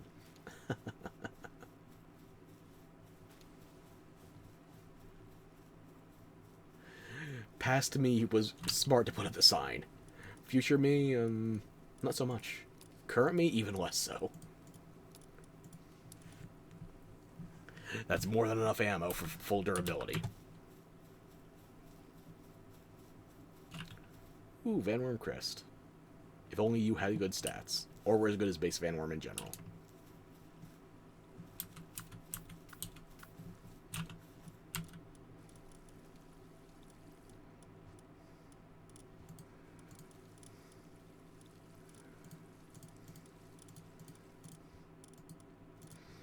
This is Speed Demon. I did try making a Van Worm specifically for maximizing speed.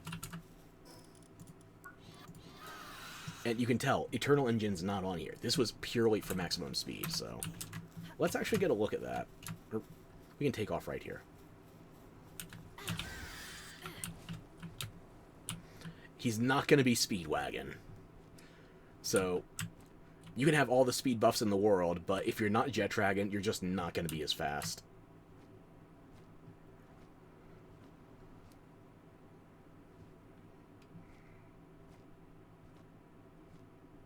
Yeah. I still like you because you're a Van Worm and all, but you're not as fast as I would have hoped. If I need to breed down all 4 speed passives, though, this is an option.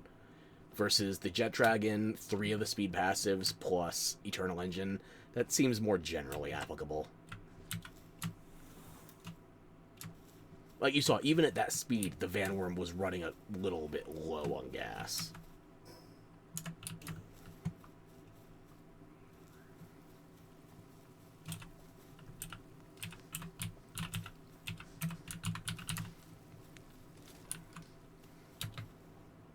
Oh, you finished all the hexalite.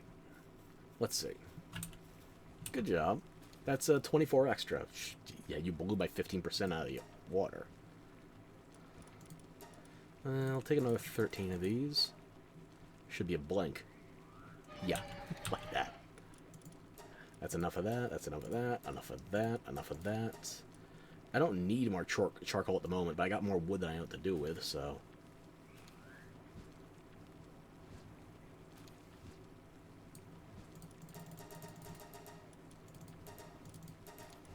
Yeah. Let's see what you got for that. Still getting the bonus, even though it's not a metal ingot. Good on you, 3. Or 2? Oh, 3. There you are.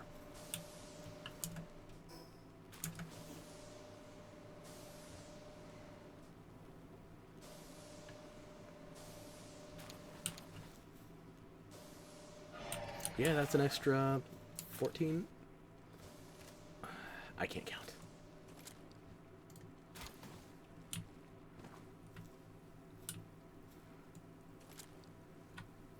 I had more wood than I knew what to do with, so might as well make charcoal. I'm gonna need it to make gunpowder eventually.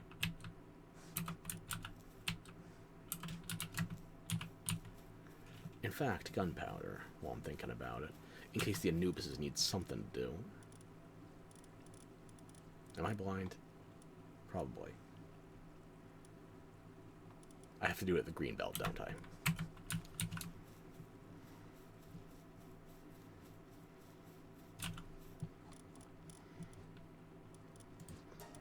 There we go. Okay.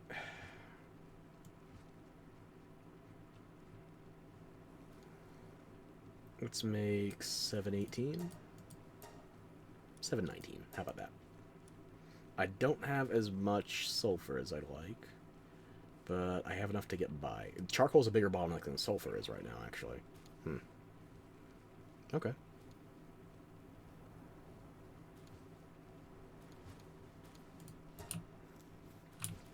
Well, if the Anubises want to make themselves useful, they have an option. And Orsert also has a secondary function, too.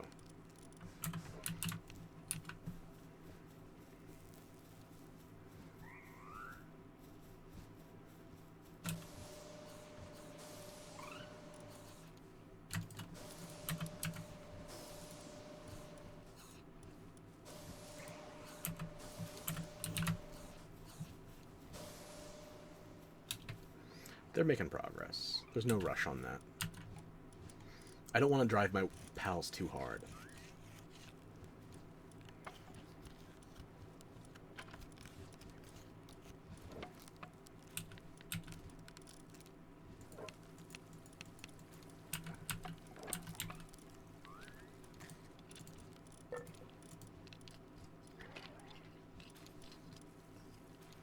Azure main, I still want to know if I prefer the big one or normal size for a mount.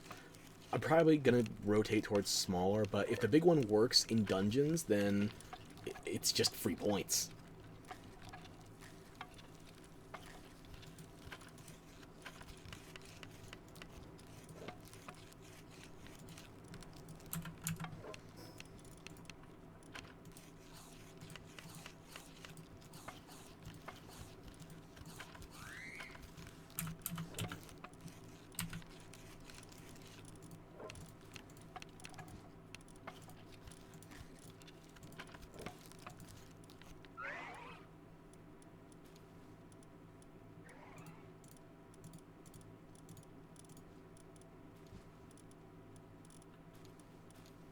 Make sure everyone's topped off.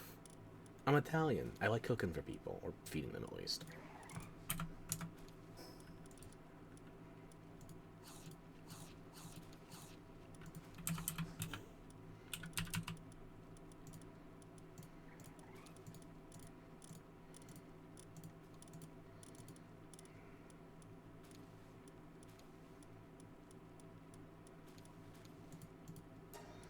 You're all fine.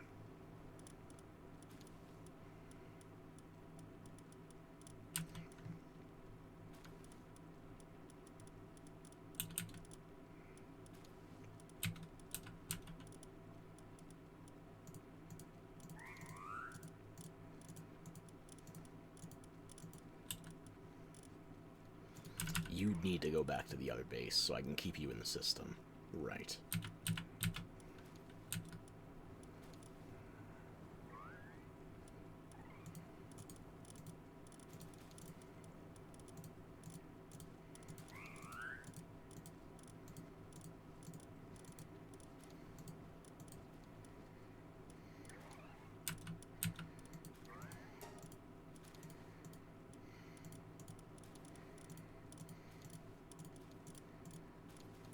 Once I set up the new oil base, I'm going to need a minimum 2 ore circ. Probably going to deploy the other 2 from the old base, and might even get a third. So 5 total. Depends on how much I need to get all the extra oil generators up. It's a base with at least 3 of them. And I might still be able to put down 2 on 1 node. I didn't design the bases with that in mind previously, so it hasn't been an option, but still could be.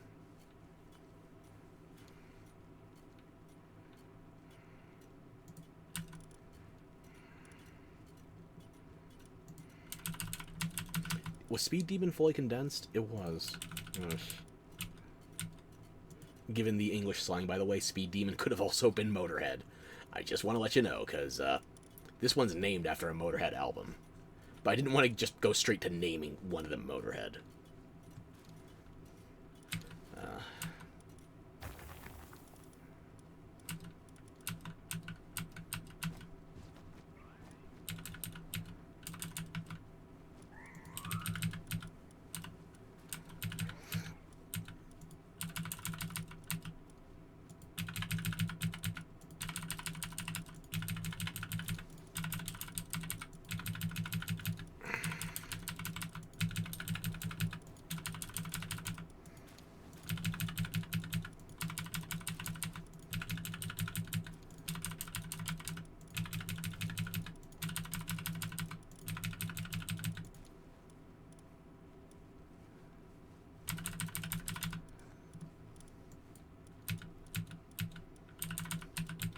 That's less than 10 of them up there.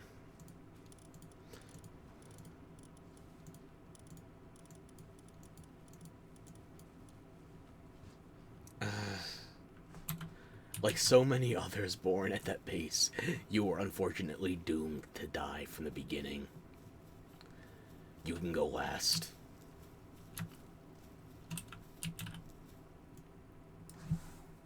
A solemn but inevitable end.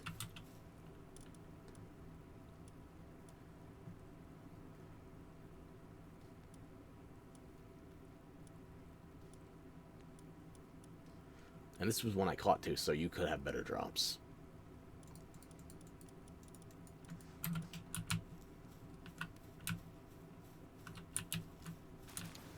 Don't want to tempt the transporters over here.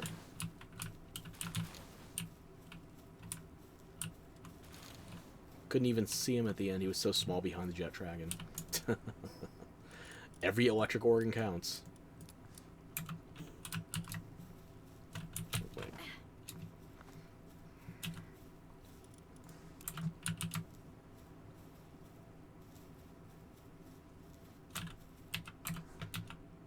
I should probably start selling off some of these ancient Civ parts.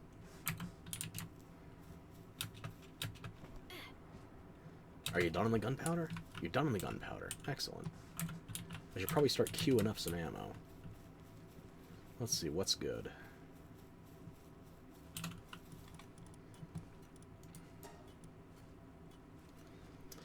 Guided missiles take crude oil. I'm not ready for that. Maybe I'll make some rockets instead.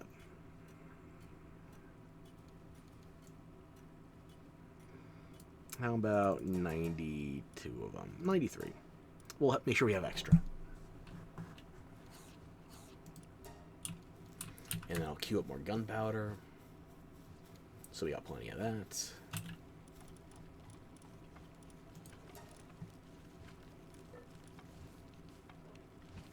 $465. We'll need to stock up on more charcoal, more sulfur.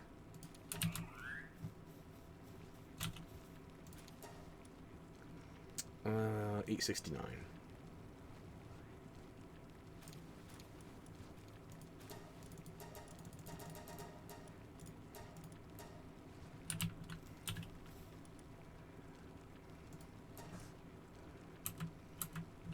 That'll give us plenty in reserve, yeah. And you know what we're going to need more anyway? Let's just make this one an even 1,000.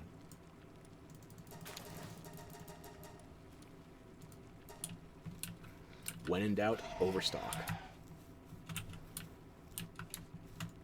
Unless you're worried about getting there in a hurry. Because carry weight is still a factor. Unless you change your settings spontaneously to try and expedite something that really doesn't need it.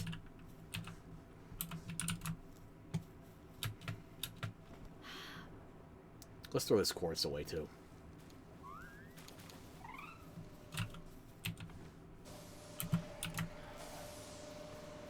See, hopefully that gives us a little bit of wiggle room. Just enough. Fuck me. It was the rocks the entire time. Who would have figured the rocks in my pocket were weighing me down?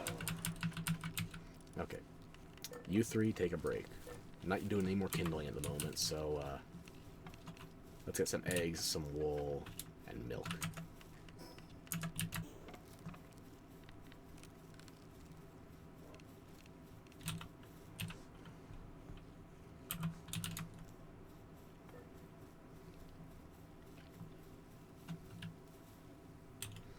These are huge eggs, right? They're going to take 2 hours. I don't even know if it's worth going to set these up, considering how bad are the odds. They're not going to get better if I don't fight it more, so I just got to find more slabs. Slab fragments, and then make slabs, I should say. There's a staircase. There's a dedicated return that has you taking fewer... I can't lecture them on efficiency. I'm still me.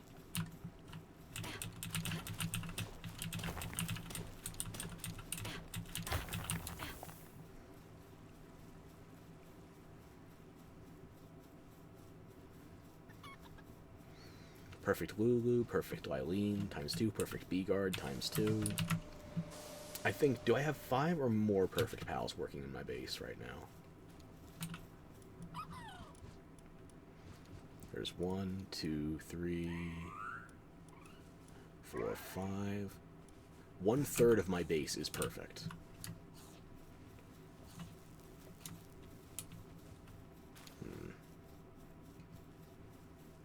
There's always room for improvement. I'm not planning on redoing anybody other than the Anubises and the Yorm Ignis until there's some other kind of update that makes it substantially meaningful.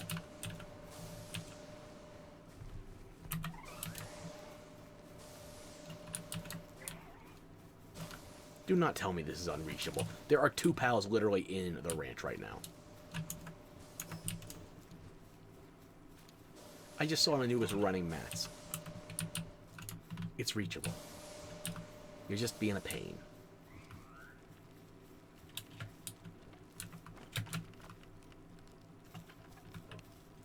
What, can these 2 not find their way in there? These 3? Ooh. Good job on the rocket ammo. 93 turned to 108. 15 extra. Nice.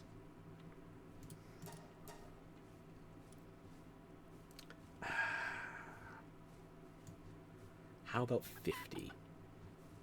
50 guided missiles. I think that's as much as my heart can handle right now. And I gotta queue up some more circuit boards once the gunpowder is done. It's already done. Okay. Circuit boards it is then.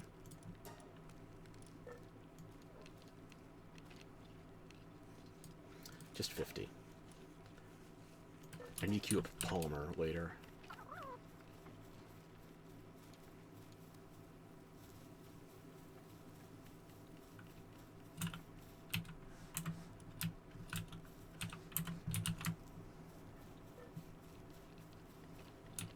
Oh, Shroomer's helping too.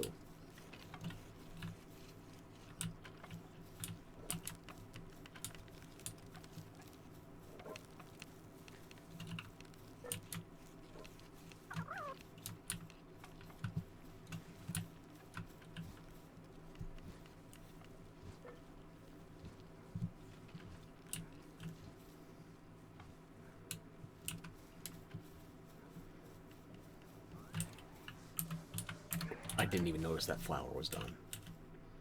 How much more can we make at the moment? Queue up to 100.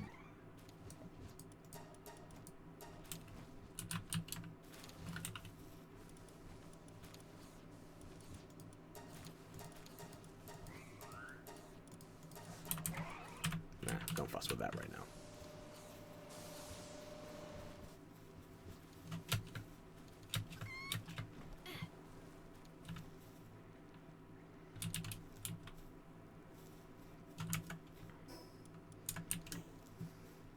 Put away that flower before I forget.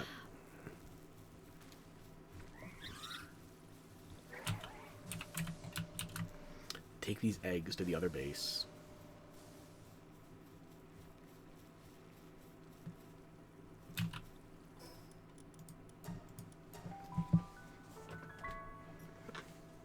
If I'm gonna hatch a bunch of Bella Noir, I'd want to be able to have a full batch of 10, so I don't even have the ability to summon 10. We'll get there. I forgot you. That means I forgot you too. Yeah, I showed you I have a condenser over here. Or, not a condenser, a disassembly machine. I didn't tell you what this number was. This is exclusively the Alpha Frostallions that I executed in the process of trying to get my one perfect alpha with Legend, Diamond, Stronghold, Vanguard. Okay? I'll help you with the numbers. 154 alpha is roughly a 5%. Let me clear that. 154 times.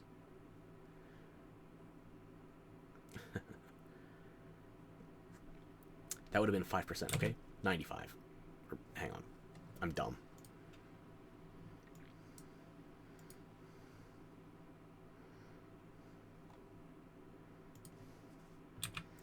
$154. That's the 5%. So you multiply it. The terrible thing is that 3080, aside from being a heinously overpriced card for what it was,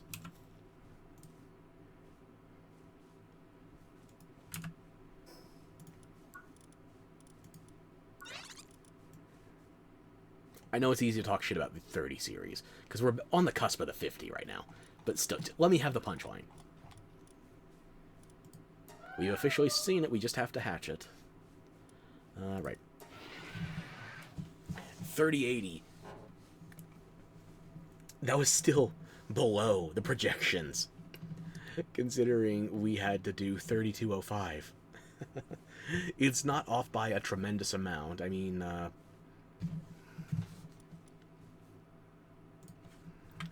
what is 3080 divided by 3205? That's 90. Okay, we're talking about like a 4% margin, basically. 0.96. You move the decimal 2 places over, that's 96.09. So basically 96.1. It's a 3.9, about a 4% chance, or variance.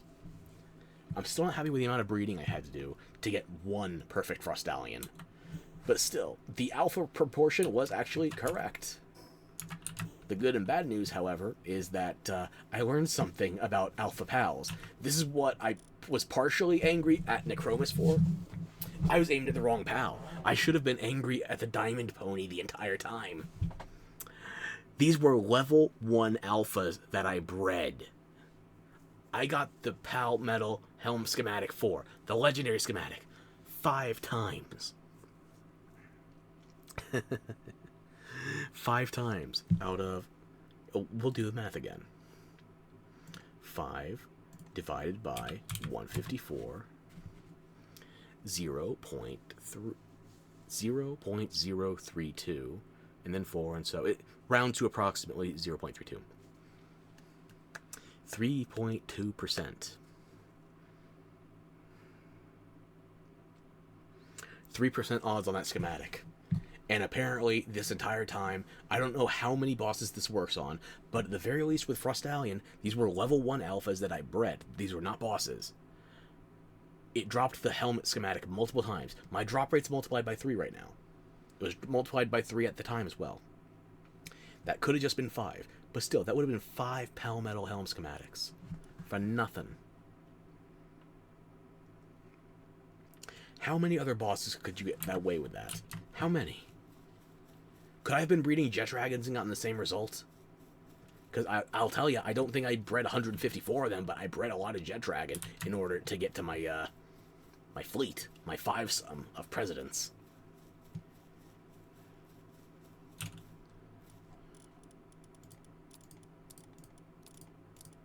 Wait a minute, what do I got here? I'm in the advanced chest, not the guild chest. I confused myself for nothing.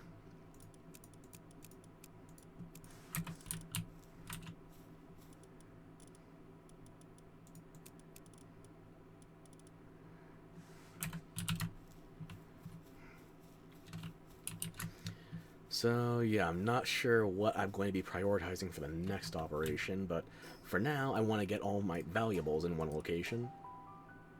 And I guess that means ice organs, too. Oh, Idamco1.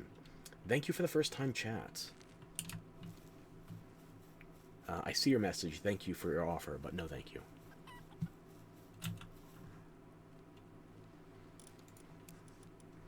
That's a lot of diamond.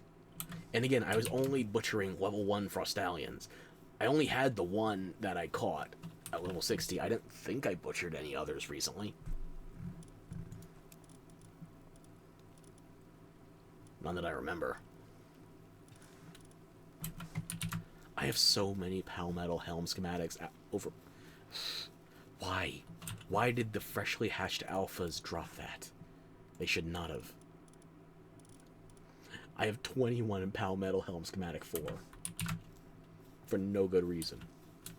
Did the rock already regen? I thought we just broke that.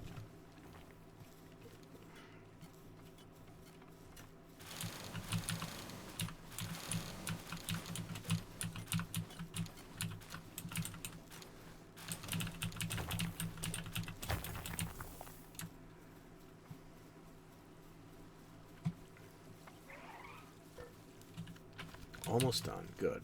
And 3 extra. Circuit boards are done. Excellent.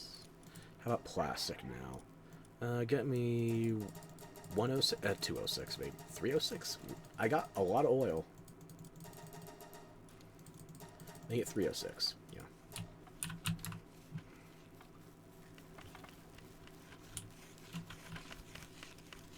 Oh, while I'm thinking about that, I noticed something with my weapon. The multi-guided missile launcher. Okay, I guess it got extra durability in the patch. That's news to me. The other thing that's news about that, multi-guided missile launcher is not available in the tech tree. You can get a guided missile launcher, but not multi-guided. So...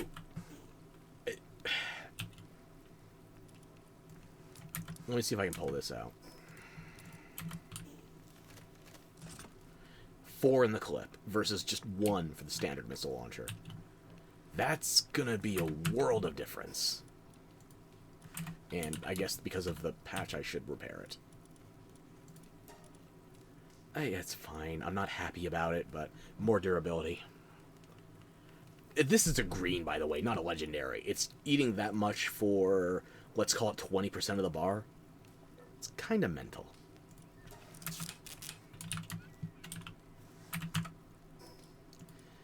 I'm looking forward to using it, though. Just, I want to have a stockpile of those missiles ready. And I'm not going to be using it on the level 55 oil rig. It's going to be something bigger. Something better. And that was an extra... 5 extra missile, I think. I queued up 50.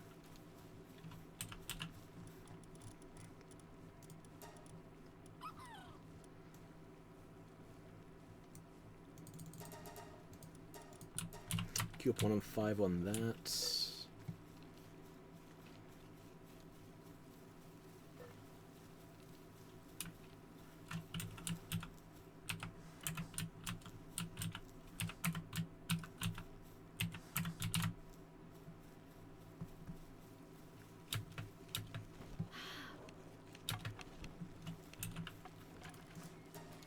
Okay, I can fit all my ore back in the main cabinet.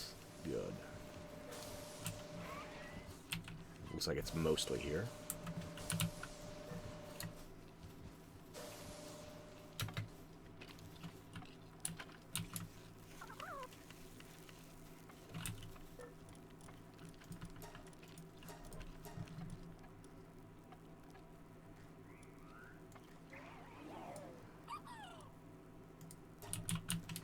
Have 100 in the stockpile, just in case. Get another 55 of these. After that, I will re-up the polymer.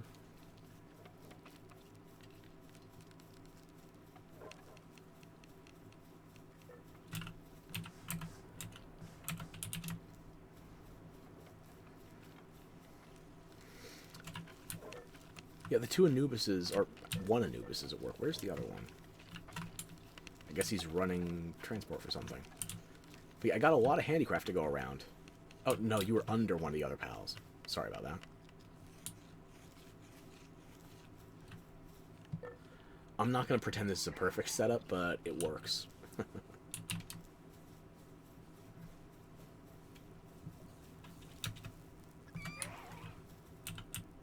Yeah, they're almost done. I can take care of this.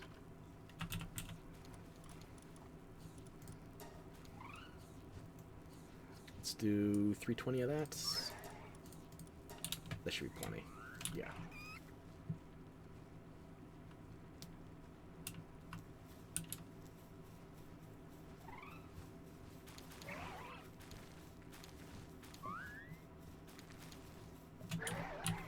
The crofts are so damn generous with these guys. There's a reason I have the Lulu and the Pernelia. Sorry, I got you mixed up with one of the halfway points between Lylene.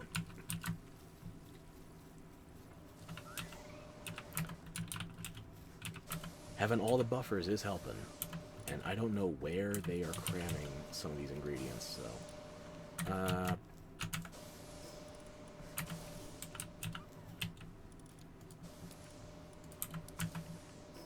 I'm going to let you figure that out.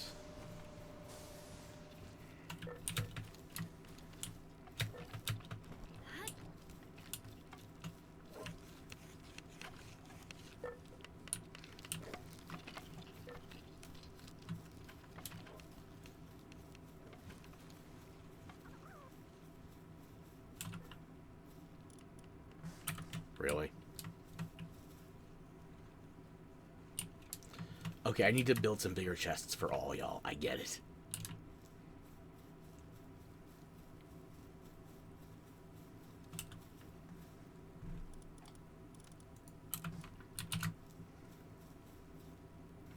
I'm going to pop over to Dune Shelter. I could just summon a merchant here, but I want to check out what the prices are on Skill Fruit as far as bounties go. Because you can get them with successful bounty tokens. Although, you can also get them with the dog coins. We'll see which ones are more sensible to farm. Sensible. I'm not even using this last item slot yet, so maybe I should grab an attack plus. That could be nice. I should have grabbed my Wumpos and all the shit I need to sell. Whatever. Nothing else I need from you. No.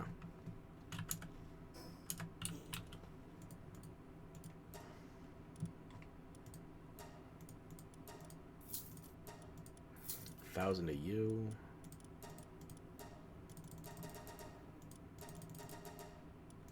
$800 to you.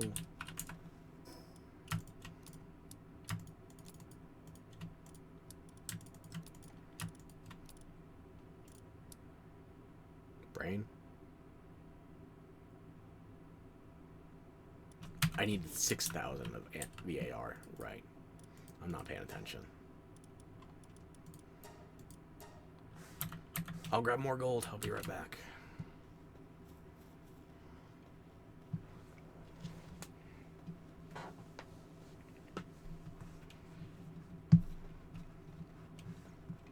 I didn't even need to buy the full stack of 800 for the shotgun. I had some extra left over from the previous condition. Ah, well. Guess I'm grabbing the Wumpo and we're gonna go sell some stuff.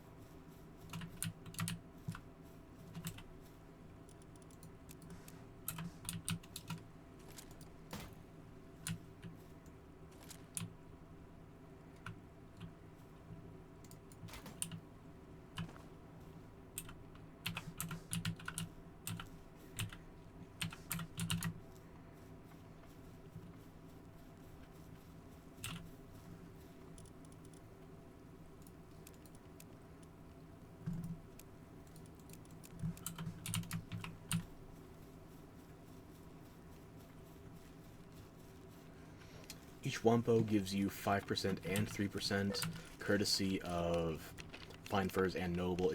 It's nothing innate to Wumpo, it's just these are the ones I put the skill on, because I had the extra carry capacity due to their saddles. So, it doesn't give you like a flat 8%, 8%, and then 40% total. The exact number cracks down to something like... Do I have it here? Okay. The exact number, you're not going to want, like, the full exact number, like, 100 places past the decimal, no. It's approximately 71%. A little bit over, but you are gaining, effectively, a 28, 29% bonus on sales. For me, that's worth it. You be the judge of you.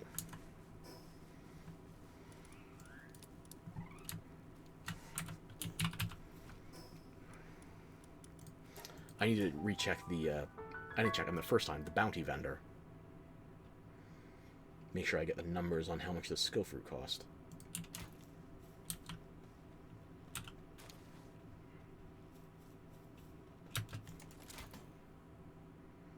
That didn't work.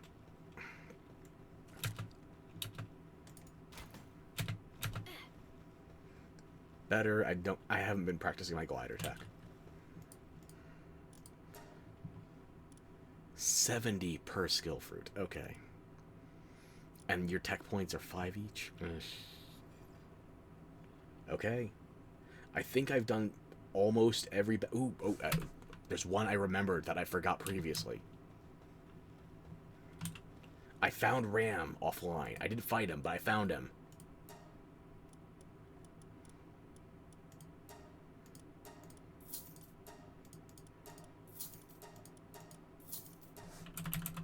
How much did I need on that?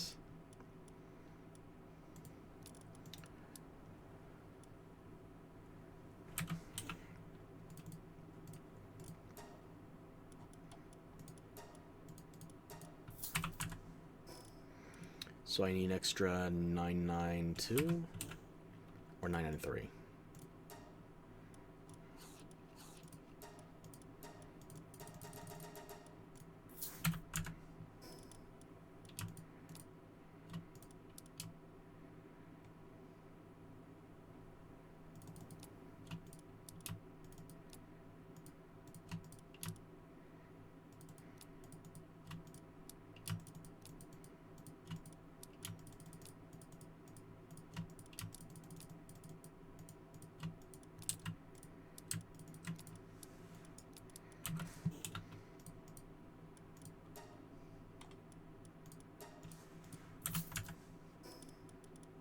There we go.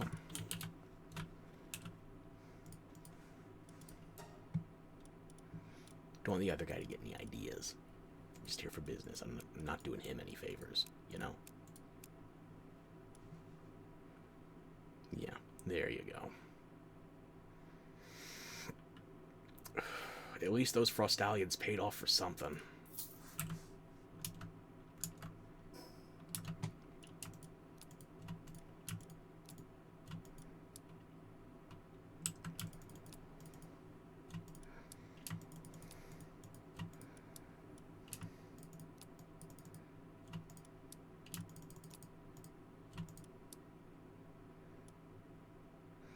100. Okay, 102,000. 22,000. I can't read these numbers right. There's not. They need to be more broken up. Commas, something. 134,000.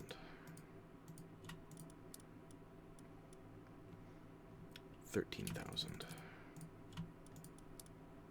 What?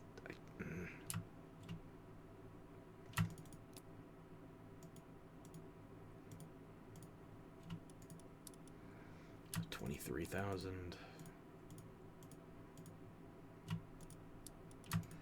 3K.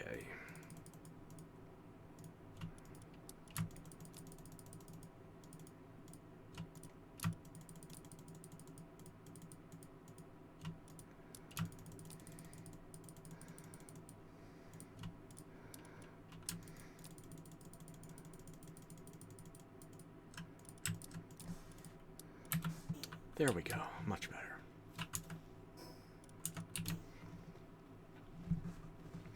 Got a bit extra in the way of shotgun shell, but I feel like I'm going to use it because I don't know how long it's going to take me to find legendary BPs for any of the Faybreak stuff. Hell, even any of the Sakura Regina stuff. Because I'm going to have to be farming an even higher tier oil rig. Brain, I heard you. Why do you hate me so much?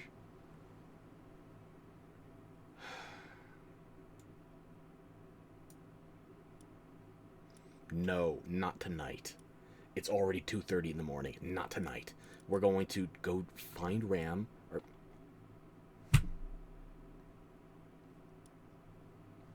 past me, didn't mark it. I'm looking at my notes right now, and I hate myself. You want to know what it says in my notes about Ram? Because it's close to the top of the page. Where the hell is Ram? I don't know why I have the extra emphasis around it. Parenthetical, you found him, find him again, jackass.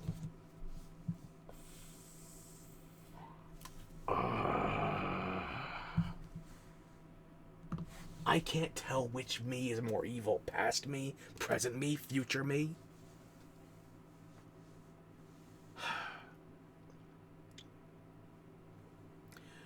I'm going to go back to the general area and see if I can remember anything. But we all know that's a fool's errand.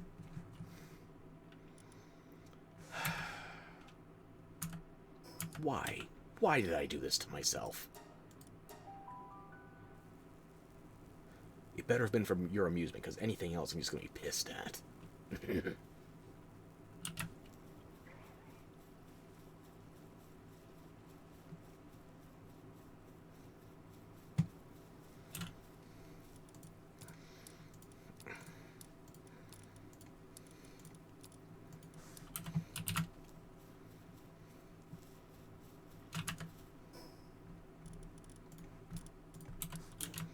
You know, since I'm going there to catch him, where's that extra attack pendant I was thinking of?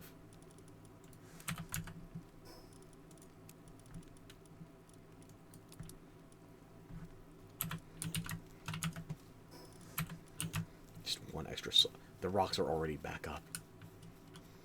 That's their problem right now. That is their problem. Let them have it. They need the work.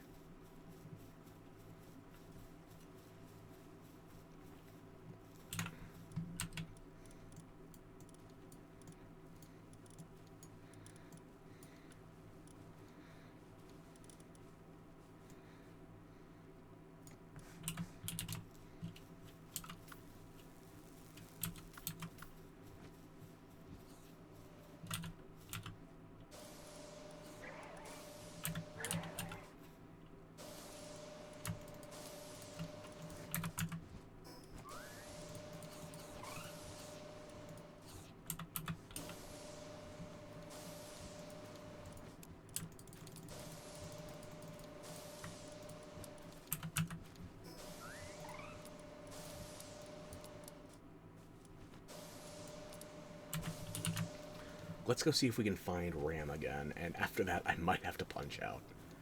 We've been going for a bit over 4 hours. Okay. I'm feeling it in my throat. I guess I should show you the location for the oil base, since I said I would. And I don't want to risk forgetting again.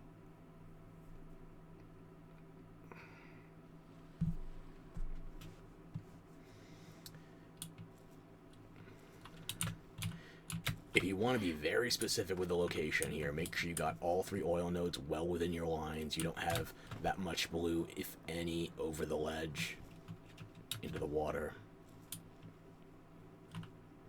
Which I fucked up. I can still build a bit over this ledge without... do as I say, not as I do in this case. Oil node 1, oil node 2, oil node 3. So I'm going to have to start setting up my extractors over here. I might do 3, I might do 6, I'm not sure. It depends on the power demands. But I'm setting the PAL box down here. I'm probably going to build the bulk of the base over this location and then try to enclose it. We'll see what I can fit once I get the extractors up. For the time being, though, this is the location. If you want the exact coords, there they are again. Build them up here, assuming you haven't already torn down the local foliage. Then make sure you got that tree and that cliff and that oil node in sight. You should be able to make it work better than I did.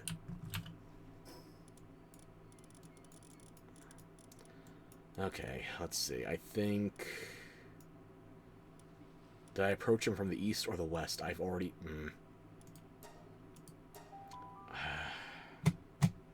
Why did past me not save that? Which me hates the other me's the most? I'm going to start from the west. Fuck it.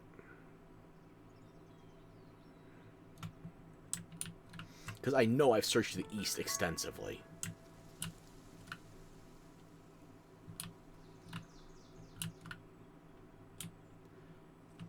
It was some cave with a bunch of arches around it. Broken semicircles, that kind of shit.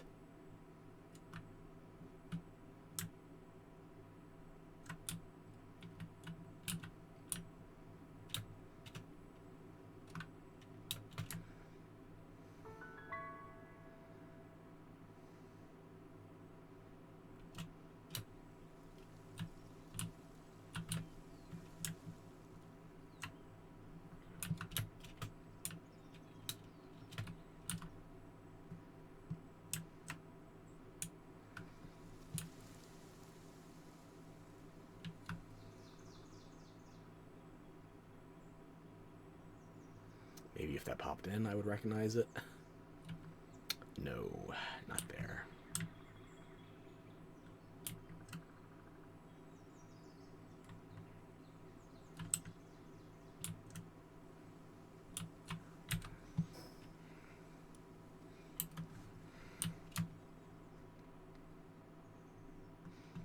Back to the eastern approach. Ooh, oil. And I brought one of my presidents. Well, actually, you're the one that's not a president.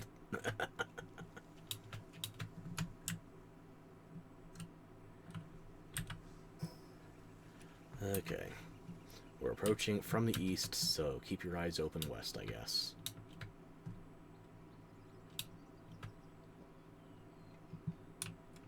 I only slightly remember where I'm looking for. Why did past me do that? Why didn't I just mark the map? Why am I starving already? I had 2 meals today. 3? At least 2.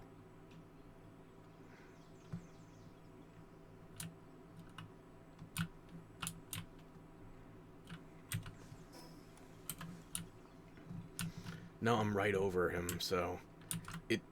It should be something open on the western side. Or from the west going east.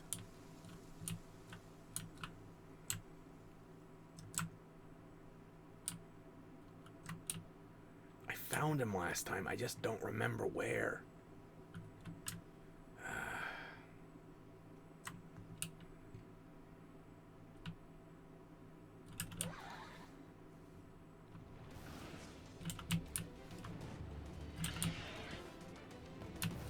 You're all so aggressive, but you can't keep up.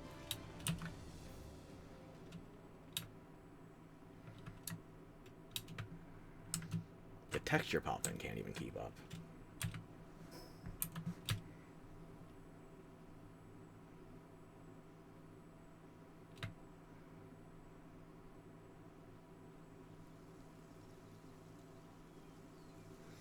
I'm looking for the damn rings. They gotta be somewhere nearby.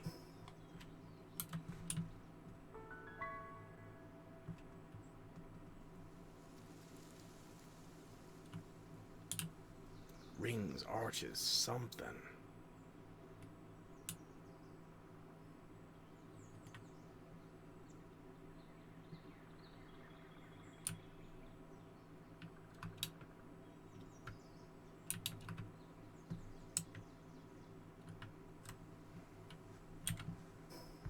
Overshot him.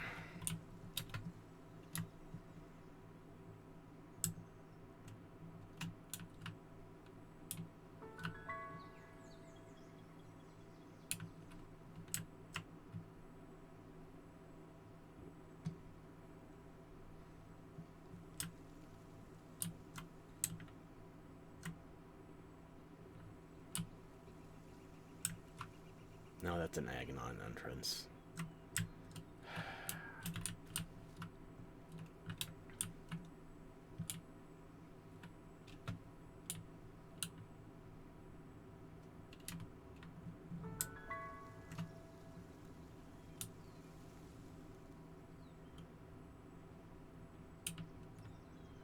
Maybe I'm thinking of it wrong. Maybe it was north, and I approached it from the west. I'm getting desperate.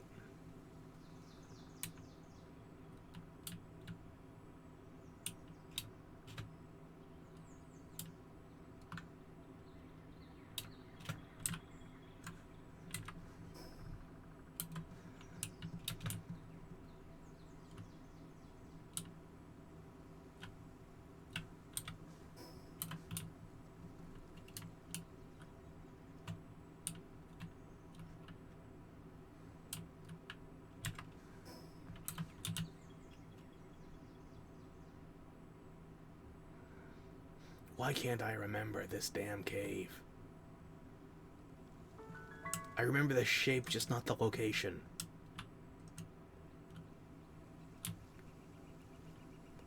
I'm not gonna find it in the dark.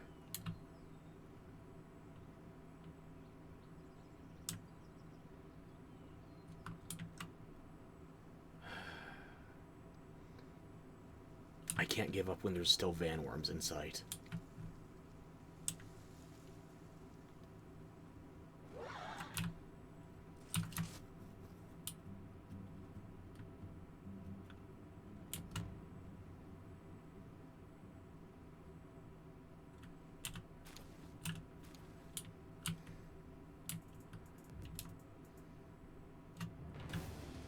What?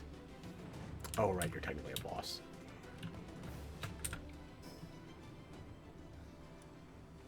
Where the fuck even am I?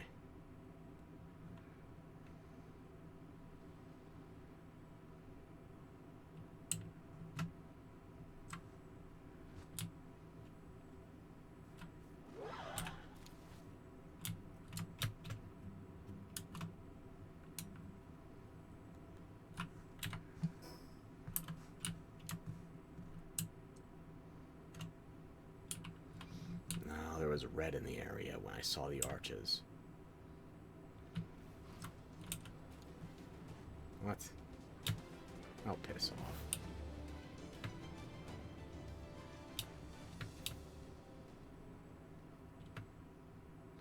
I'm not gonna find this place in the dark. I can't remember. Why did past me say I knew it and I don't?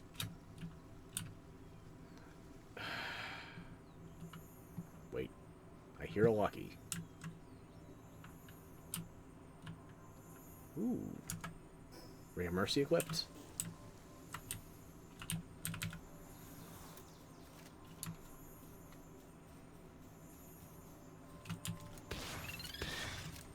I didn't bring my gob fins, but I still brought ammo.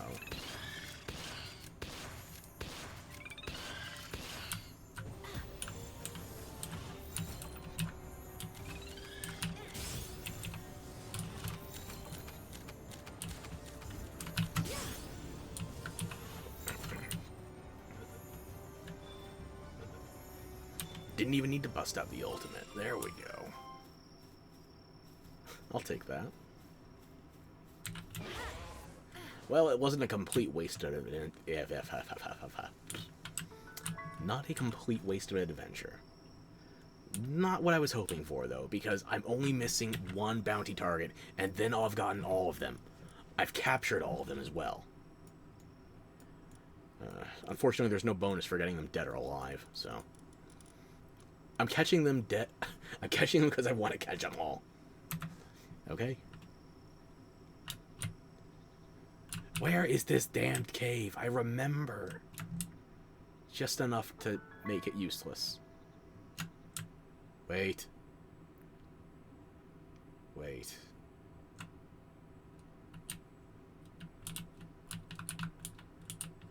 Brain, are you helping?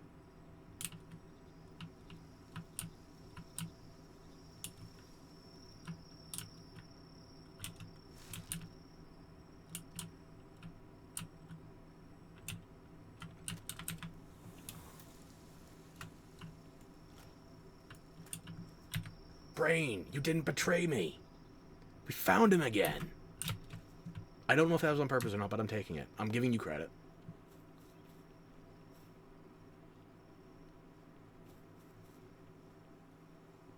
The final bounty target.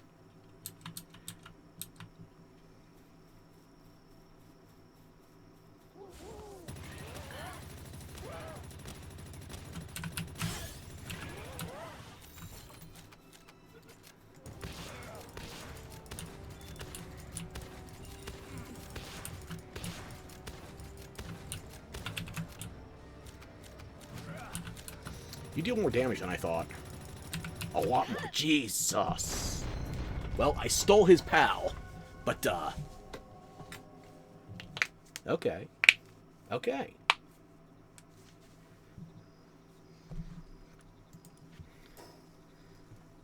That keeps things interesting. That's the first time a bounty target's actually managed to kill me. So, I think I found the final boss of bounties.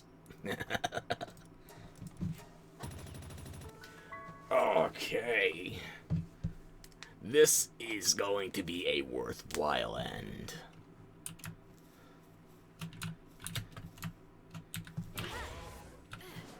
Speedwagon, if you'd be so kind.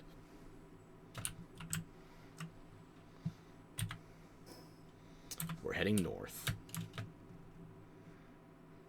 I can't see shit in the dark right now.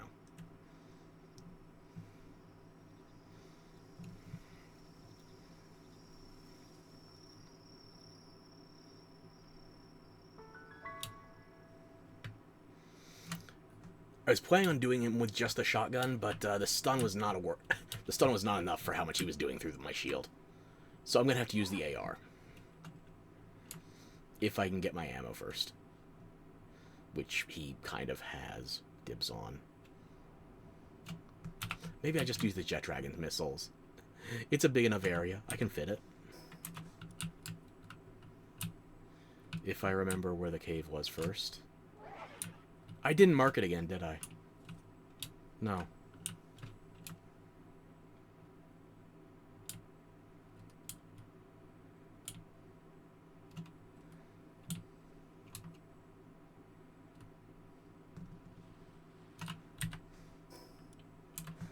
South, dumbass. Past me was right. Well, no, past me with jackass. Current me is saying dumbass.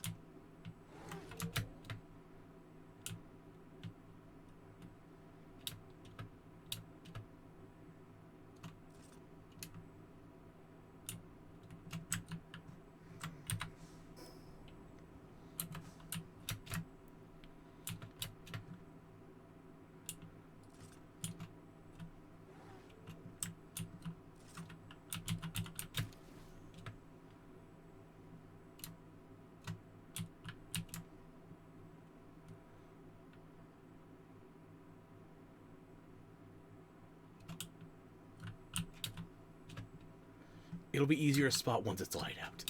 That's my excuse. That's my cope, and I'm sticking with it.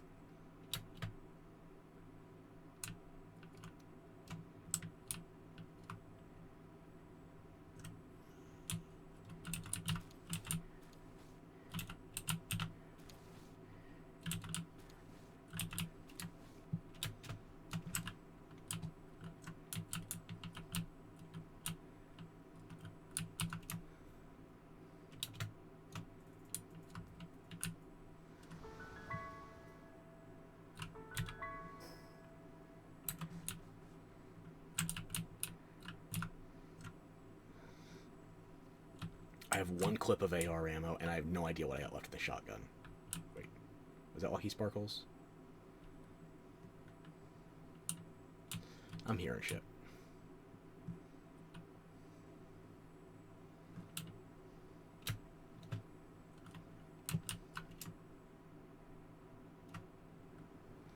Do not tell me I found the place in the dark, and I'm not going to recognize it in the light. Why didn't I mark there?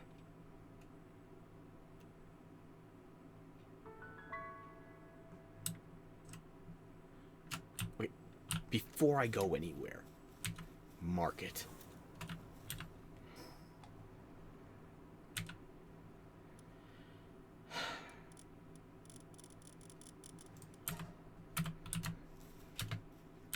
Speedwagon, if you'd be so kind. I wonder if he's going to get another pal, since, you know, I captured his previous one.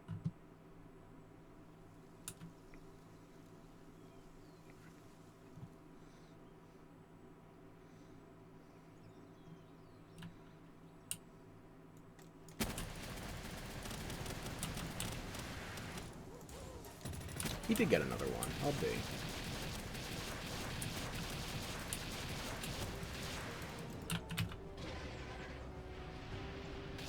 Please don't kill the tamer.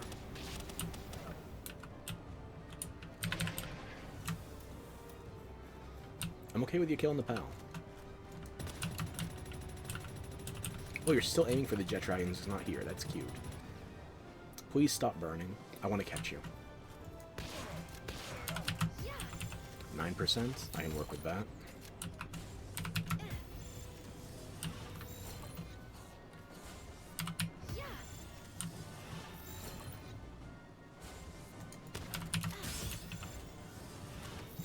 I didn't bring any exotics. You can get in the ultimate, or you can get dead. You've already sent me there once. You think I won't send you? I'll drag you with me.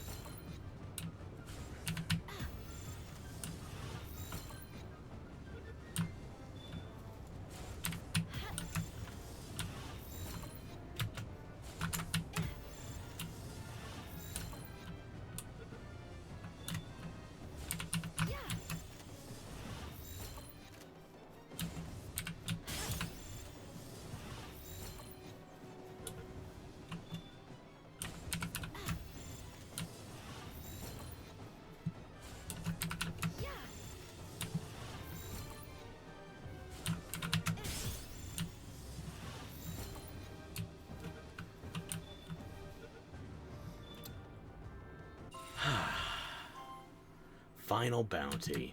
Ferocious, too. No shit. The amount of damage he did chewing through the highest tier shield. Blossom Ryu slab. Okay.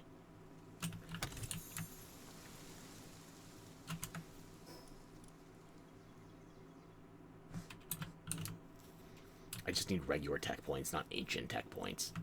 Because I'm pretty sure at this point, I'm just going to get that unlocked when I do the final tower boss. So, not only do I not need the last point that I got from Ram, I don't need the one from the single book I opened.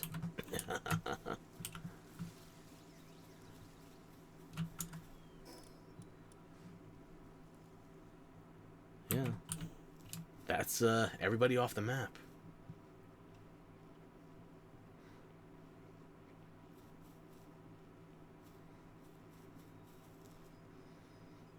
Every bounty's now kaput, unless I want to farm them, so...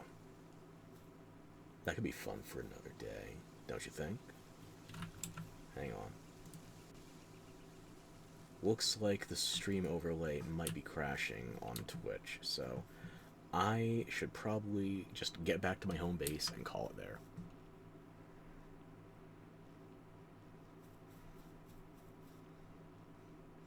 But yeah, I'd say that was a productive stream. We did first raid 3 times, and only got killed once by a bounty target of all things. He got revenge for all the other black marketers I've been abusing. I'll give him that one.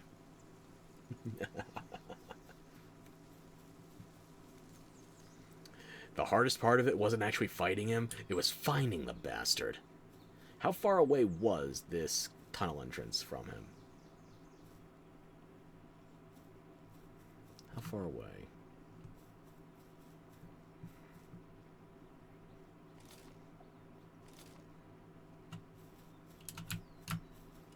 I could have kept my hip lantern on a little bit longer, personally.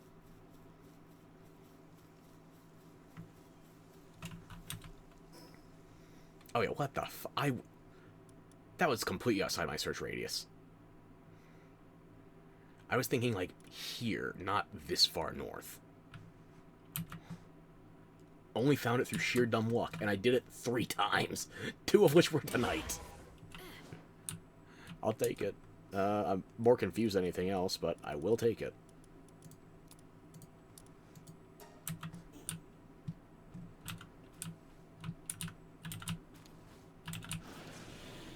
Why the gigaspheres here? What are those good for? Like, if you got your capture rate doubled and then some? Actually, hang on. Since capture rates are up, what does it cost to do Sniper Module 2? I think it was 4 points. Where is it? Not homing module, I'm looking for Sniper 2.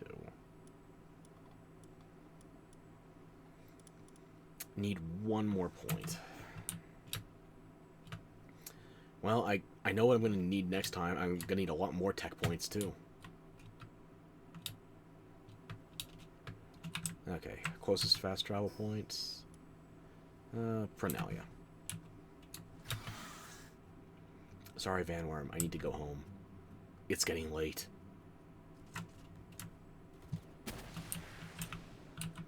Aw, they're trying. Should've got that ram guy on your side.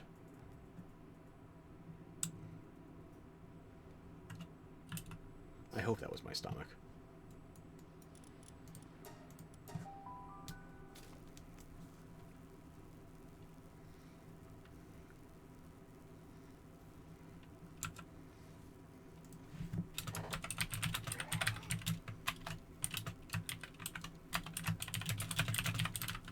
Just leaving future me a note.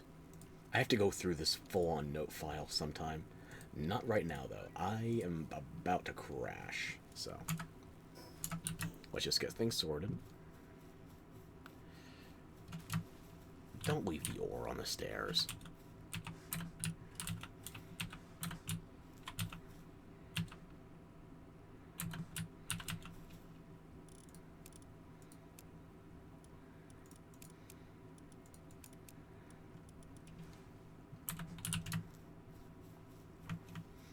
If I use up a little bit more of the shotgun, maybe then I'll repair it. For now, though, I'd like to have less than the maximum ammo, or equal, then I'll repair it. See if it actually does come out to even.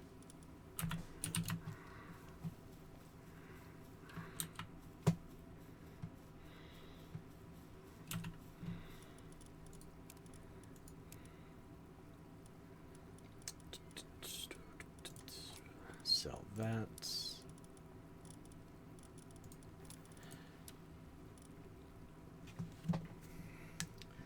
So yeah, I guess if you, my gathering for items is multiplied, so that's a multiple of 3. I guess if you do all of the bounties naturally, you get 75 tokens for a round on the Kraus. 75 for clearing the entire map of bounty targets. There's got to be a better way to target specifically the more valuable ones. Whatever.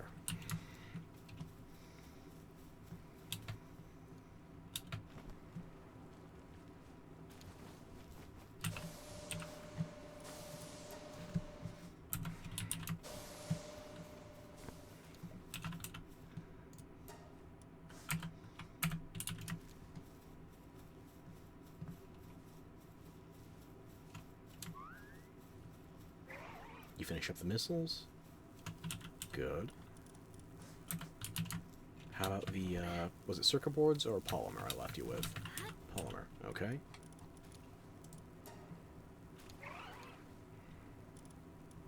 Is there anything else real low on? We should probably use some of the coal for that. Let's say 139.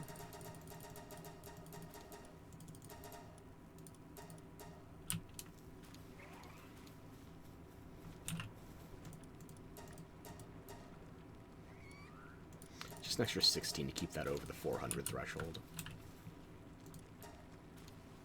Got enough of most things to get by.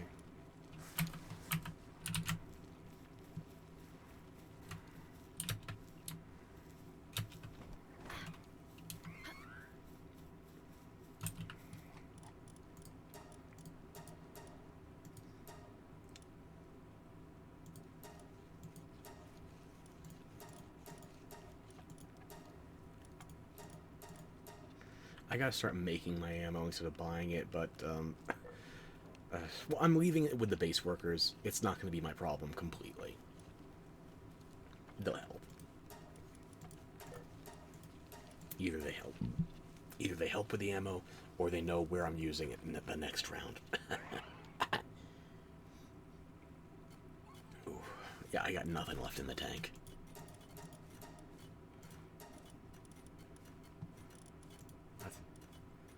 I don't even remember unlocking these, but yeah, they are from the ancient tech points, so... Okay, yeah, I get it.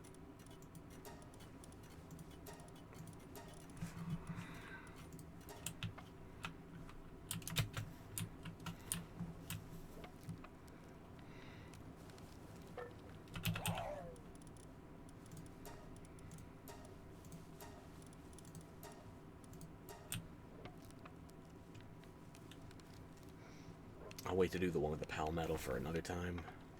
I'm not planning on using these sphere launchers, especially not after we got these modules, but I'm sure there's a utility to it. I'm just not recognizing it right now.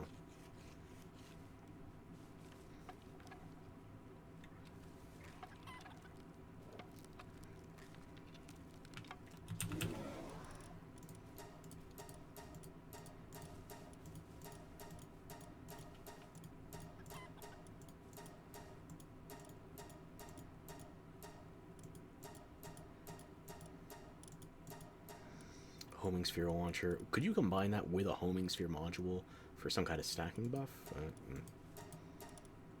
I'm sure there's a rationale, but I don't know it.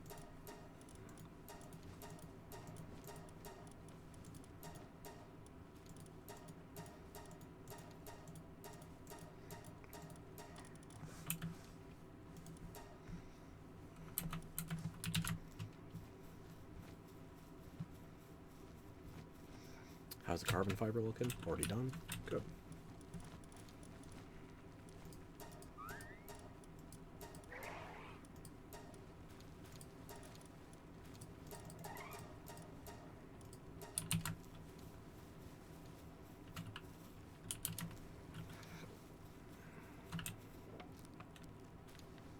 Doesn't even get to fill up, just with me working it. You coming to help out? No, you got more important things to do. I hear you. I'm not sassing you either, I get it.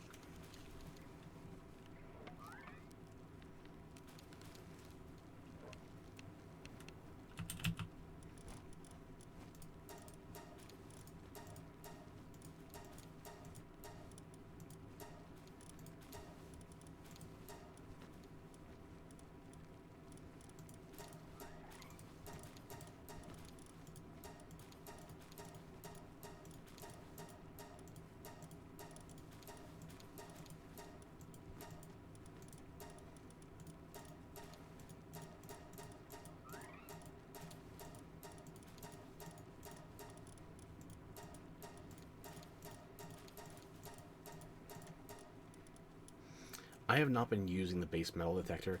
It is better for finding the chromite when you're looking for...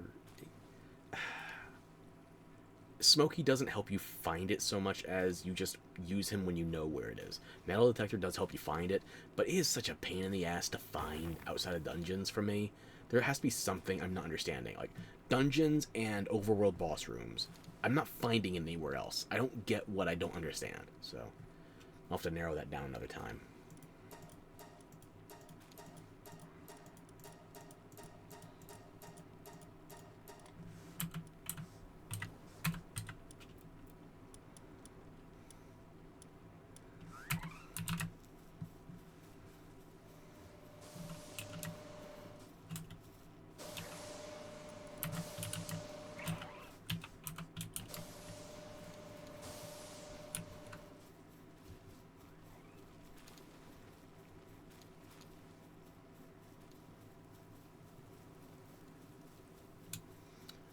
Okay, deposit some ammo.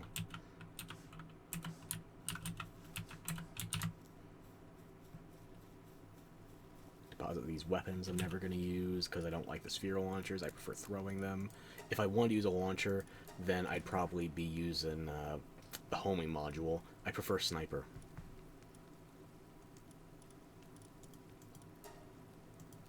Now the sword works. Good.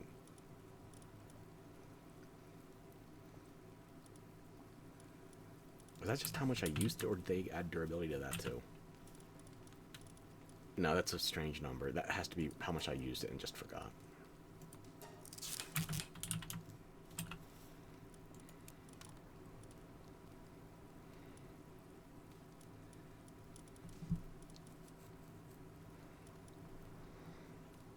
There's a lot of crap in here I could just toss or sell, but yeah, I'll have to think about that another time.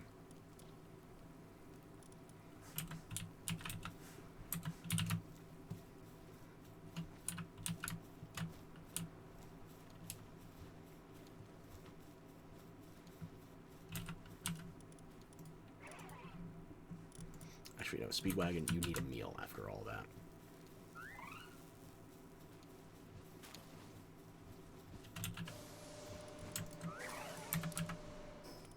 Have a good cut of meat, buddy. You deserve it.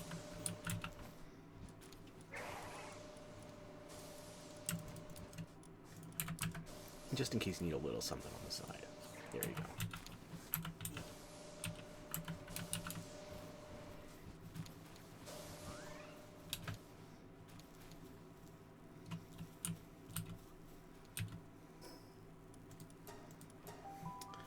Okay, so here's what I'm thinking. It is after 3 a.m. I am barely keeping my eyes open, and I feel like something else is trying to open up on me too. So it is already technically the 28th. It's already Tuesday where I am. I don't know if I'm going to be able to stream again Tuesday, so I'll guarantee you Wednesday. I want to change up to something different, because I've been playing a bit of Palworld offline, and if you think my online's representative, you don't know. I already showed you a Frostallion. I didn't even touch my notes, so maybe I should do Palworld next time so I get these notes out of the way, but we'll see. Palworld is not the only game I'm playing this week. Wink, wink, nudge, nudge. But I think things worked out. One death to me being willfully dumb against a target that I just wanted to kill a specific way, instead of, you know, trying to survive.